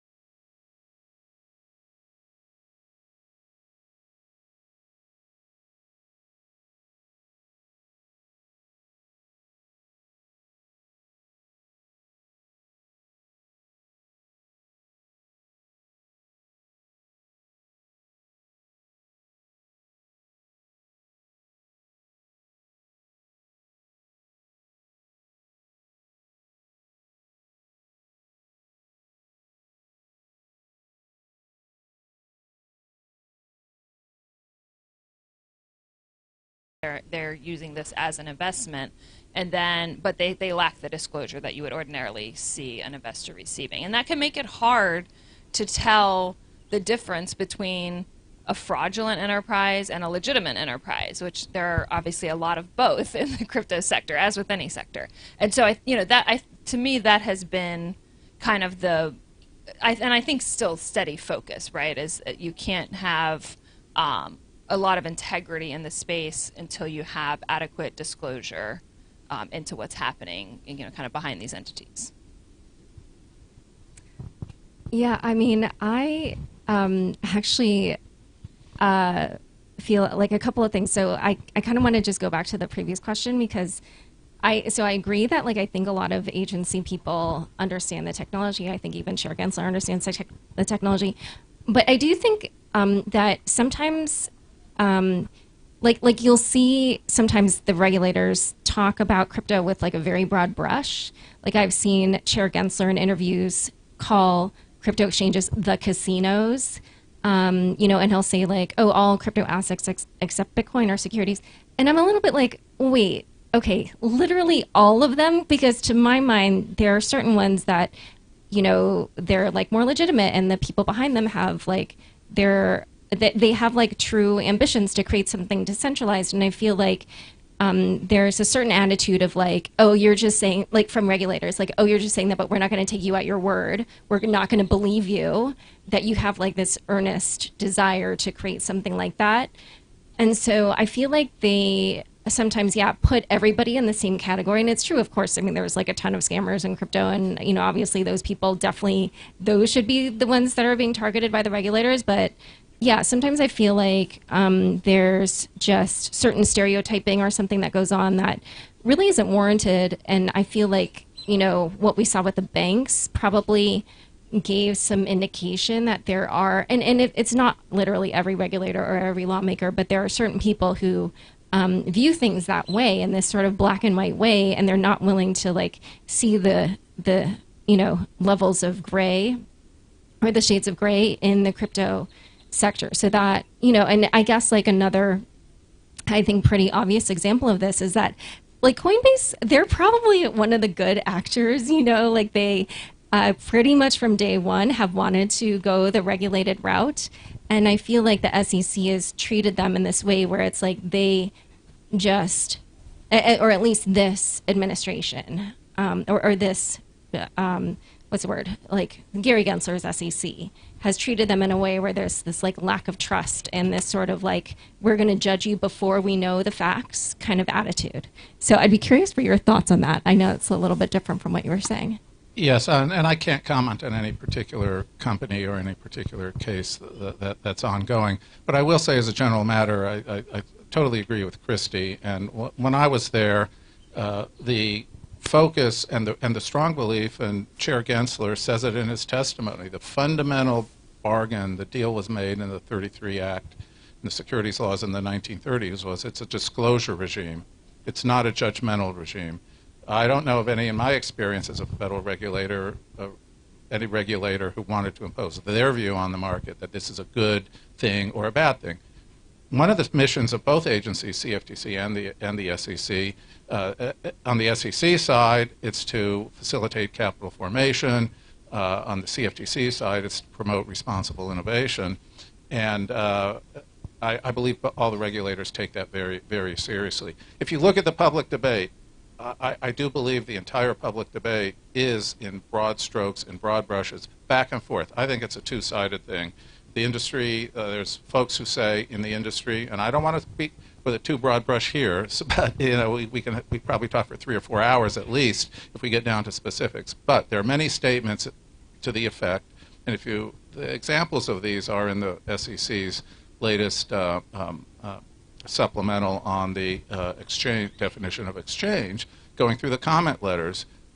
You can't possibly apply exchange rules or the Securities Exchange Act, the rules that were written for traditional finance for centralized exchanges, to decentralized exchanges. It doesn't fit. And the agency in that release responded to those comments. So a lot of the debate is not how to comply, which is what I think the debate should be for things that are securities, but whether we even have to comply with the securities laws. And there's industries gearing up for legal challenges, trying to get congressional legislation to change the basic law regarding what is a security. So fundamentally, I think the debate needs to be how to comply if you're a security, rather than, well, securities need to be treated wholly differently.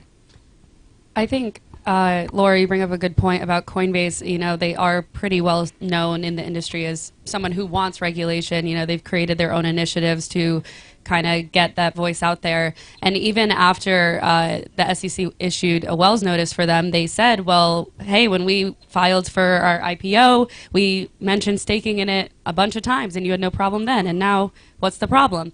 So I think the lack of clarity, or the argument that Coinbase has for a lack of clarity, is a really big one. And then going with that, you bring up the issue of securities versus commodities. And I'm curious your take on whether regulators have it right now with securities versus commodities, because we hear something from the CFTC and then we hear something else from the SEC, and it feels like they're not seeing eye to eye. And I could see why that might be disheartening or frustrating for crypto companies who are issuing these things. I'm going to let Dan take this. I'll take this one. And this issue. Thank you, Jacqueline. This is a pet peeve of mine with the recent debate, and I'm on a panel on Friday where we specifically address this. Beyond with my a great fellow colleague, former Commissioner Brian Quintens. I served with Brian on the commission. We're great friends, and Brian McGrath also will be on that panel on Friday. But there is no conflict, fundamental conflict between the CFTC and the SEC. People talk about it as a fundamental conflict. Chairman Benham said Ether is a commodity. Well, Ether's been a commodity since 2017. And why is Ether a commodity? Because there's futures contracts on Ether, and that makes it a commodity under the Commodity Exchange Act. Cryptocurrencies are all commodities. The CFTC, in its enforcement actions recently, in its Binance complaint, said Ether, Bitcoin, and I believe Litecoin are commodities. Well, that's been the position of the CFTC for 6 years now, and it's been upheld in federal court. But the question isn't, and the reason the CFTC had jurisdiction in Binance is because they were derivatives on commodities, not simply commodities. And they were trading, according to the CFTC complaint, they were trading derivatives on commodities without registering in the appropriate capacity as futures commission merchants or exchanges or clearing agencies. The SEC has jurisdiction over securities. Securities can be commodities. If it's a security and a commodity, and equities are commodities too. Apple stock, IBM stock, those are all commodities. What gives the SEC jurisdiction is their securities. And once it's a security, it comes to the SEC. If it's a non-security commodity, such as Bitcoin, then CFTC, under current law, has jurisdiction to bring enforcement actions for fraud or manipulation, but it doesn't have regulatory jurisdiction over plain commodities that are not futures or derivatives on commodities. So when Chair Benham says that ether is a commodity, it is in no way contradictory to Chair Gensler's position or the agency's position regarding ether or any other commodity. Even the SEC, were it to decide that ether is a commodity at some point in the future, I don't know whether it will or won't, but whatever the CFTC says ether is a commodity doesn't really have any bearing on whether it may or may not be a security. Right, but I mean, I guess I view that as like being like almost overly technical or something, because what you're saying is, so there's like a big Venn diagram, commodity is a big circle, and then within that securities are a type of commodity. But like, just when people use the words commodity and security, they're not like thinking in this really technical way. So when Chair Benham says it's a commodity, he's like, most people don't take that to mean that what he's saying is that, like Bitcoin, it is a non-security commodity. That's what you're saying that he is saying. But like, that's not how people generally use language. Do you know what I mean? That is absolutely true, and that's a tremendous source of confusion. But what people do after that, they will take the next step, and they say, well, Chair Benham says it's a commodity, and Gary Gensler won't say whether it's a security, and there's confusion, and we don't know what to do, and we've got to have Congress clarify this. They've got lawyers. It's a technical discussion, but they've got lawyers who should know the difference between a commodity and a security and what gives which agency jurisdiction. It's not something that needs a new federal law to clarify, because the current law is clear on which agency has jurisdiction. Right, but I mean, like, definitely to the everyday person that's just listening to the two chairs, it sounds like they're disagreeing. I mean, can we just... And the everyday person, unfortunately, it's a complicated legal subject, but the everyday person who hears that debate and makes that conclusion is wrong. Sorry, and they're right now. But let it just be noted that that would be an extremely logical conclusion for them to make. That it's not totally crazy that that's their conclusion. Well, but nobody should be making the statement. Nobody should be making the statement that Chair Benham's statement that ether is a commodity is in direct contradiction to the SEC's position. If somebody makes that statement, it's just wrong as a matter of law. I know, but I'm just saying that's like a completely counterintuitive, non-commonsensical conclusion. Like, you were saying that people who have that conclusion, they're wrong, but it's just the number one most obvious conclusion that you can make. So there's one thing for the public to be confused about it, and people aren't trained lawyers. And even for lawyers, this distinction between commodities and securities, it's not intuitive. I agree, Laura. It's not intuitive. But lawyers should know it. And people who are in this business and trading these things should know it. And they shouldn't be putting things on exchanges unless they know the difference between commodities and securities and which agency is the regulator. But I think like, that's one of the sources of frustration, right? Is if you're a centralized exchange who is trying to comply with the federal regulatory landscape, you like to know whether or not you can list ETH without registering as a national securities exchange. Yeah, I understand what you're saying, and yet at the same time, I feel like it's just like saying, okay, so all the words that you guys normally use, like, we're going to use a totally different, it's like not, it's just completely unworkable, and I don't know. Anyway, no, it's fun having another journalist on stage. I like when she fights back. I guess, like, what's the resolution here? Like, is there, like, I feel like on Laura's point, like, the clarity isn't there.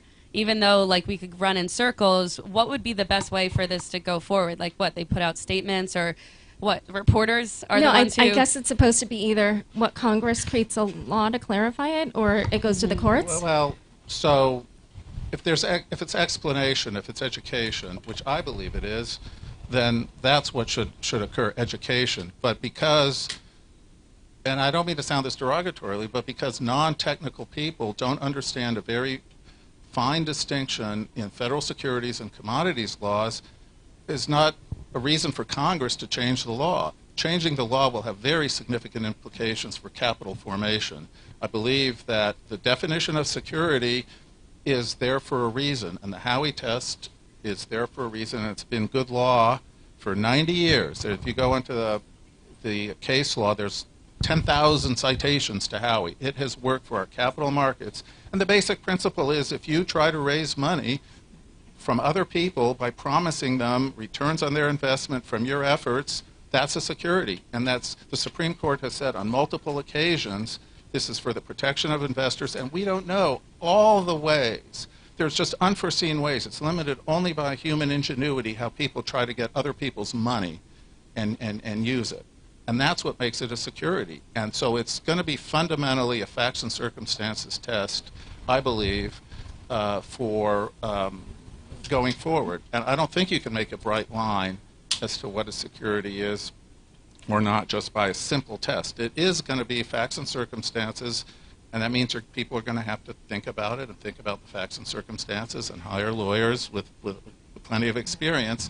And it's not something that's going to be readily apparent in all cases to the average person on the street. And Okay, it's a well- complicated regulatory system. So a quick question for you. Do you think that Ether is also a non-security commodity like Bitcoin, or do you think it's a security in the traditional way we understand it? I would not get ahead of the agency in commenting on one way or the other whether the agency might someday declare Ether a security. For now, it has not been declared a security, so it is a commodity. Ether is a commodity. The CFTC has jurisdiction to bring enforcement actions for trading derivatives on Ether, or if somebody's manipulating Ether, the spot price Ether, the price of Ether on the market, the CFTC could bring an enforcement action. Until the SEC declares it's a security, it doesn't have authority to impose disclosure requirements, for example.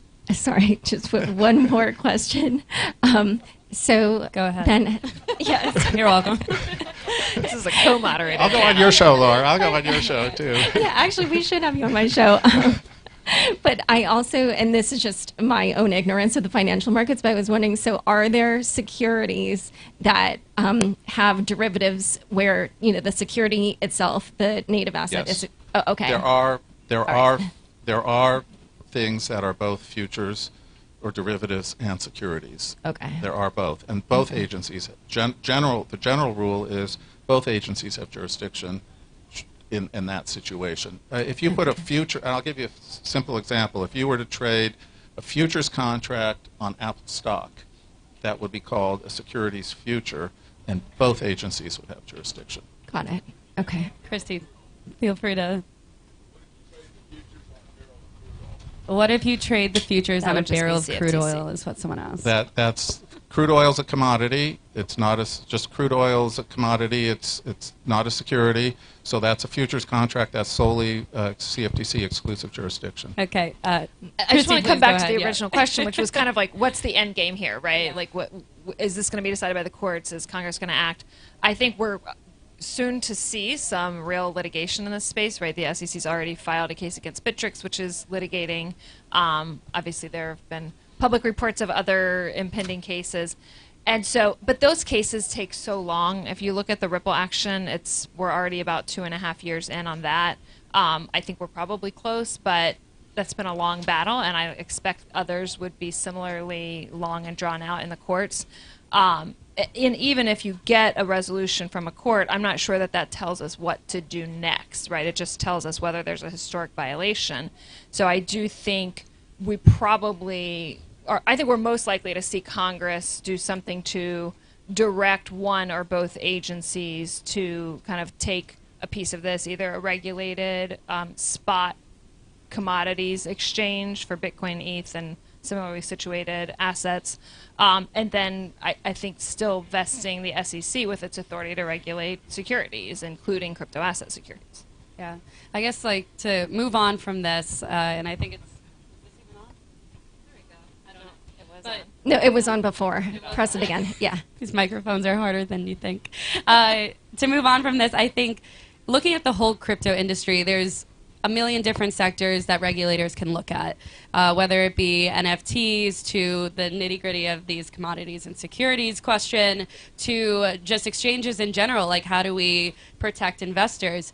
What areas do you think regulators should focus on for frameworks / guidelines to provide clarity for the U.S. to move forward and, you know, get ahead from other countries that might already have provided frameworks that we don't have?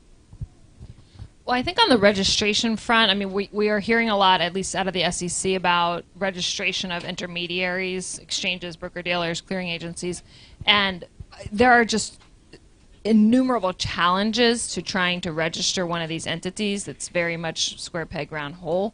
And so, you know, I think that conversation needs to happen in public so that these entities who do want to go in and register and submit to the SEC's jurisdiction have a path forward to do that. There doesn't seem to be a clear path to registration right now.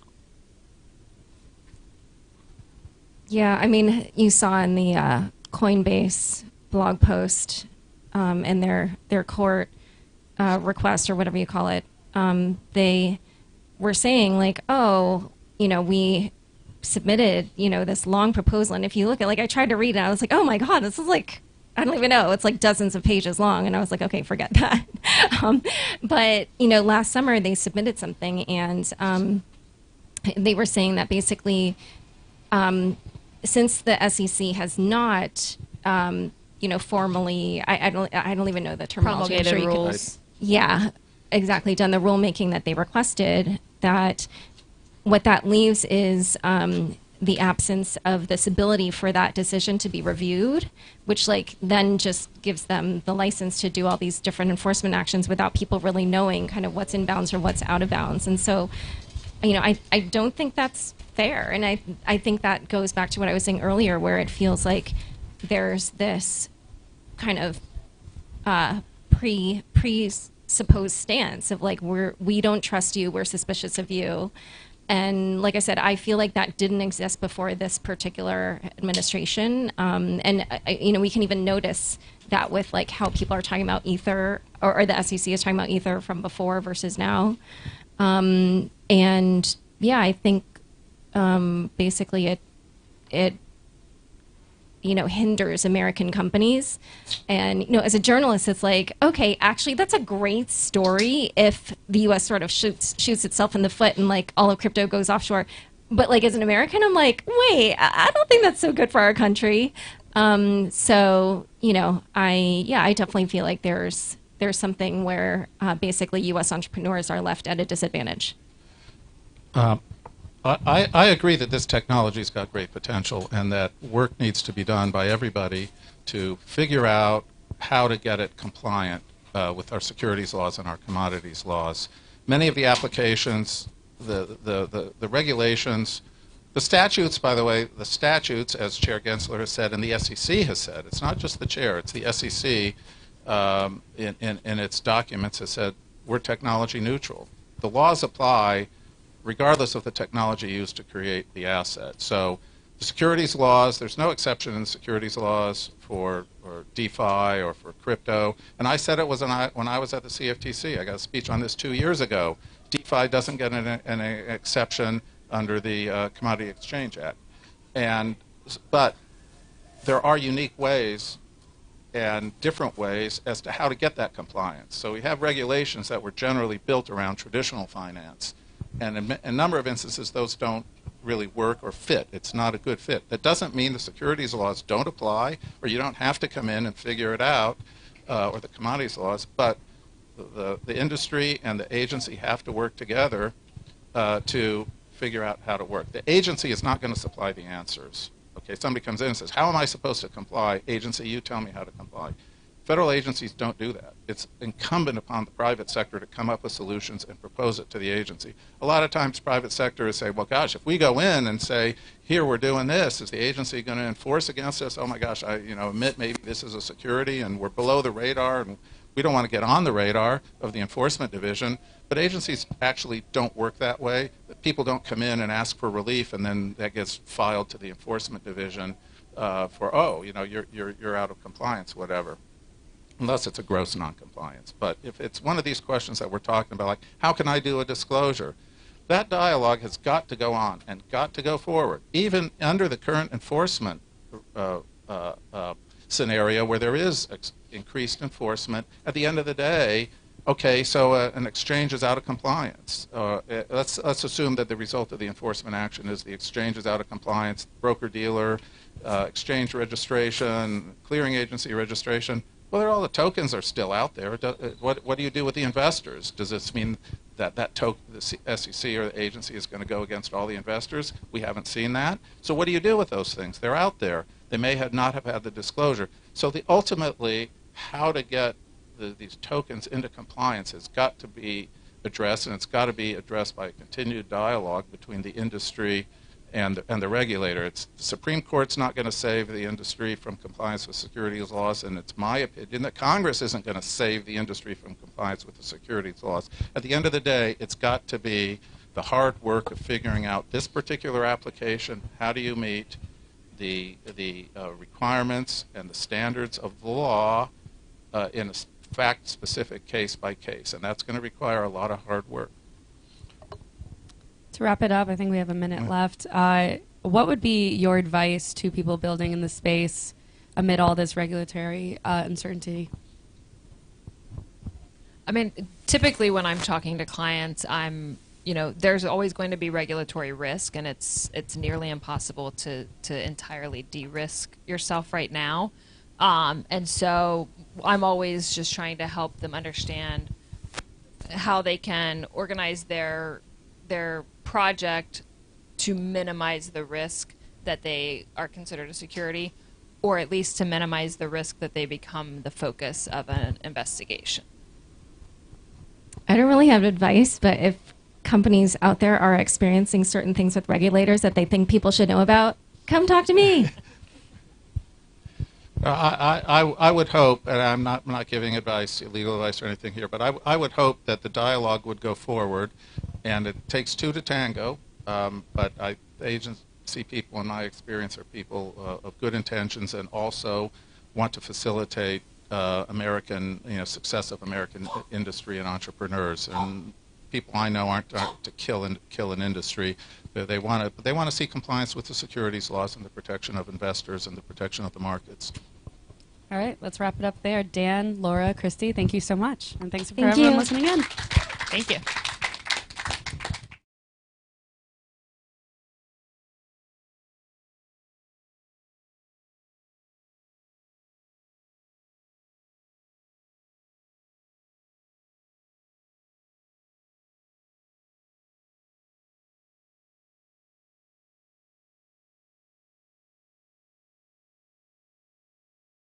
Is moving beyond art collectibles to real-life applications. The moderator is Turner Wright. Did he wander off? Oh, there he is. Garrett Kinsman, Dagmara Hanchik, and Gary Cardone. Yeah, anywhere you want. Dagmara.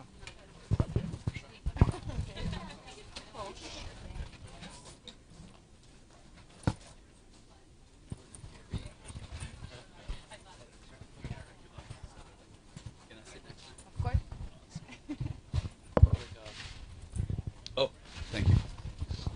Hello. Hello.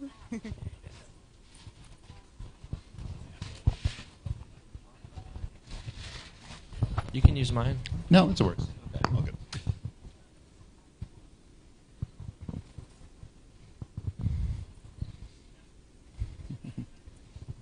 Kicking off or wait a few minutes? All right. We good?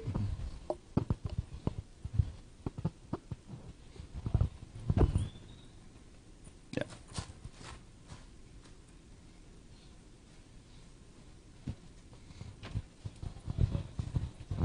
All set? Okay.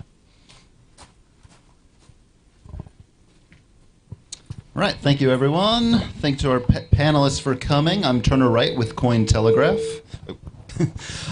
Unlike many of you, I live in Austin, so I did not have to endure arriving very, very late last night or earlier this morning. But either way, thank you for coming out and listening to this panel on tokenization of digital assets, moving beyond just art collectibles and real-world use cases. So we've got 3 panelists for you today. Apologies if I use notes, because I was just introduced to them shortly ago. Dagmara Hanzik. Apologies. No? Hello. Oh. Yes, that's me. Yes. Chief Marketing Officer of Crypto Exchange Cryptology. Garrett Kinsman, co-founder of decentralized network Nodl or Noodle? Nodl. No, Nodal. That makes more sense. And Gary Cardone, he is the managing partner at venture capital firm Card1 Ventures. So, in the last few years, we've seen tokenization become one of the more interesting and understandable developments for any layperson outside of crypto, just to understand the space more. Particularly when it comes to collectibles. I mean, we've seen it with NFTs. We've seen it with a lot of stories about real estate properties being tokenized.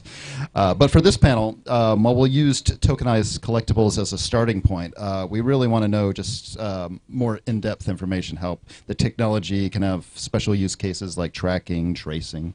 And along those lines, Dagmar, let's start with you. Many of us understand NFT use cases, but can you clarify just how we would differentiate between what we've heard about art security tokens and NFTs, things like that? Sure. Yeah. Well, let's maybe start by clarifying the NFTs, as the name says, is non-fungible tokens. They're not interchangeable. And so they are not in any way connected to the underlying asset in terms of ownership rights. NFTs are minted on the blockchain, and they have no relation to the assets in the real world. Whereas the real world assets are tokenized and connected, later put it onto the blockchain. So in this case, we have a real legal ownership rights that can be linked to the underlying assets. So I think this is the biggest difference. And with this, many of assets that were previously not possible to trade are all of a sudden available for investors to dig into, and that's again new opportunity, investment opportunity. So, yeah. Anyone have anything to add to that? Yeah. I mean, I would think about it like a tokenized security could be something like a commodity, like oil or water. I've actually talked to people trying to like tokenize water or like energy, fuel, and things like that, and that makes it really interesting for trade, because if you remove trust in trade, then the cost of that trade goes down. And if you think of an NFT, it's like unique. Think of it like a digital, unique good. So maybe that's like the ship that's carrying these commodities, or a unique piece of art is kind of the simplest way I would think about it. But again, it's changing so fast. Yeah. All this stuff is really evolving, and so we're seeing NFTs unlock doors and give you access to things. And like it, I don't think necessarily was a scary thing. I think actually 4% of your automobile is used. 96% of it just sits there, sucking energy away from the universe. The houses are. I just think our world is going to move to not an own market, but a rental, fractionalized, use it as you want, and that will be more efficient for everyone. The problem is you're going to need to track all this, and tokens are a great way to trace, track, and follow the history of that asset. Well said, well said. Garrett, we can move on to you.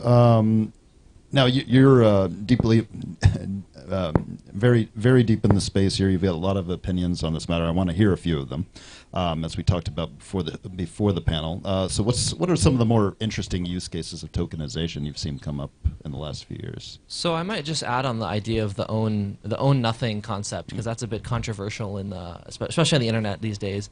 And it's true that if you start sharing things, the efficiencies of civilization goes up like crazy.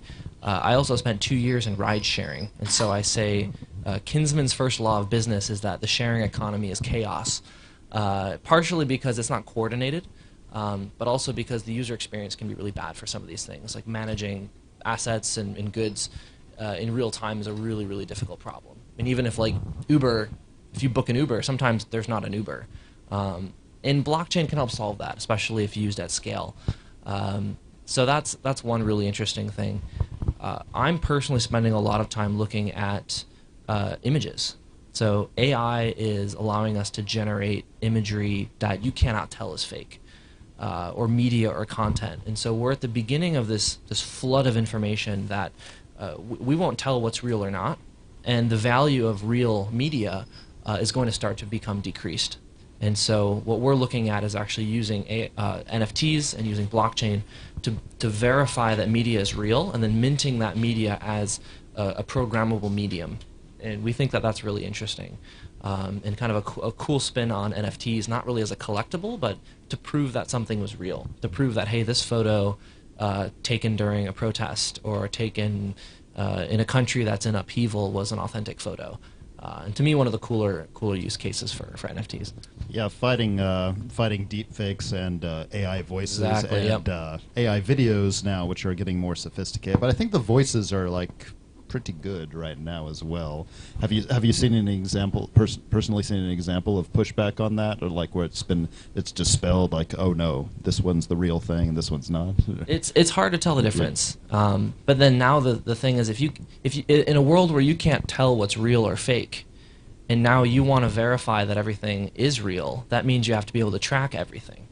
So now, do you want to live in a world where you don't know what's real or fake, or do you want to live in a world that's tracked or not tracked? And the only way to solve that is through zero trust applications, using really the cutting edge of blockchain today, zero knowledge proofs, real privacy preserving technologies. So I think civilization's really in an upheaval, and we don't know what's going to happen next. And I like to think blockchain will help us solve some of those issues. Gary, have you seen any example of tokenization in your line of work? I think I bought a company, invested in a company called Node 40 for this very reason, and I think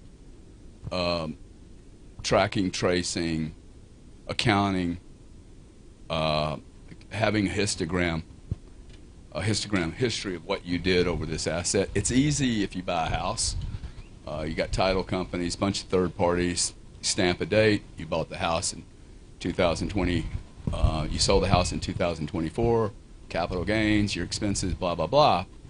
But what happens when a whole society of people can access 1/100th of a Picasso? Now, that's going to require a little bit different challenge on how you track that investment. And then how is that investment passed forward? I mean, I think this is an awesome.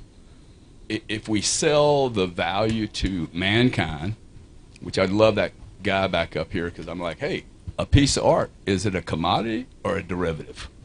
Because, like, I think it's a piece of art. That makes it a commodity. I should be able to sell things, rent it, lease it, and not get SEC'd to death, right? So why is it different if I've got a Ethereum? And the people that we're talking about are not Joe Digital Investor for $400. It's Goldman Sachs, BNY Mellon, Fidelity. These big, giant intellectual think tanks want to know, dude, what are the rules? I want to know what the rules are, and I'll abide by those rules. I get back, the market is leading. It always leads in innovation. The market gets there quicker than the regulators, always, always, always. But I think the value to humanity is like, we're going to be able to buy pieces of things that only the Getty family could do before. And to have some safeguards around that so that I know that that is my percentage of that Picasso, I'm going to have tools to do that. Otherwise, you're not going to have people like me invest in it, because I think I'm probably going to get ripped off at some point. What kind of safeguards do you think we can enforce with that? I know regulators, as we heard in the panel before, are focusing on very specific aspects of digital assets, but tokenization in general doesn't seem to come up that often when we're talking about blockchain and government. I think what Gary just referred to, there was this, in Zurich, there is this bank, Signum, I think it's called, that tokenized this piece of Picasso art. This is what you're referring to, right? No, it was just an analogy. But Okay, but yeah, that's a real but case. if it works, and and how the problem here is because yes, this art is divided into pieces, right, into tokens. So investors are free to buy and invest in a fraction of that painting. But now the real problem I see here is the regulation, because yes, you have the ownership rights, but according to whom? So in Zurich, actually, there was a law. And what jurisdiction? Yeah, exactly. But These in are, Zurich, these are global assets. America keeps thinking this is a U.S. all thing. is picking up. Like, for example, in Zurich, they passed this law. I think it's called Distributed Ledger Act. I think something like that. And even now in Europe, just in April, I think 20th, they passed this MiCA law, markets in crypto assets. So I think this is where the future will inevitably come. I mean, with the regulations, because yeah, you can own a piece of, you can own the tokens, but this is the ownership of what? I mean, corresponding to which asset exactly, and according to whom? I think this is the real question. I was just going to add that I have a friend who's an artist. I don't think she completed the project, but she made a huge painting, and then she was going to sell NFTs of parts of the painting out to people. So kind of fractionalizing this painting up over to a couple hundred users.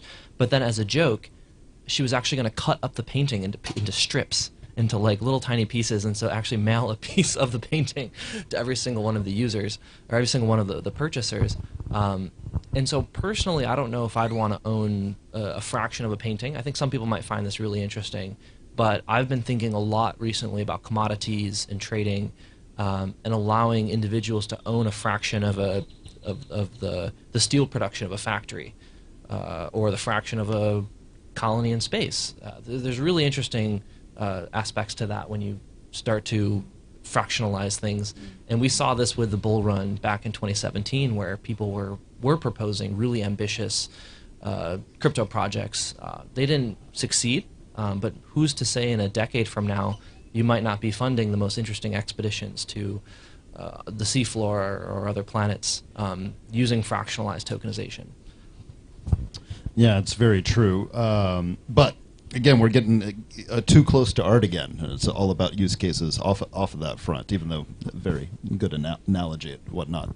But yeah, let's get back onto that, because we've seen examples time and time again of it being used for tokenized art, proofing, tracing back, and that's like I guess that's just the best.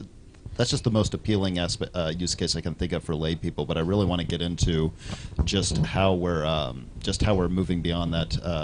Just how we can take some of these more complex use cases that maybe only people in the space understand right now, and just and make it a lot more relatable. And we were talking about guardrails, and it's true that depending on what country you're in, this could either be promoted or it could be stifled rather easily. In the U.S., it's kind of looking more like the latter than the former, but we don't know.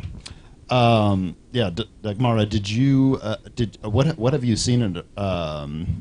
I know your company is based in Cyprus as well. Yes, that's correct. What have you seen out there, just in regards to this? Because I think all three of us are from the U.S. Yes, probably fair to say. A lot. I mean, the blockchain industry is really picking up. But one important use case of tokenization, I think, is in real estate. There are actually a few companies in Cyprus itself that tokenize real estate. Not only the real estate as properties, but even the contracts, like the revenue that you're gonna receive from the real estate that you own. So, yeah, I think the future is really bright for the real estate and tokenization. Real estate in Austin tokenized. I'd like to see that as an example. Yeah.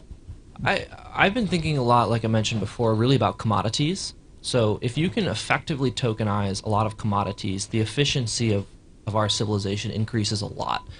You can look back to the late 80s, early 90s, when oil started to become traded on mercantile exchanges. I think it was the Chicago Mercantile Exchange that added oil just as this kind of crazy experiment. Hey, maybe we can do something here. And that totally transformed the global landscape. it became a world where governments could no longer really start to control the price of oil. It was these traders that were having huge impacts on the world. And a lot of people now are thinking about, okay, how can we commoditize a kilowatt hour of energy in a specific location? Or how can we tokenize water? And so if you can start to do things where countries that may have a lot of sunlight or may have a lot of one natural resource, and they can start to trade that effectively and trustlessly for things like water, which a lot of wars today are being fought over, the efficiency of civilization will start to increase.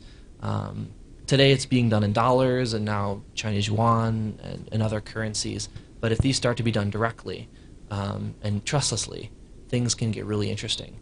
If you can start to spin up a derivatives exchange for a commodity that's in some small country and that can be accessed by the world, really, really cool stuff starts to happen, and efficiencies start to happen in economies that just couldn't happen before. Yeah, it's I don't know how long everyone here has been in the space, or our panelists as well, but it's considering just how the space was 6 years ago, or just slightly before that. It seems impossible that we're where we are now. Maybe some of you could, but yeah, I'd like to get your thoughts on just where we see this going in the future. I mean, we've got some examples of present use cases. If we're looking at like 2030, 2020, 2029, it's like, can we even imagine the possibilities that it's... Gary's shaking his head. Do you have any thoughts on that, or just no? I think already, we're already in a digital universe, and the existing payment system, the credit card schemes, they want us to believe that this is paper, but it's already digitized. So we're so close. Like, what are the applications? Gaming, gambling. I think gaming and gambling tokenization is already being used. It may not be being used on the blockchain, but that does not make it less tokenization. You've already, it's a plastic bottle. Now we're going to make a glass bottle. Prostitution. I could see prostitution being a huge area for, well, we laugh, I mean, but for tokenization to determine. See, I think there's going to be two markets. The market that will pay for verification, and there'll be another market that doesn't care. AA batteries. I don't care where the AA batteries are about. I just need some AA batteries. I want the cheap ones. Maybe another guy over here that says, oh, no, I'm a cameraman. I'm buying high-quality AA batteries. So I think there'll be two markets, a professional market and an amateur market, and the prices will be different. But I think it's going to have massive implications. It's like the ticketing. Who's the largest tokenization company in the world right now? Ticketmaster. Who would have thought? Okay? So celebrities, trademarks, anyone that wants to protect their intellect. I think tokenization, paying well for tokenization, is going to be a whole industry. We're seeing a lot of interest for verification, just like you mentioned, for fashion brands. So all these brands are spending billions of dollars on advertising, and you can go to a street market and pick up sometimes a better quality item for $10. So there's a lot of interest from these huge brands to actually put a secure chip inside of these fashion items and use blockchain to protect privacy, but also authenticate that this is real. And so I think you're right on that front, that for verification of expensive handbags, luxury items, blockchain's going to take over. It's going to totally dominate. And you're seeing this already with Nike and LVMH experimenting with this stuff. Everything will probably have a chip in it, some sort of computing power. It'll be on chain. There will be a record of it. If we get our way, it'll be very secure and it'll protect privacy. But it could go either way for sure. Yeah. Sorry, I just lost my train of thought there.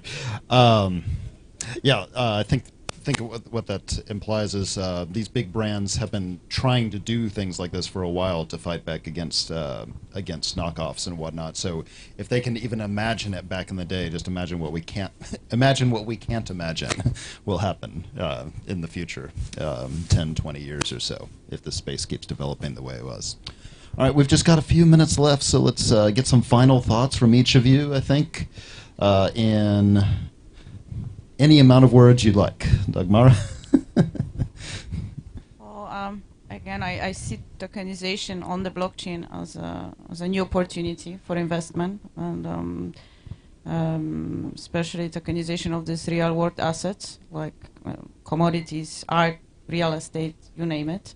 And yeah, I mean, it's important to keep an eye on those things. We as Cryptology, the exchange I'm working with, we're gonna soon list real world assets as well that will be available to trade. So, like I what? mean, well, I can disclose it right now, but soon just follow our social media and.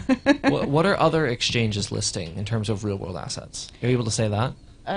Yeah, they do commodities. I've seen few shares. You can other security tokens. Yes, it's already out there. So quite a few. So yeah. Gary, any final thoughts? These are all details. We're getting caught up in so many little details. This market is moving faster than we can keep up with it. I'll just remind everyone that when you think we're unregulated, crazy, doing a bunch of wild things, all markets in the history of mankind have been built this way. They're built by innovators and people that don't have a lot to lose, that have a lot to gain. And as that industry gets bigger, you put in guardrails to protect against things that went wrong. And the payments industry, every industry in the world increases the amount of compliance and regulation as they proceed through the marketplace. So this is not unusual. This is where we're at, and it's absolutely unstoppable. In 5 words or less. No. Who, me? No, you're fine. The challenge. I'm very bad at that. Yes, I'd say it's unstoppable, and the impacts on society are going to be huge. You know, as the universe continues to move forward in time, it always looks for the most efficient way to do things. And crypto is just, and decentralized technologies are the most efficient way to do things for a lot of stuff. So I'd say, For a lot of stuff. Not necessarily for everything. For many things. For many things. For a lot of stuff. All right, we'll end on that note. Thank you to our panelists. Thank you very much for everyone listening. Thank you. Thank you.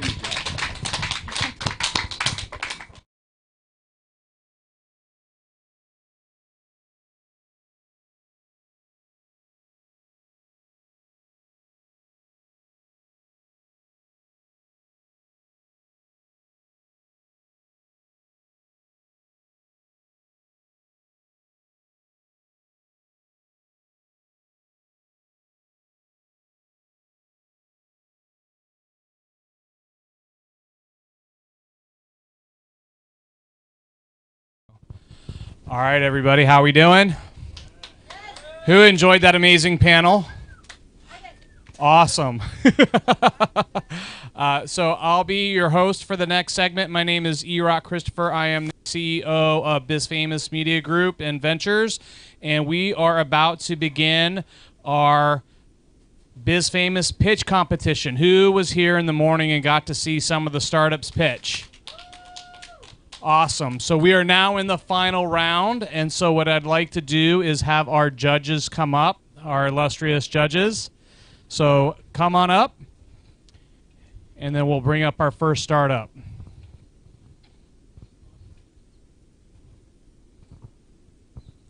Grab a seat. All right. Come on up, gentlemen.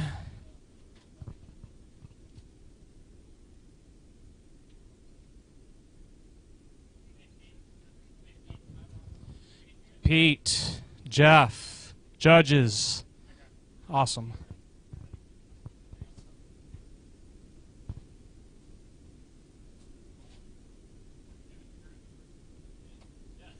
Yes, Joel, you're first again. All right, so welcome to our stage, the rest of our illustrious judges on the panel. Yep. And then first up is going to be Joel. So before we bring up Joel, I just want to have each judge have an opportunity to kind of share a little bit about your background, what you do, and how you guys are helping startups.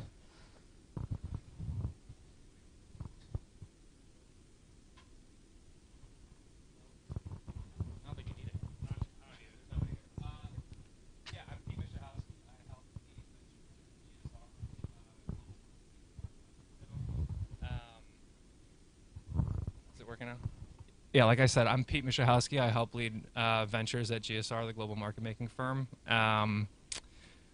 Yeah, I've been investing in crypto for a couple years. Prior to this, I was at Kraken, also working on sort of strategic investments and corporate development, and started off at Jump Capital, the venture arm of Jump Trading. In terms of how we work with portfolio companies, like GSR is a global market maker, so there's a lot of ways we can help in terms of providing liquidity on centralized and decentralized venues. We work a lot, especially with sort of DeFi protocols. We can help provide feedback from our traders, or even provide some early liquidity to get them kickstarted off the ground. So yeah, there's a lot of ways that we work with teams. Yeah. Cool. My name's Jeffrey Veer. I'm actually head of tokenization at Republic Crypto. We have kind of a dichotomy of how we work with founders in the venture space, or who are entering the venture space. On my side, actually, we're looking at projects that are coming in and wanting to hire our team effectively. So I'm actually looking at human capital placement, so I'm looking at our teams and thinking about, how am I going to exercise this human capital across this project for 6 months, and how's that going to add X amount of value to a project? And then on the other side of our business, we do have funds on the capital and token-focused side, where we're making either straight investments, or we're making some combined investments of human capital and cash capital. And then we're also trying to formulate interesting JVs to bring strategic money to founders in the space. So that's kind of the way we approach. Hi, my name is Rena Shaw. I run operations and strategy at Trust Machines. We're a Bitcoin product studio, so we build a lot of different products that unlock Bitcoin capital to make it productive. We work with a variety of partners in strategic partnerships and JVs. We are looking for any use case to unlock Bitcoin, whether it be DeFi, NFTs, ordinals, DAOs. We're here to help for any possible thing. And then previously I was an exec at Binance US, so on a personal note, I do advise a lot of token projects to get them through listings. Amazing. So let's go ahead and get started with our first contestant. Let's bring Joel up to the stage and share your project and enter the tank and have these folks grill you. So come on up on here and share your project. All right. Well, thank you very much for joining us here today. Appreciate it. My name is Joel Fulford. I am co-founder and CEO of 10 Net Zero. We're helping big oil solve problems leveraging Bitcoin mining and creating energy instead of wasting it. Okay. So I want to tell you a story about my friend Bob. That's his real name. He works at a top-tier oil and gas company here in Texas. Okay. He actually works for an industry-leading company that does flare intensity reduction. They have committed to the market to not burn any flare gas during their oil production, which is fantastic, right? But now Bob has a problem, okay? He just had a downstream maintenance issue on his line, and he has to shut his well in for 1 month. That's going to cost him $243,000 a month to shut in his well so they don't have any non-routine flaring, okay? Here's the kicker. That 1 month got extended to 4 months. He just lost $973,000 on that one well, okay? I later learned that the same company is shutting in the month of April 7,500 barrels of oil production so that they can mitigate non-routine flaring. That's over $18 million in lost revenue for this one company for 1 month who's an industry leader. So you can imagine how big non-routine flaring is an issue in the oil and gas industry. In fact, it's over $100 billion a year. It's actually flared in natural gas energy wastage just in Texas. Okay, that's massive. So what if someone could take that flare gas, keep the oil production going, and then create power on site that is clean and usable and reduce methane emissions by up to 99%. Okay, they would absolutely change the non-routine flaring gas industry today. That's what we're doing. That's what 10 Net Zero is out here to do, okay? So we found a way to use Bitcoin mining as a service to oil and gas producers, and we call it mining as a service, and it's going to change the game forever. Now, excuse me, basically, there's a, sorry, my apologies. Yeah, so now this market, now how can we do this, right? So we don't sell a project, we don't sell a platform, we don't sell equipment like everybody else, we sell them a service. It's a value add service to their operations.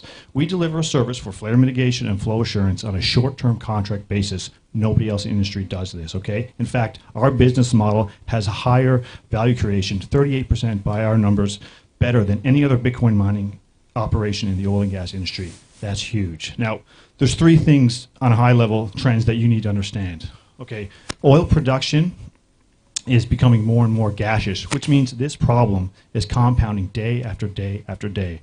Number two, the status quo cannot keep up. It hasn't been able to keep up for years, and it's falling further and further behind every single day. And three, there's regulatory pressure and social pressure on these oil companies to solve this problem. In fact, they need solutions yesterday. So they're very motivated to have a solution for themselves. So, yes, sorry about that. So that's where we come in, right? So we want to put in 30 megawatts of capacity here in Texas, okay? That'll cost about $30 million to implement, but it'll have an annual revenue of over $50 million, okay? Now, there's 4 milestones that we basically need to get to that number. One is set up a hub project in Texas. 2 is to hire the technical teams to run operations. 3 is to procure that equipment and also to get a 20% adoption rate into the industry, okay? If we can do that, we can get the first mover market advantage and be able to leverage that into further growth. Now, that's not the only thing that we're doing to leverage the market. We have strategic partnerships in place, okay, with ASIC manufacturing equipment, mobile data center manufacturing, and we actually have a management consulting firm that wants to sell our solution to their big oil clients, okay? So what that means is preferred pricing, supply chain strategy. It means existing customers and relationships, and a cost-free workforce selling our solution into the marketplace, okay? That's going to position 10 Net Zero to be the dominant player in this new mining as a service industry, okay? And here's the other thing. Customers are already asking us to do this. They want us to do this for them, okay? So we are considered industry leaders in the Bitcoin flare mitigation realm. We have many projects on the go right now because of our projects, our operations, and our innovative business models that we have. 2 of our co-founders have already had a startup in the Bitcoin space and a successful exit. So if any of you would like to help us, help Bob out, so he can have some less sleepless nights and lose a lot less money, and end non-routine flaring, which is the biggest problem in the oil and gas industry, then I would love to talk to you about that. Thank you. Awesome. Oh, yes, yep, that's right. I guess I can sit down now.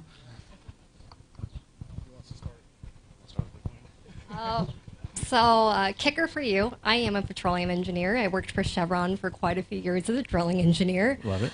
So on the flare side, question for you. When the wells are not producing, you wouldn't be flaring, so what would you be offering instead? Yeah, that's a great question. So if the wells are not producing, you can still use Bitcoin mining, and we do this. This is our daily business. You can use Bitcoin mining to monetize that stranded asset, right? So you can turn that gas from negligible value to about $6 to $7, $8 per MCF, and we can do it almost instantly. We just bring our equipment on site, hook it up, and we can do a gas purchase agreement with you, and that will do 2 things, actually. One, you now have no Scope 1 emissions because that was a point of custody transfer to me, and I take on all that. I'm actually reducing emissions as well, so it's a net negative carbon solution, and we can monetize that carbon credits as well, or potentially give that to a company like Chevron who might value that even more. Appreciate it. Sure. I think maybe a simple question, but with $30 million, what's your time to market and like market at scale? Where you guys are like, what's your track to time to market, and then maybe ROI from there? Yeah, great question. So you're cash flow positive from day one when you get in there.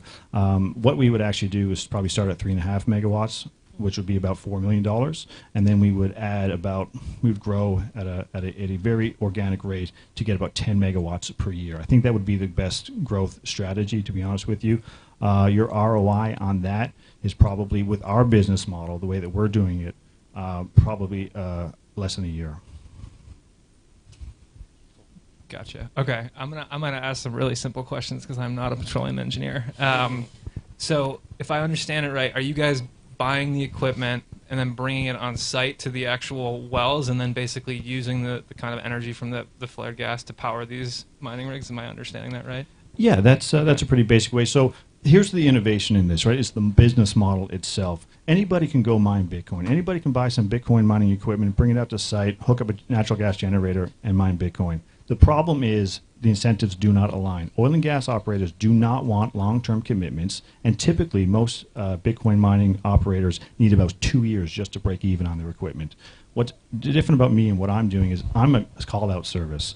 So I come out, you have a flare, especially a non-routine flare issue, you need to produce your oil without flaring. Okay, that is a huge motivator for you. I come out, bring my equipment, and then I charge you a service fee, which you're happy to do because you just lost $973,000 on that one well last month.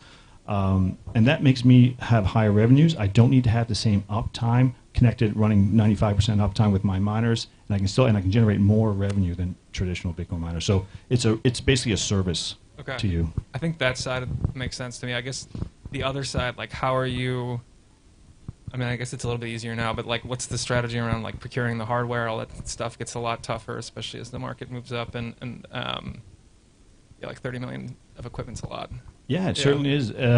Now it's a lot, but it's also not a lot, right? In this space, I mean, you look at Giga Chad from Ride. He's looking to do a 1.5 gigawatt site, right?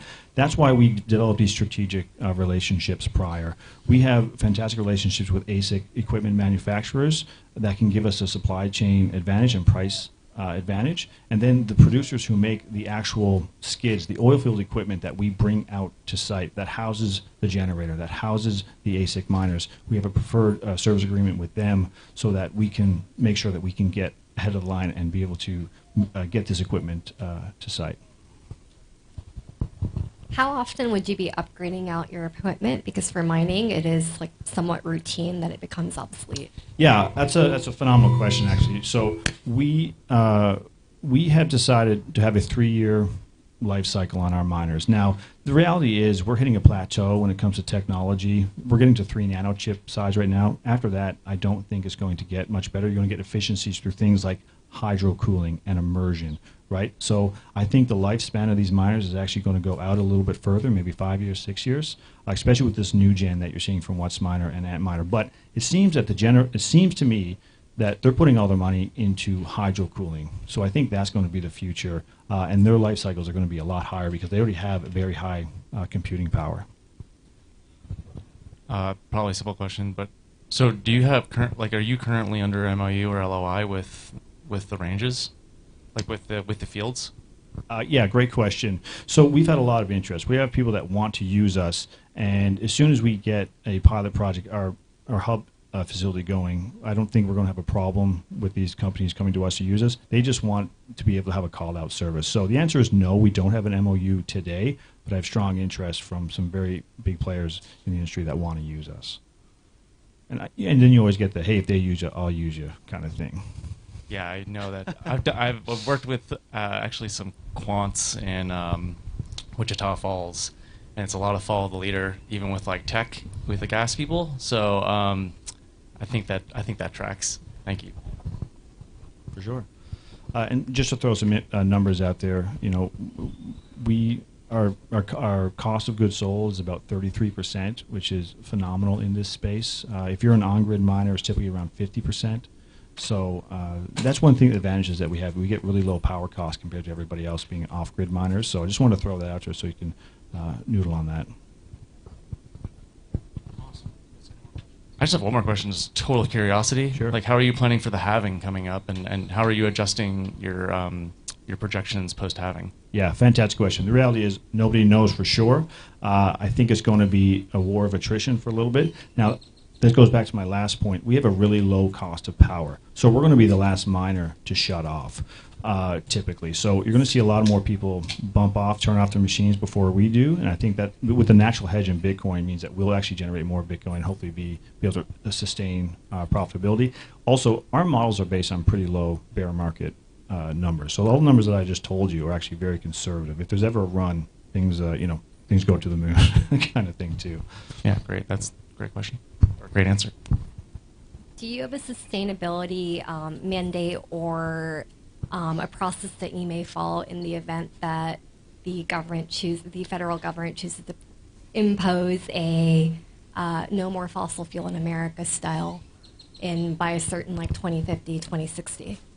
That's a fair question. I think these companies have are pushing the initiatives. Most companies are trying to end routine flaring by 2030, right? The World Economic Forum just came out with a great paper saying that, hey, Bitcoin mining is actually a fantastic way to reduce methane emissions and CO2 emissions. So I think with that type of stability, we're not going to get there. But really, part of this is we're in Texas. I don't see oil and gas going away from Texas in the next 20, 30 years. So honestly, that's actually a strategy for a lot of people. That's when people got kicked out of China and Kazakhstan. Where did they come? They came to Texas because we have the regulatory environment here. We have the cheap and abundant energy. We have the wind belt, the sun belt, and all the oil and gas in West Texas and all around Texas to support that industry. So from a strategic standpoint, that's why we want to focus on Texas first, because we think it's a great area.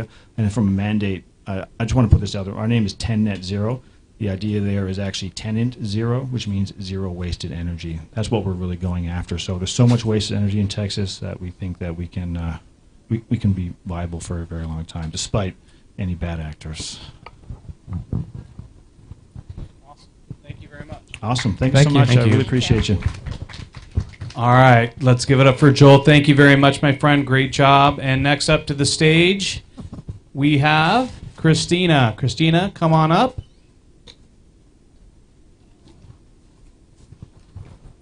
And enter the tank.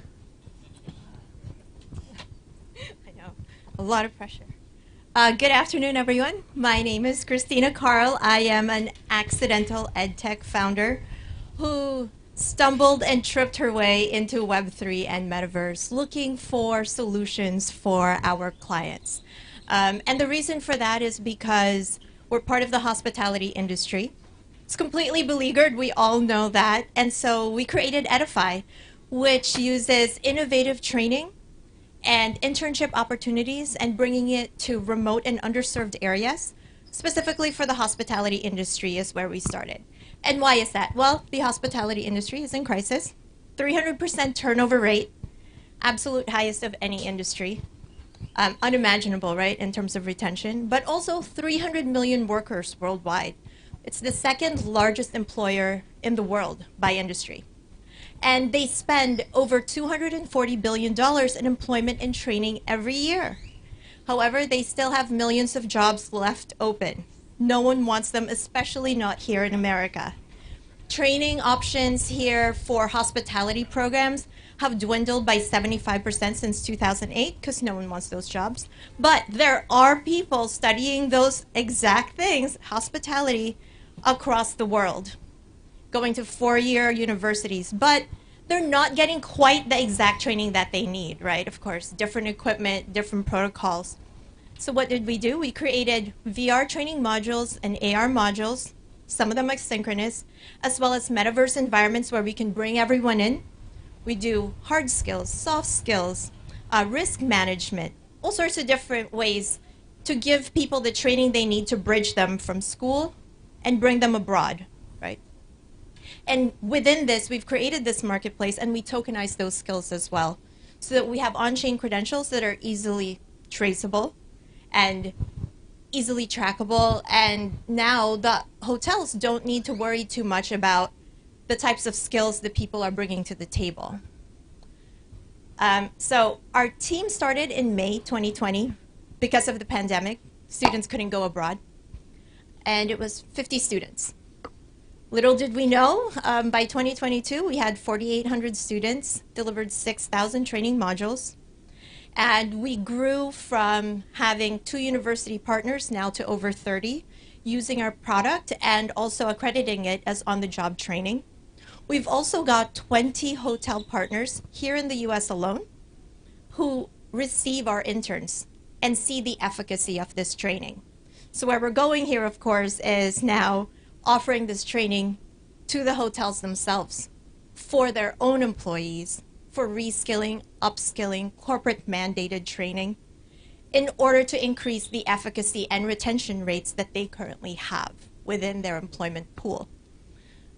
We've got a really great team behind this, lots of hospitality professionals and veterans, so subject matter experts there, but also our development team is great. We've got exited EdTech founders who really drive at our learning outcomes. as well as a developer from Salesforce who's really deep into Web3 and gaming and really helps us architect our solutions within the Web3 space. We've got a sales team of 6 who have driven our sales. In 2021, we had sales of $305,000 in revenue, and we grew that and bootstrapped that to $675,000 last year. We currently have contracts of $1.2 million for this year alone. And we're really looking at growing this platform and expanding into different industries. We're currently talking to hospitals and nursing schools currently because that's another natural step, another sort of beleaguered industry. And we're raising our seed round. So join us. I shall sit. I'm sorry, did you mention how much you were raising? Sorry, 1.5. 1.5. And what are you valuing the company? So it's in a safe. Since it's our very first and we're bootstrapped, we don't have a valuation on that currently. Sorry. No worries. I guess my first question then is,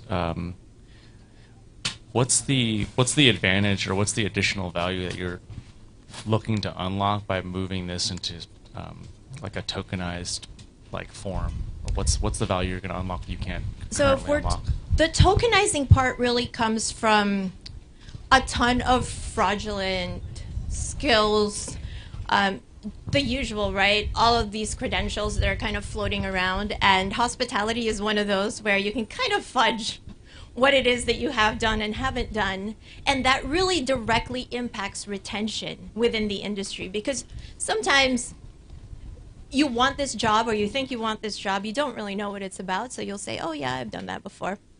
You get in and you're like, oh gosh, I really stepped in it now, right? And it hurts everyone in the ecosystem. But if you've got these people who purposefully went and got these types of credentials, purposefully went to 4 years of school for it, and started to reskill, upskill within it, then we really know that these are people who are in it for the long run, will probably have a lot more grit and stay within it. And also, just super practical, HR departments are shrinking. It's really hard to then tell them, oh, I've got this candidate from the Philippines. Now go try and figure out what those credentials are and, figure it out. Like, are they really calling those people? Probably not, right? So this is really sort of an easy way to do that. Are you, thank you, are you the only issuer of these credentials? Currently, yes. And our school partners have allowed us to also use our platform to also add those credentials. So whatever school they went to, if they have a BA in hospitality, tourism, whatever it is, culinary, then we can add those as well. Okay. And then you're raising $1.5 million, and of the use of proceeds, just curious how much will go to this tokenization effort? Well, for the tech and development, it's 65% as a whole, and that includes a lot of also our VR modules. But it'll be about 50-50 because we really want to create a robust token system that is, traceable and really has a way for us to show where this person has been, their skills. Hospitality industry is an industry where you jump around a lot in order to continually grow within your skill set. So that's how you actually get promoted, right? You generally don't get promoted within the same hotel. You have to leave. And so it's very important to have that traceability. Okay, cool. Last question, I promise. And then how much of that technology exists today, or what technology have you utilized up until this point? Because it seems like you're on a 3x trajectory already under contract for next year without the tech. Correct. So the cool thing about it is that I have met really crazy, amazing people within Web3 space, right? Everyone is so willing to work with you. So we've been working with Unlock Protocol in order to create those tokenized skills. So they give us a lot of different options to do that, and they've actually just upgraded this week, which gives us even more utility. And what's great about it is that, you know, we're able to then tell people, okay, it's only good for 2 years. Now you've got to re-up, or all these different ways of using it as a membership as well, you know, in that sort of sense. So that's how we've been getting around that problem, of course. Like I said, we tripped and fell into this. But now that we're seeing real world use case here, we're looking to really build out that platform and bring in like a digital bursar and really create it so that it makes sense for all of the different users. I think what really differentiates us in a lot of ways is that we're not out there trying to convert people into Web3.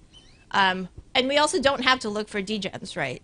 Which now we all are, of course. But normies are using our product every single day and are really seeing the benefits of it. Some of them realizing that they're in this space, and some absolutely not, you know, just going through their lives and seeing, oh, wow, that was cool. Thank you. Awesome idea. Couple questions. One, of the 48 initial cohort students who had internships, how many actually landed to full-time jobs after the internship? So we have had 98% employed after, and we also have over 99% completion rates of all of our modules. The reason is because we're tied to universities and they're on-the-job training requirements, right? So we have really high completion rates. What's even cooler than that, though, is that here in Austin alone, we have over 50 interns from that program. So the hotels here are benefiting from it, and they're like, hey, whatever you guys are doing, it's really great, because they come here ready from day one. They stay over a year, which is already a bump up from what they've been seeing before, right? And so it really just goes to show that if you find someone who purposefully wants this particular job, right? And a lot of times we look for programs so that people can go into what we feel are high-paying jobs, right, in STEM, but not everyone is a STEM kid. And other people need opportunities too. So that's kind of what we're solving for. I might have missed this, but will the tokens be general assets, or are they going to be NFTs? Currently, they're NFTs. What's to stop someone from trading their NFT skill with, let's say, their classmate? Maybe they were struggling and just trying to pass. So they're soul-bound, right? That definitely came up, right? But again, the power of Web3 and NFTs and creating soul-bound tokens. So also another great way to really memorialize how did you do. You know, it's not just, hey, I passed it, so now here's my skill. We can really put a lot of information in there to help the employer as well assess, well, I'm okay with someone who doesn't have these hard skills or weren't as good, but their soft skills are like through the roof. I'm okay with that. That's what I want. Or I really need someone for this specific position who has this very specific skill. Something like a sommelier, right?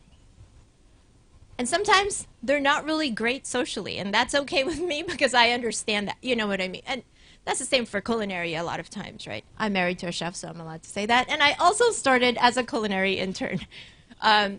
So, you know, understanding that, and for us, really intimately understanding the space because we are from the industry, from all sorts of parts of it, really has helped us build the program and the training modules and understand it from the employer side and from the student side. So I think that's what's allowed it to grow the way it has.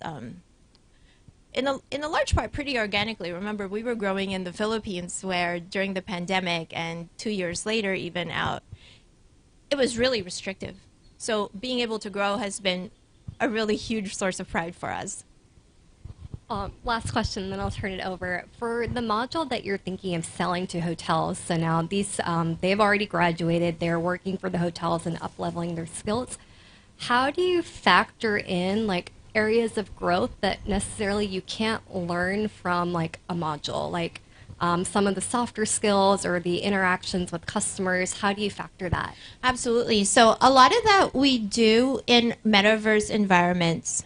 And while you'll still need to maybe pull 4 or 5 people at a time, now you don't need to pull an entire department off the floor, right? And now we can also group. So these were the stronger people. These were people who need a little more assistance. Let's group people accordingly and make sure that we're getting to them in the correct way. So definitely a lot of flexibility within it. It also allows them to do corporate mandated training in a very modular way, and not necessarily, hey, let's book this meeting room, have everyone there, check it off, and we're not really sure if they understood what we plastered up on the PowerPoint, right? So the XR part is really key because the retention and the understanding that comes from it is so much higher, right? 75% versus 5% lecture, 10% reading, 20% AV. So really great arguments for it. Yeah, I guess tell me a little bit about the AR VR component. I guess a couple questions. So I guess specifically, like what kinds of like hardware requirements does the user need to have, like glasses, or like are there any hardware requirements? And then like tied to that, like are you guys creating your own digital spaces? Or are you leveraging something like Sandbox? Or tell me a little bit about that side of things. So again, when we started, I made friends with people from Victory XR. That was super easy. But now we've created our own environments in Unreal, created really great spaces that way. And then our asynchronous modules also created in Unreal. You can use goggles, yes, and a lot of times either a school will purchase some, we'll lease them some, or if they're really in need, then we have a program that allows us to just lend them some as well. But everything that we have can be used down to a phone. We were always solving for the Philippines, right? And that's why it was important for us to also have those asynchronous modules, because sometimes connectivity isn't great. So maybe sometimes you can get into a metaverse environment, but sometimes maybe you need to practice on your own, right? You can use any handheld device. Okay, yeah, so that gets to my okay, yeah, just last question, I guess, is sort of tied to that, which is sort of, yeah, I mean, I think the hardware side of things is still coming along for AR, VR, so I imagine most people will probably be using a phone for the most part. And I guess, what are you gaining by like doing things in a virtual metaverse realm versus just doing, a regular Zoom class or something like that? Sure. So we started in Zoom, but what we found was people turning off their cameras, not really engaged. But if you have to engage with your phone in order for you to be able to do whatever it is that we're doing, then you're at least doing it, right? But at the end of the day, if you are in goggles, you can't be distracted by anything else. So you can do things like risk management, which you can't really set a kitchen up on fire in real life. But two, we're talking about people in the Philippines or in other types of countries similar to that where maybe the schools can't really afford the latest equipment. So this is a really great cost-effective way. Or those students may not really have the opportunity to go to a 5-star hotel where they are. They'd have to travel, and it's too expensive. This gives them the opportunity to see that. I can take them on a field trip to Alba during white truffle season and show them what I'm talking about now the dogs that replace the pigs, and why does it cost so much in auction for a white truffle? And what do we do with this? And how does it go along with, the land and the wine growers and the whole 9 yards, right? So it definitely enables us to bring things to these learners and students that they never would have done, and allows them now to prosper and do really well once they're brought here by the hotels. Gotcha. That's helpful. Thank you. Thank you. Awesome. Congratulations. Thank you, Christina. All right, next up to the stage, we have Anna. Come on up. We have the mic for here. Hi. So, is it customary first to stand and only then I'm allowed to sit for questions? All right. I'll try not to break any rules. So let's. I think you started this tradition, eh? So, hi, well, I'm Anna, and I'm a CEO and co-founder of Fidium. And our company was born out of the need for change. Because as a crypto individual, with two of my co-founders, one of them is here supporting me, we face so much discrimination from banking industry. And I'm pretty sure everyone who tried to, even since, I don't know, maybe 2017, to open a bank account or do something crypto-related, it was problematic. And funny enough, it was problematic from Australia to North America. And then we set up our company, we started to grow, we have more clients. We got licenses on 4 continents, and yet not too many things changed. And eventually we realized we need to change something. And in the beginning, we started as a retail super app for crypto. Because our background, we love crypto, we love DeFi. And slowly but surely, we realized that in order to really bring change, we need big institutional clients, because it is what it is. Without institutional adoption, our small attempts to change the world will fail miserably. And we launched B2B Wing, and what we do for our clients and what we've created and built is the cutting-edge fintech solution that really seamlessly integrates both traditional financial services as well as digital assets into one platform. And clients that use it, and what we provide to them is really white glove customized solutions, because those clients, they are in need of staking as a service and other de-risked yield products, as well as global banking and remittance, as well as OTC. And since we started building the technology and acquiring licenses, we are able to service them at the level that they understand. And this is something very important for regulated entities, for asset managers, for VCs, and high-worth net individuals, that we speak the same language with them. And I couldn't be happier with the traction we have so far. So year to date, we've made almost $900,000. Q3, fingers crossed, will be profitable, guys. So this is good stuff. Currently, we have 15 plus institutional clients and 70,000 retail clients. We still have that platform, and we have 400,000 in the wait list. And until end of this year, we're going to hit our target of 125 institutional clients. Because one of the things, and I said it earlier on stage, what we do not leverage your assets. We do not touch your assets. We can't do it technically or legally. So look at us as a vault that will charge you for custody and transactions. So things like Silicon Valley Bank or First Republic Bank, they will not happen to us. It's not our business model. It's not us. And yeah, we are a team that is based, well, pretty globally. We have 2 main offices in Toronto as well as Lithuania, and where we do our research and development. We are super happy to work with universities of Toronto and Waterloo for our R&D and blockchain development. And one of the things why we're going to hit profitability, Canada is fantastic for different research and development tax credits. So this is why we're there as well. And we just literally finished our deck to start Series A. And I'm super happy to share our journey with you. And we would be so happy to onboard you, your portfolio of companies and your clients. And we will bank them, and let's accelerate crypto adoption to B2B clients. Thank you. And now I can sit. Thank you. Yeah, I'll ask the standard question of how much are you guys looking to raise, and what's the plan there? So we are currently raising 6 mil, simply because for us, in order to grow more, we need this large injection of capital so we can truly optimize and automate a lot of things, acquire additional licenses, and those require capital, and then we can scale. I guess tell me a little bit about the services that you provide on, well, let's start with like the traditional banking sides of things. Like, are you guys doing fiat on-ramping? Do you guys Absolutely. have banking partners, especially U.S., obviously, tough environment now? So, yes, US is a tough environment indeed, but we're licensed in Australia, Lithuania, meaning also European Union, Canada, and El Salvador. And through those on-ramps and different licenses, we're able to service an on- and off-ramp American customers. Currently, unfortunately, we can't open it to retail users, but for qualified investors as well as businesses, we can do that. Yeah, I just kind of, I guess, a follow-up. What's the, because it sounds like you have a large demand waiting at the door to come in on the retail side. Yes, but 80% of our revenue comes from B2B.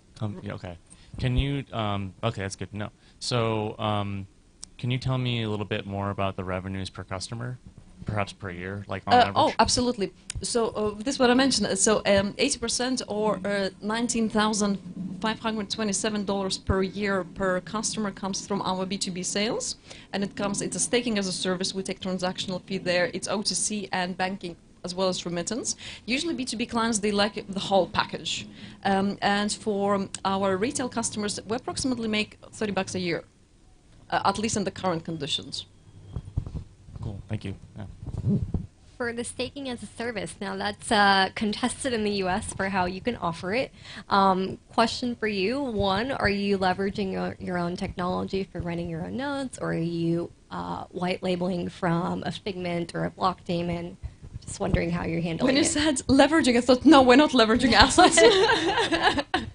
But it's a mix. Since we built our platform from the ground up and it's microservices based, certain modules we have ourselves, but indeed we're using Block Daemon because they're the best and the slashing policies and everything. And slowly but surely we're expanding to our own. But on those we do rely on very reliable third-party providers.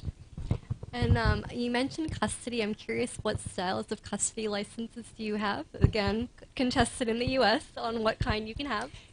But again, U.S. is a very interesting market. Currently, we have a Lithuanian crypto exchange and custody license. And good thing about Lithuania, not only that I was born there, but also Lithuania implemented MiCA regulation almost to a T. So next year, when MiCA is enforced, we're compliant and basically check-marked. So for that, we're ready.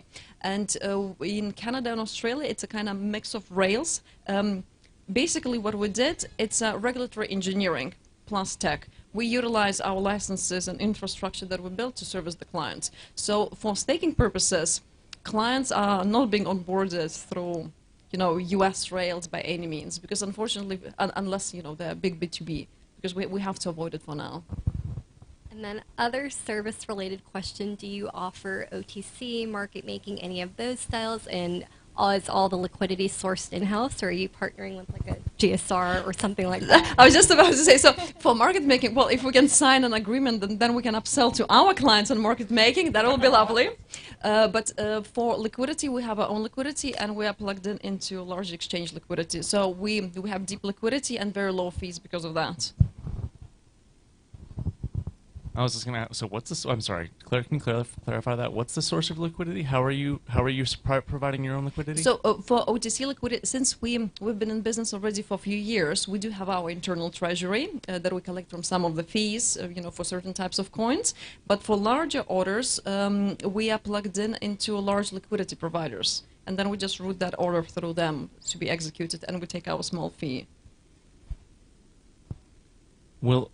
Will any of the $6 million raised go towards increasing your liquidity depth? No, not really, because for us it will be, we can deploy that capital more efficiently and make more money on it if we use it for other purposes than using for liquidity. Plus that will be kind of maybe outside our risk appetite, raising for liquidity. Yeah, it could be. Hence the question. Yeah. But you never know. So then... sounds like maybe U.S. is on the back burner. Maybe that's okay, especially if crypto businesses get bigger and actually maybe don't decide to domicile in the U.S. Maybe they decide to leave, and maybe they're going to Australia or Canada. That might be good for you. Of the $6 million, will you spend any money looking at the U.S. market? We're going to hire some fantastic salespeople here. When it comes to licensing, no, not yet. It will be too early. We can easily burn through all 6 mil and won't achieve anything. So we'll wait for Ripple and Bittrex cases to roll and then see what happens. 6 million, they go to 20% to licensing, 30% to operations, meaning automating and basically making our internal operations more efficient. Then 30% to global expansion. And I'm missing certain percentage, but I don't know. No, that's helpful, and I'd like to hear that for sure. One more question. You mentioned on retail you make $30 a year. Which service or product are they using that generates the $30 a year? Currently, we make most from on and off ramps. So when it's when user deposited USD or euros and then does certain trades with crypto, for those we have very competitive, meaning low fees, and then upon the exit from the crypto, we charge our fee there. I have a question. So why you say at 400,000 people on a wait list? Did I hear that correctly? Is there a reason why they're on a wait list and you're not continually or like bringing them on board right now? So those people, most of them are very interested in debit cards, crypto debit cards, and we already launched it for some of our users. But in order to launch 400,000 debit cards in these markets, when users just want a card, and mind you, for the cost of cards, if you order it right now, it will cost me approximately $10. And in current markets, you're not going to deposit anything because retail is currently broke. So this is the reason we're waiting for better times, and everything's ready. It's basically a button, and we go ahead. Thank you very much. Thank you. Awesome. All right, come on up. Welcome to the stage. Introduce yourself and share your project with everybody. Hi, I'm Lico. Right. I'm kind of like the byproduct of the last bull market. Got right. So I entered crypto, learned, entered Binance, and then that's where my journey begins. So I'm the CEO of Project Seed. What we are doing in Project Seed right now, we believe as a company, for me especially personally, I believe that with all our heart that mass adoptions will happen from the gaming side, not from the banking side or the BTC price side, because there are more people interested playing games, and it could range from the preteen to the, the retiring age, right? So the market is very wide, and that's something that we can actually, that not many people are actually, there are several problems that we are trying to solve. Two main problems. The first one is actually the pyramid scheme, right? So, sorry to be blunt. But the blockchain game are a big pyramid scheme. So I believe you have noticed that, right? So the earlier you get, the more profit you make. The later you get wrecked. That's it. So, and that's part of the reason why the Web2 gamers doesn't want to join in. I did my share of research in the forums, and then also in the online communities, and then also amongst my gaming friends, because it creates a very toxic mindset toward in the community. Everybody thinks of when am I making money? Supposedly is an entertainment becomes a full-time job, and that creates a very toxic mindset. And this is where Project Seed comes in. We want to make sure that we get out of that pyramid scheme and then enter in and provide a free games where people can actually enjoy, play. We are hoping to be able to achieve the Web2 standard. We are not there yet, but then we are working towards that. And then be able to solve the second problem, which is the onboarding process. The Web2 player, one of the reason why the Web2 players doesn't want to join in is because of the toxic mindset and kind of like focusing on the money side. But then the second one is onboarding. Most of the blockchain games requires quite an understanding of blockchain and crypto, right? But then the Web2 players doesn't not necessarily mean they are interested in crypto in the first place. That's where when they play our games, they are going to be onboarded towards a gamified process of learning crypto and blockchain and NFT without even them realizing it. So this is kind of like the two problems that we are trying to solve, and that's what we are building on in Project Seed right now. Our first milestone will be the launch of our first game, an action RPG that will be launched in July. And then the second game will be launched in spring next year, roughly. When these two games are launched, by next year, then one of our interoperability plan will happen. This is not a problem. This is just us trying to explore the usability and the use cases of smart contracts and NFT, because right now all we see NFTs are monkeys, right? And mostly like one game, one NFT. Star Atlas or Axie Infinity is just usable in that one game. But then what if we explore the possibility that not only that it's usable in one game, but then what if it's in the ecosystem? So we are a studio. We do not come as a game project, but then a studio project where right now we are raising an equity round. We just opened. So the NFT should be usable in all the games that we created. Of course, the pilot project is the first two. If it works, then we're going to continue.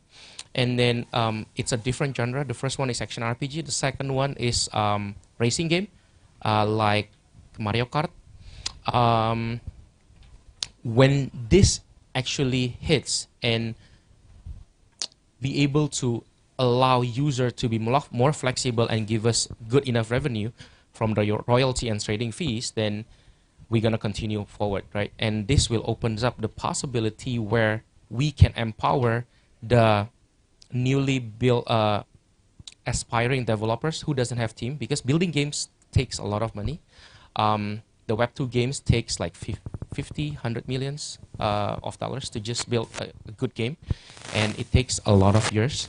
So this will actually empower the Web2 or the Web3 developers who doesn't have a team or money, that they can leverage our assets and our code on the blockchain side by SDK or API to be able to join in and then use our NFT. So it will add up the use cases for our NFT, and that will mean a boost in our revenue sources as well. So that's kind of like what we are doing in Project C.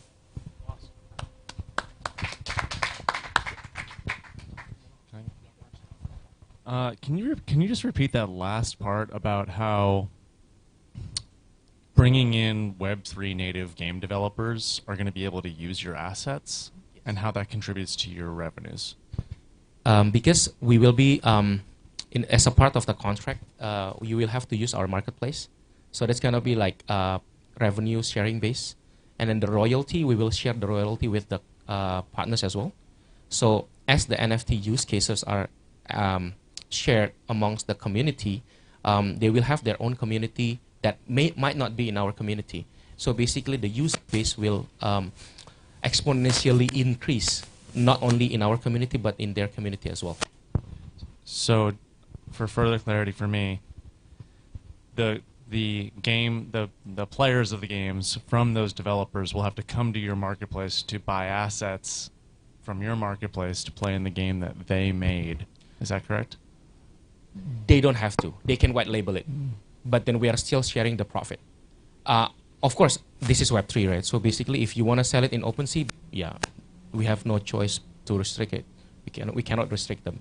Then that's where the royalty comes in as well. Yep, that makes sense. Okay, I yield for a moment. I guess, so I've actually been spending a lot of time on the gaming space the last year. I guess first question is just about the games you're building. Are they, like, just tell me, like are they PC, mobile? Are you going for like a AAA quality, more like an indie quality? What type of gamer are you kind of going after, that kind of stuff? For now, we are focused on the mobile game because, well, not for now. We are focused on mobile games because as we see in the market right now, more than 50% of the gamers are mobile. And mobile phones and smartphones are getting smarter and more powerful by the day. And most people are going to be mobile than on the PC. So targeting the mobile will be more, since we're not targeting really like the hardcore gamer, so mobile should be enough. And that means that we can have more retention. People can play it anywhere and anytime. Yeah, I think, sorry, did you want to go? Go ahead. I was just going to ask, like, I agree with your first point that a lot of the first generation of blockchain games were basically just yield farms with a different UI. Ponzi schemes, as you called them. But I think, there's a couple, like, the two main problems that I've seen with blockchain games is either one, they're just not fun, they're just not good games, or two, they don't actually use crypto in any way that, like, adds to the gaming experience. Like, it's great if your digital collectibles are NFTs, but it doesn't really change your experience as a player. So I guess, like, I always like to ask gaming founders is, like, what do you think crypto brings to gaming? What does it enable you to give a user experience that you can't really do without crypto? All right. So there are several answers to that, right? So let me try to get it one by one. So first one is actually NFT. So basically right now, if you play games, there are like Battle Pass, Premium Pass, or whatever pass, right? So basically, we are trying to concoct a plan where we can actually create that plan using NFT, where whenever you already not playing the game, you can sell it to other people who just started playing the game, and that's gonna be game specific pass or the ultimate pass where all the games are included in that pass. That's one thing. One of the use cases for the NFT that we are trying to plan out. The one that we are planning out right now is that most of the games in the Web3 right now, the NFTs, right, Axis, for example, it's just like the monsters, right? But then we are adopting the Web2 standard of RPG games. So basically, it's not the player-centric focus for now, but then it's more like the equipment focus. So basically, you can customize your avatar, your characters, and then you can mint that as an NFT specifically just for you, with a lot of customization available in the game. And that will make your character unique, just like the traditional Web2 games. In terms of that's the NFT side. In terms of the token side, there are several things that we make for the in-game usage, because right now Google and Apple is not really that friendly towards crypto, right? So we cannot really put in like the crypto side of things heavily, but then we can put it subtly, right? So basically, we're gonna connect. So user will have two accounts. One is their wallet. One is their server-based account from PlayFab, Azure, or Tencent Cloud, Google Cloud, whatever. So those two systems will be connected. So basically, when you play, we already know your wallet, and we will check whether you have staking in, whether you stake the token with us or not. If you stake the token in our platform, in our staking platform, you will get benefit. For example, discount. So basically, if you want to upgrade your weapon using, so you can upgrade your weapon, you can progress in the game for free, no catch. It's just slower, just like the standard free-to-play, right? You can use the in-app purchases to expedite your progress, and then so you buy the gems or you buy the coins, and then you can buy assets or the other currencies like materials, and then you can craft NFT, and then you can sell that NFT, right? So if you stake Shell, which is our token, then you will get discount, right? And if you use Shell to upgrade, then another discount. So basically, we are giving user benefits for participating as our holders as well. That's kind of like the general idea. One, for the NFT, is that my membership to have the right to play the game, or is that my avatar for the game? Because they're different. It's just your collectibles. You don't have to have it. And most of the NFTs are going to be, so the base NFT are going to partner with somebody. So we partner up. This is actually what we are trying to explore as well, in terms of the Web2 side, where we onboard the Web2 partnerships as a brand placement in the game. So rather than they pay us, we decided, we devised kind of like a win-win solution where we split the revenue from that NFT and the profit share, and then we put a branded NFT inside the game for the user. For the part that you mentioned that you're trying to gamify your learnings into crypto within the game, what would that experience look like for a Web2 user? Well, since this is a game, it's not really like gamified, but then we take you in the process of onboarding and get out of that normie state, right? So basically, eventually, as you go forward, you have the decision of just keeping the assets in your account, or you mint it as an NFT, and then you can sell it. So basically, that's kind of like the bottom line, the end goal. So eventually, the user who doesn't know crypto, they can still play on the server base, but then they can decide whether they want to withdraw it as a crypto or not. But then even they will already know kind of like the value add of the crypto and stuff like that. We still have more time. So I agree with you. I like mobile games for a number of reasons, more than AAA in some ways. Not as a player, but yeah, like bigger market, but also faster time to market. So I guess, have you guys started testing your first game at all, like, and getting any data on like the initial kind of core loop you guys have been working on? Yes, we did a small budget test, UA test, for the past few months. I think in January, March. The next one is in May. That's gonna be the proper build. So the first one in January we did on the tier 3 country, which is Southeast Asian countries, Indonesia, Vietnam, Philippines, where I come from. And then the second one is actually we tried in the tier 1 country. Surprisingly, to our surprise, the tier 1 country has more retention. So in the next build, May, end of May, we are going to be having this fully built out, ready. And then we want to target mostly to the general public, but then still under the UA test. And then before that happens, we are actually talking to several security. We were audited by SATIC, but then we are also engaging Web2 game penetration tests. So they are in the process of hacking the game as of today. So because we take the money seriously, right? So we don't want people to actually get wrecked just because the game got hacked, right? So we want to make sure that when we deliver to the public, we get certified by SATIC for the blockchain side, and then we get certified by the gaming side. So we want to make sure that as well. For the UI testing, what percentage were women? Very low, as expected. Shame. Sorry. And then other question. Because it's expected, because what we are making is RPG game. Just from the general standpoint, RPG so you game. don't want me to play your game? No.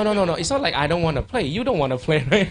we open it up for public and they don't download. So it's not our fault. I guess if you made Mario Kart and put Princess Peach in, I would probably play. Maybe the second game, when we do the UA, the ladies will come in more. And then the other question is, how much are you raising? We are raising 5 million for now. This is our first equity round. We did token raise in 2021, and we raised 3.7 million. Yes, 3.1. At the valuation of 25 million. Where is that value now, and how is that value going to accrue to the new equity you're selling? We are still working on the valuation. It will come out we're finalizing it, so within the next 1 or 2 days. Would you be interested in degrading your fungible token? What do you mean? Removing it from the ecosystem.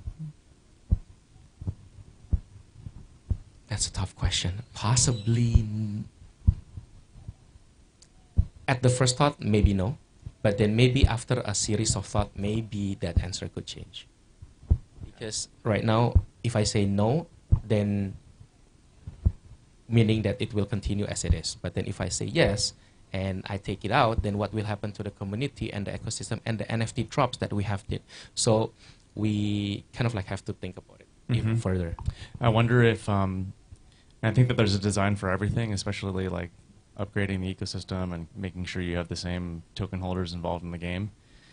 So what I've run into, and I've done a lot of game design, is that with the token, you're actually introducing a lot more friction when the user can be using the protocol token, because they're going to be probably paying network fees or gas fees, unless you're going to offset those, which you can, or stablecoins. And I'm wondering if you see it as a threat to you reaching a critical mass or a scaling point where you actually can be profitable at scale. That's a good point. So right now we are Web 2.5, right? So basically, the usage of the tokens and the usage of the interaction with the blockchain is very minimalized, meaning that when you only use the blockchain when you mint the NFT or when you withdraw and deposit in. That's for now and staking purposes. And when we read, so basically, when you play the game, you don't interact with the blockchain at all. But then the shield token will be kind of like transferred in from our company from the play and earn allocation. So it will be locked in the blockchain. So when people are withdrawing, we will withdraw it, unlock it, and then transfer it out to the user's wallet. Which chain? We are in Solana and in BNB chain. We are actually backed by Solana Labs. Solar Ventures. Thank you so much. Thank Great you to so meet much. All right, so what we're going to do now is go adjourn for just a little quick second, tabulate votes, and then come out and declare a winner.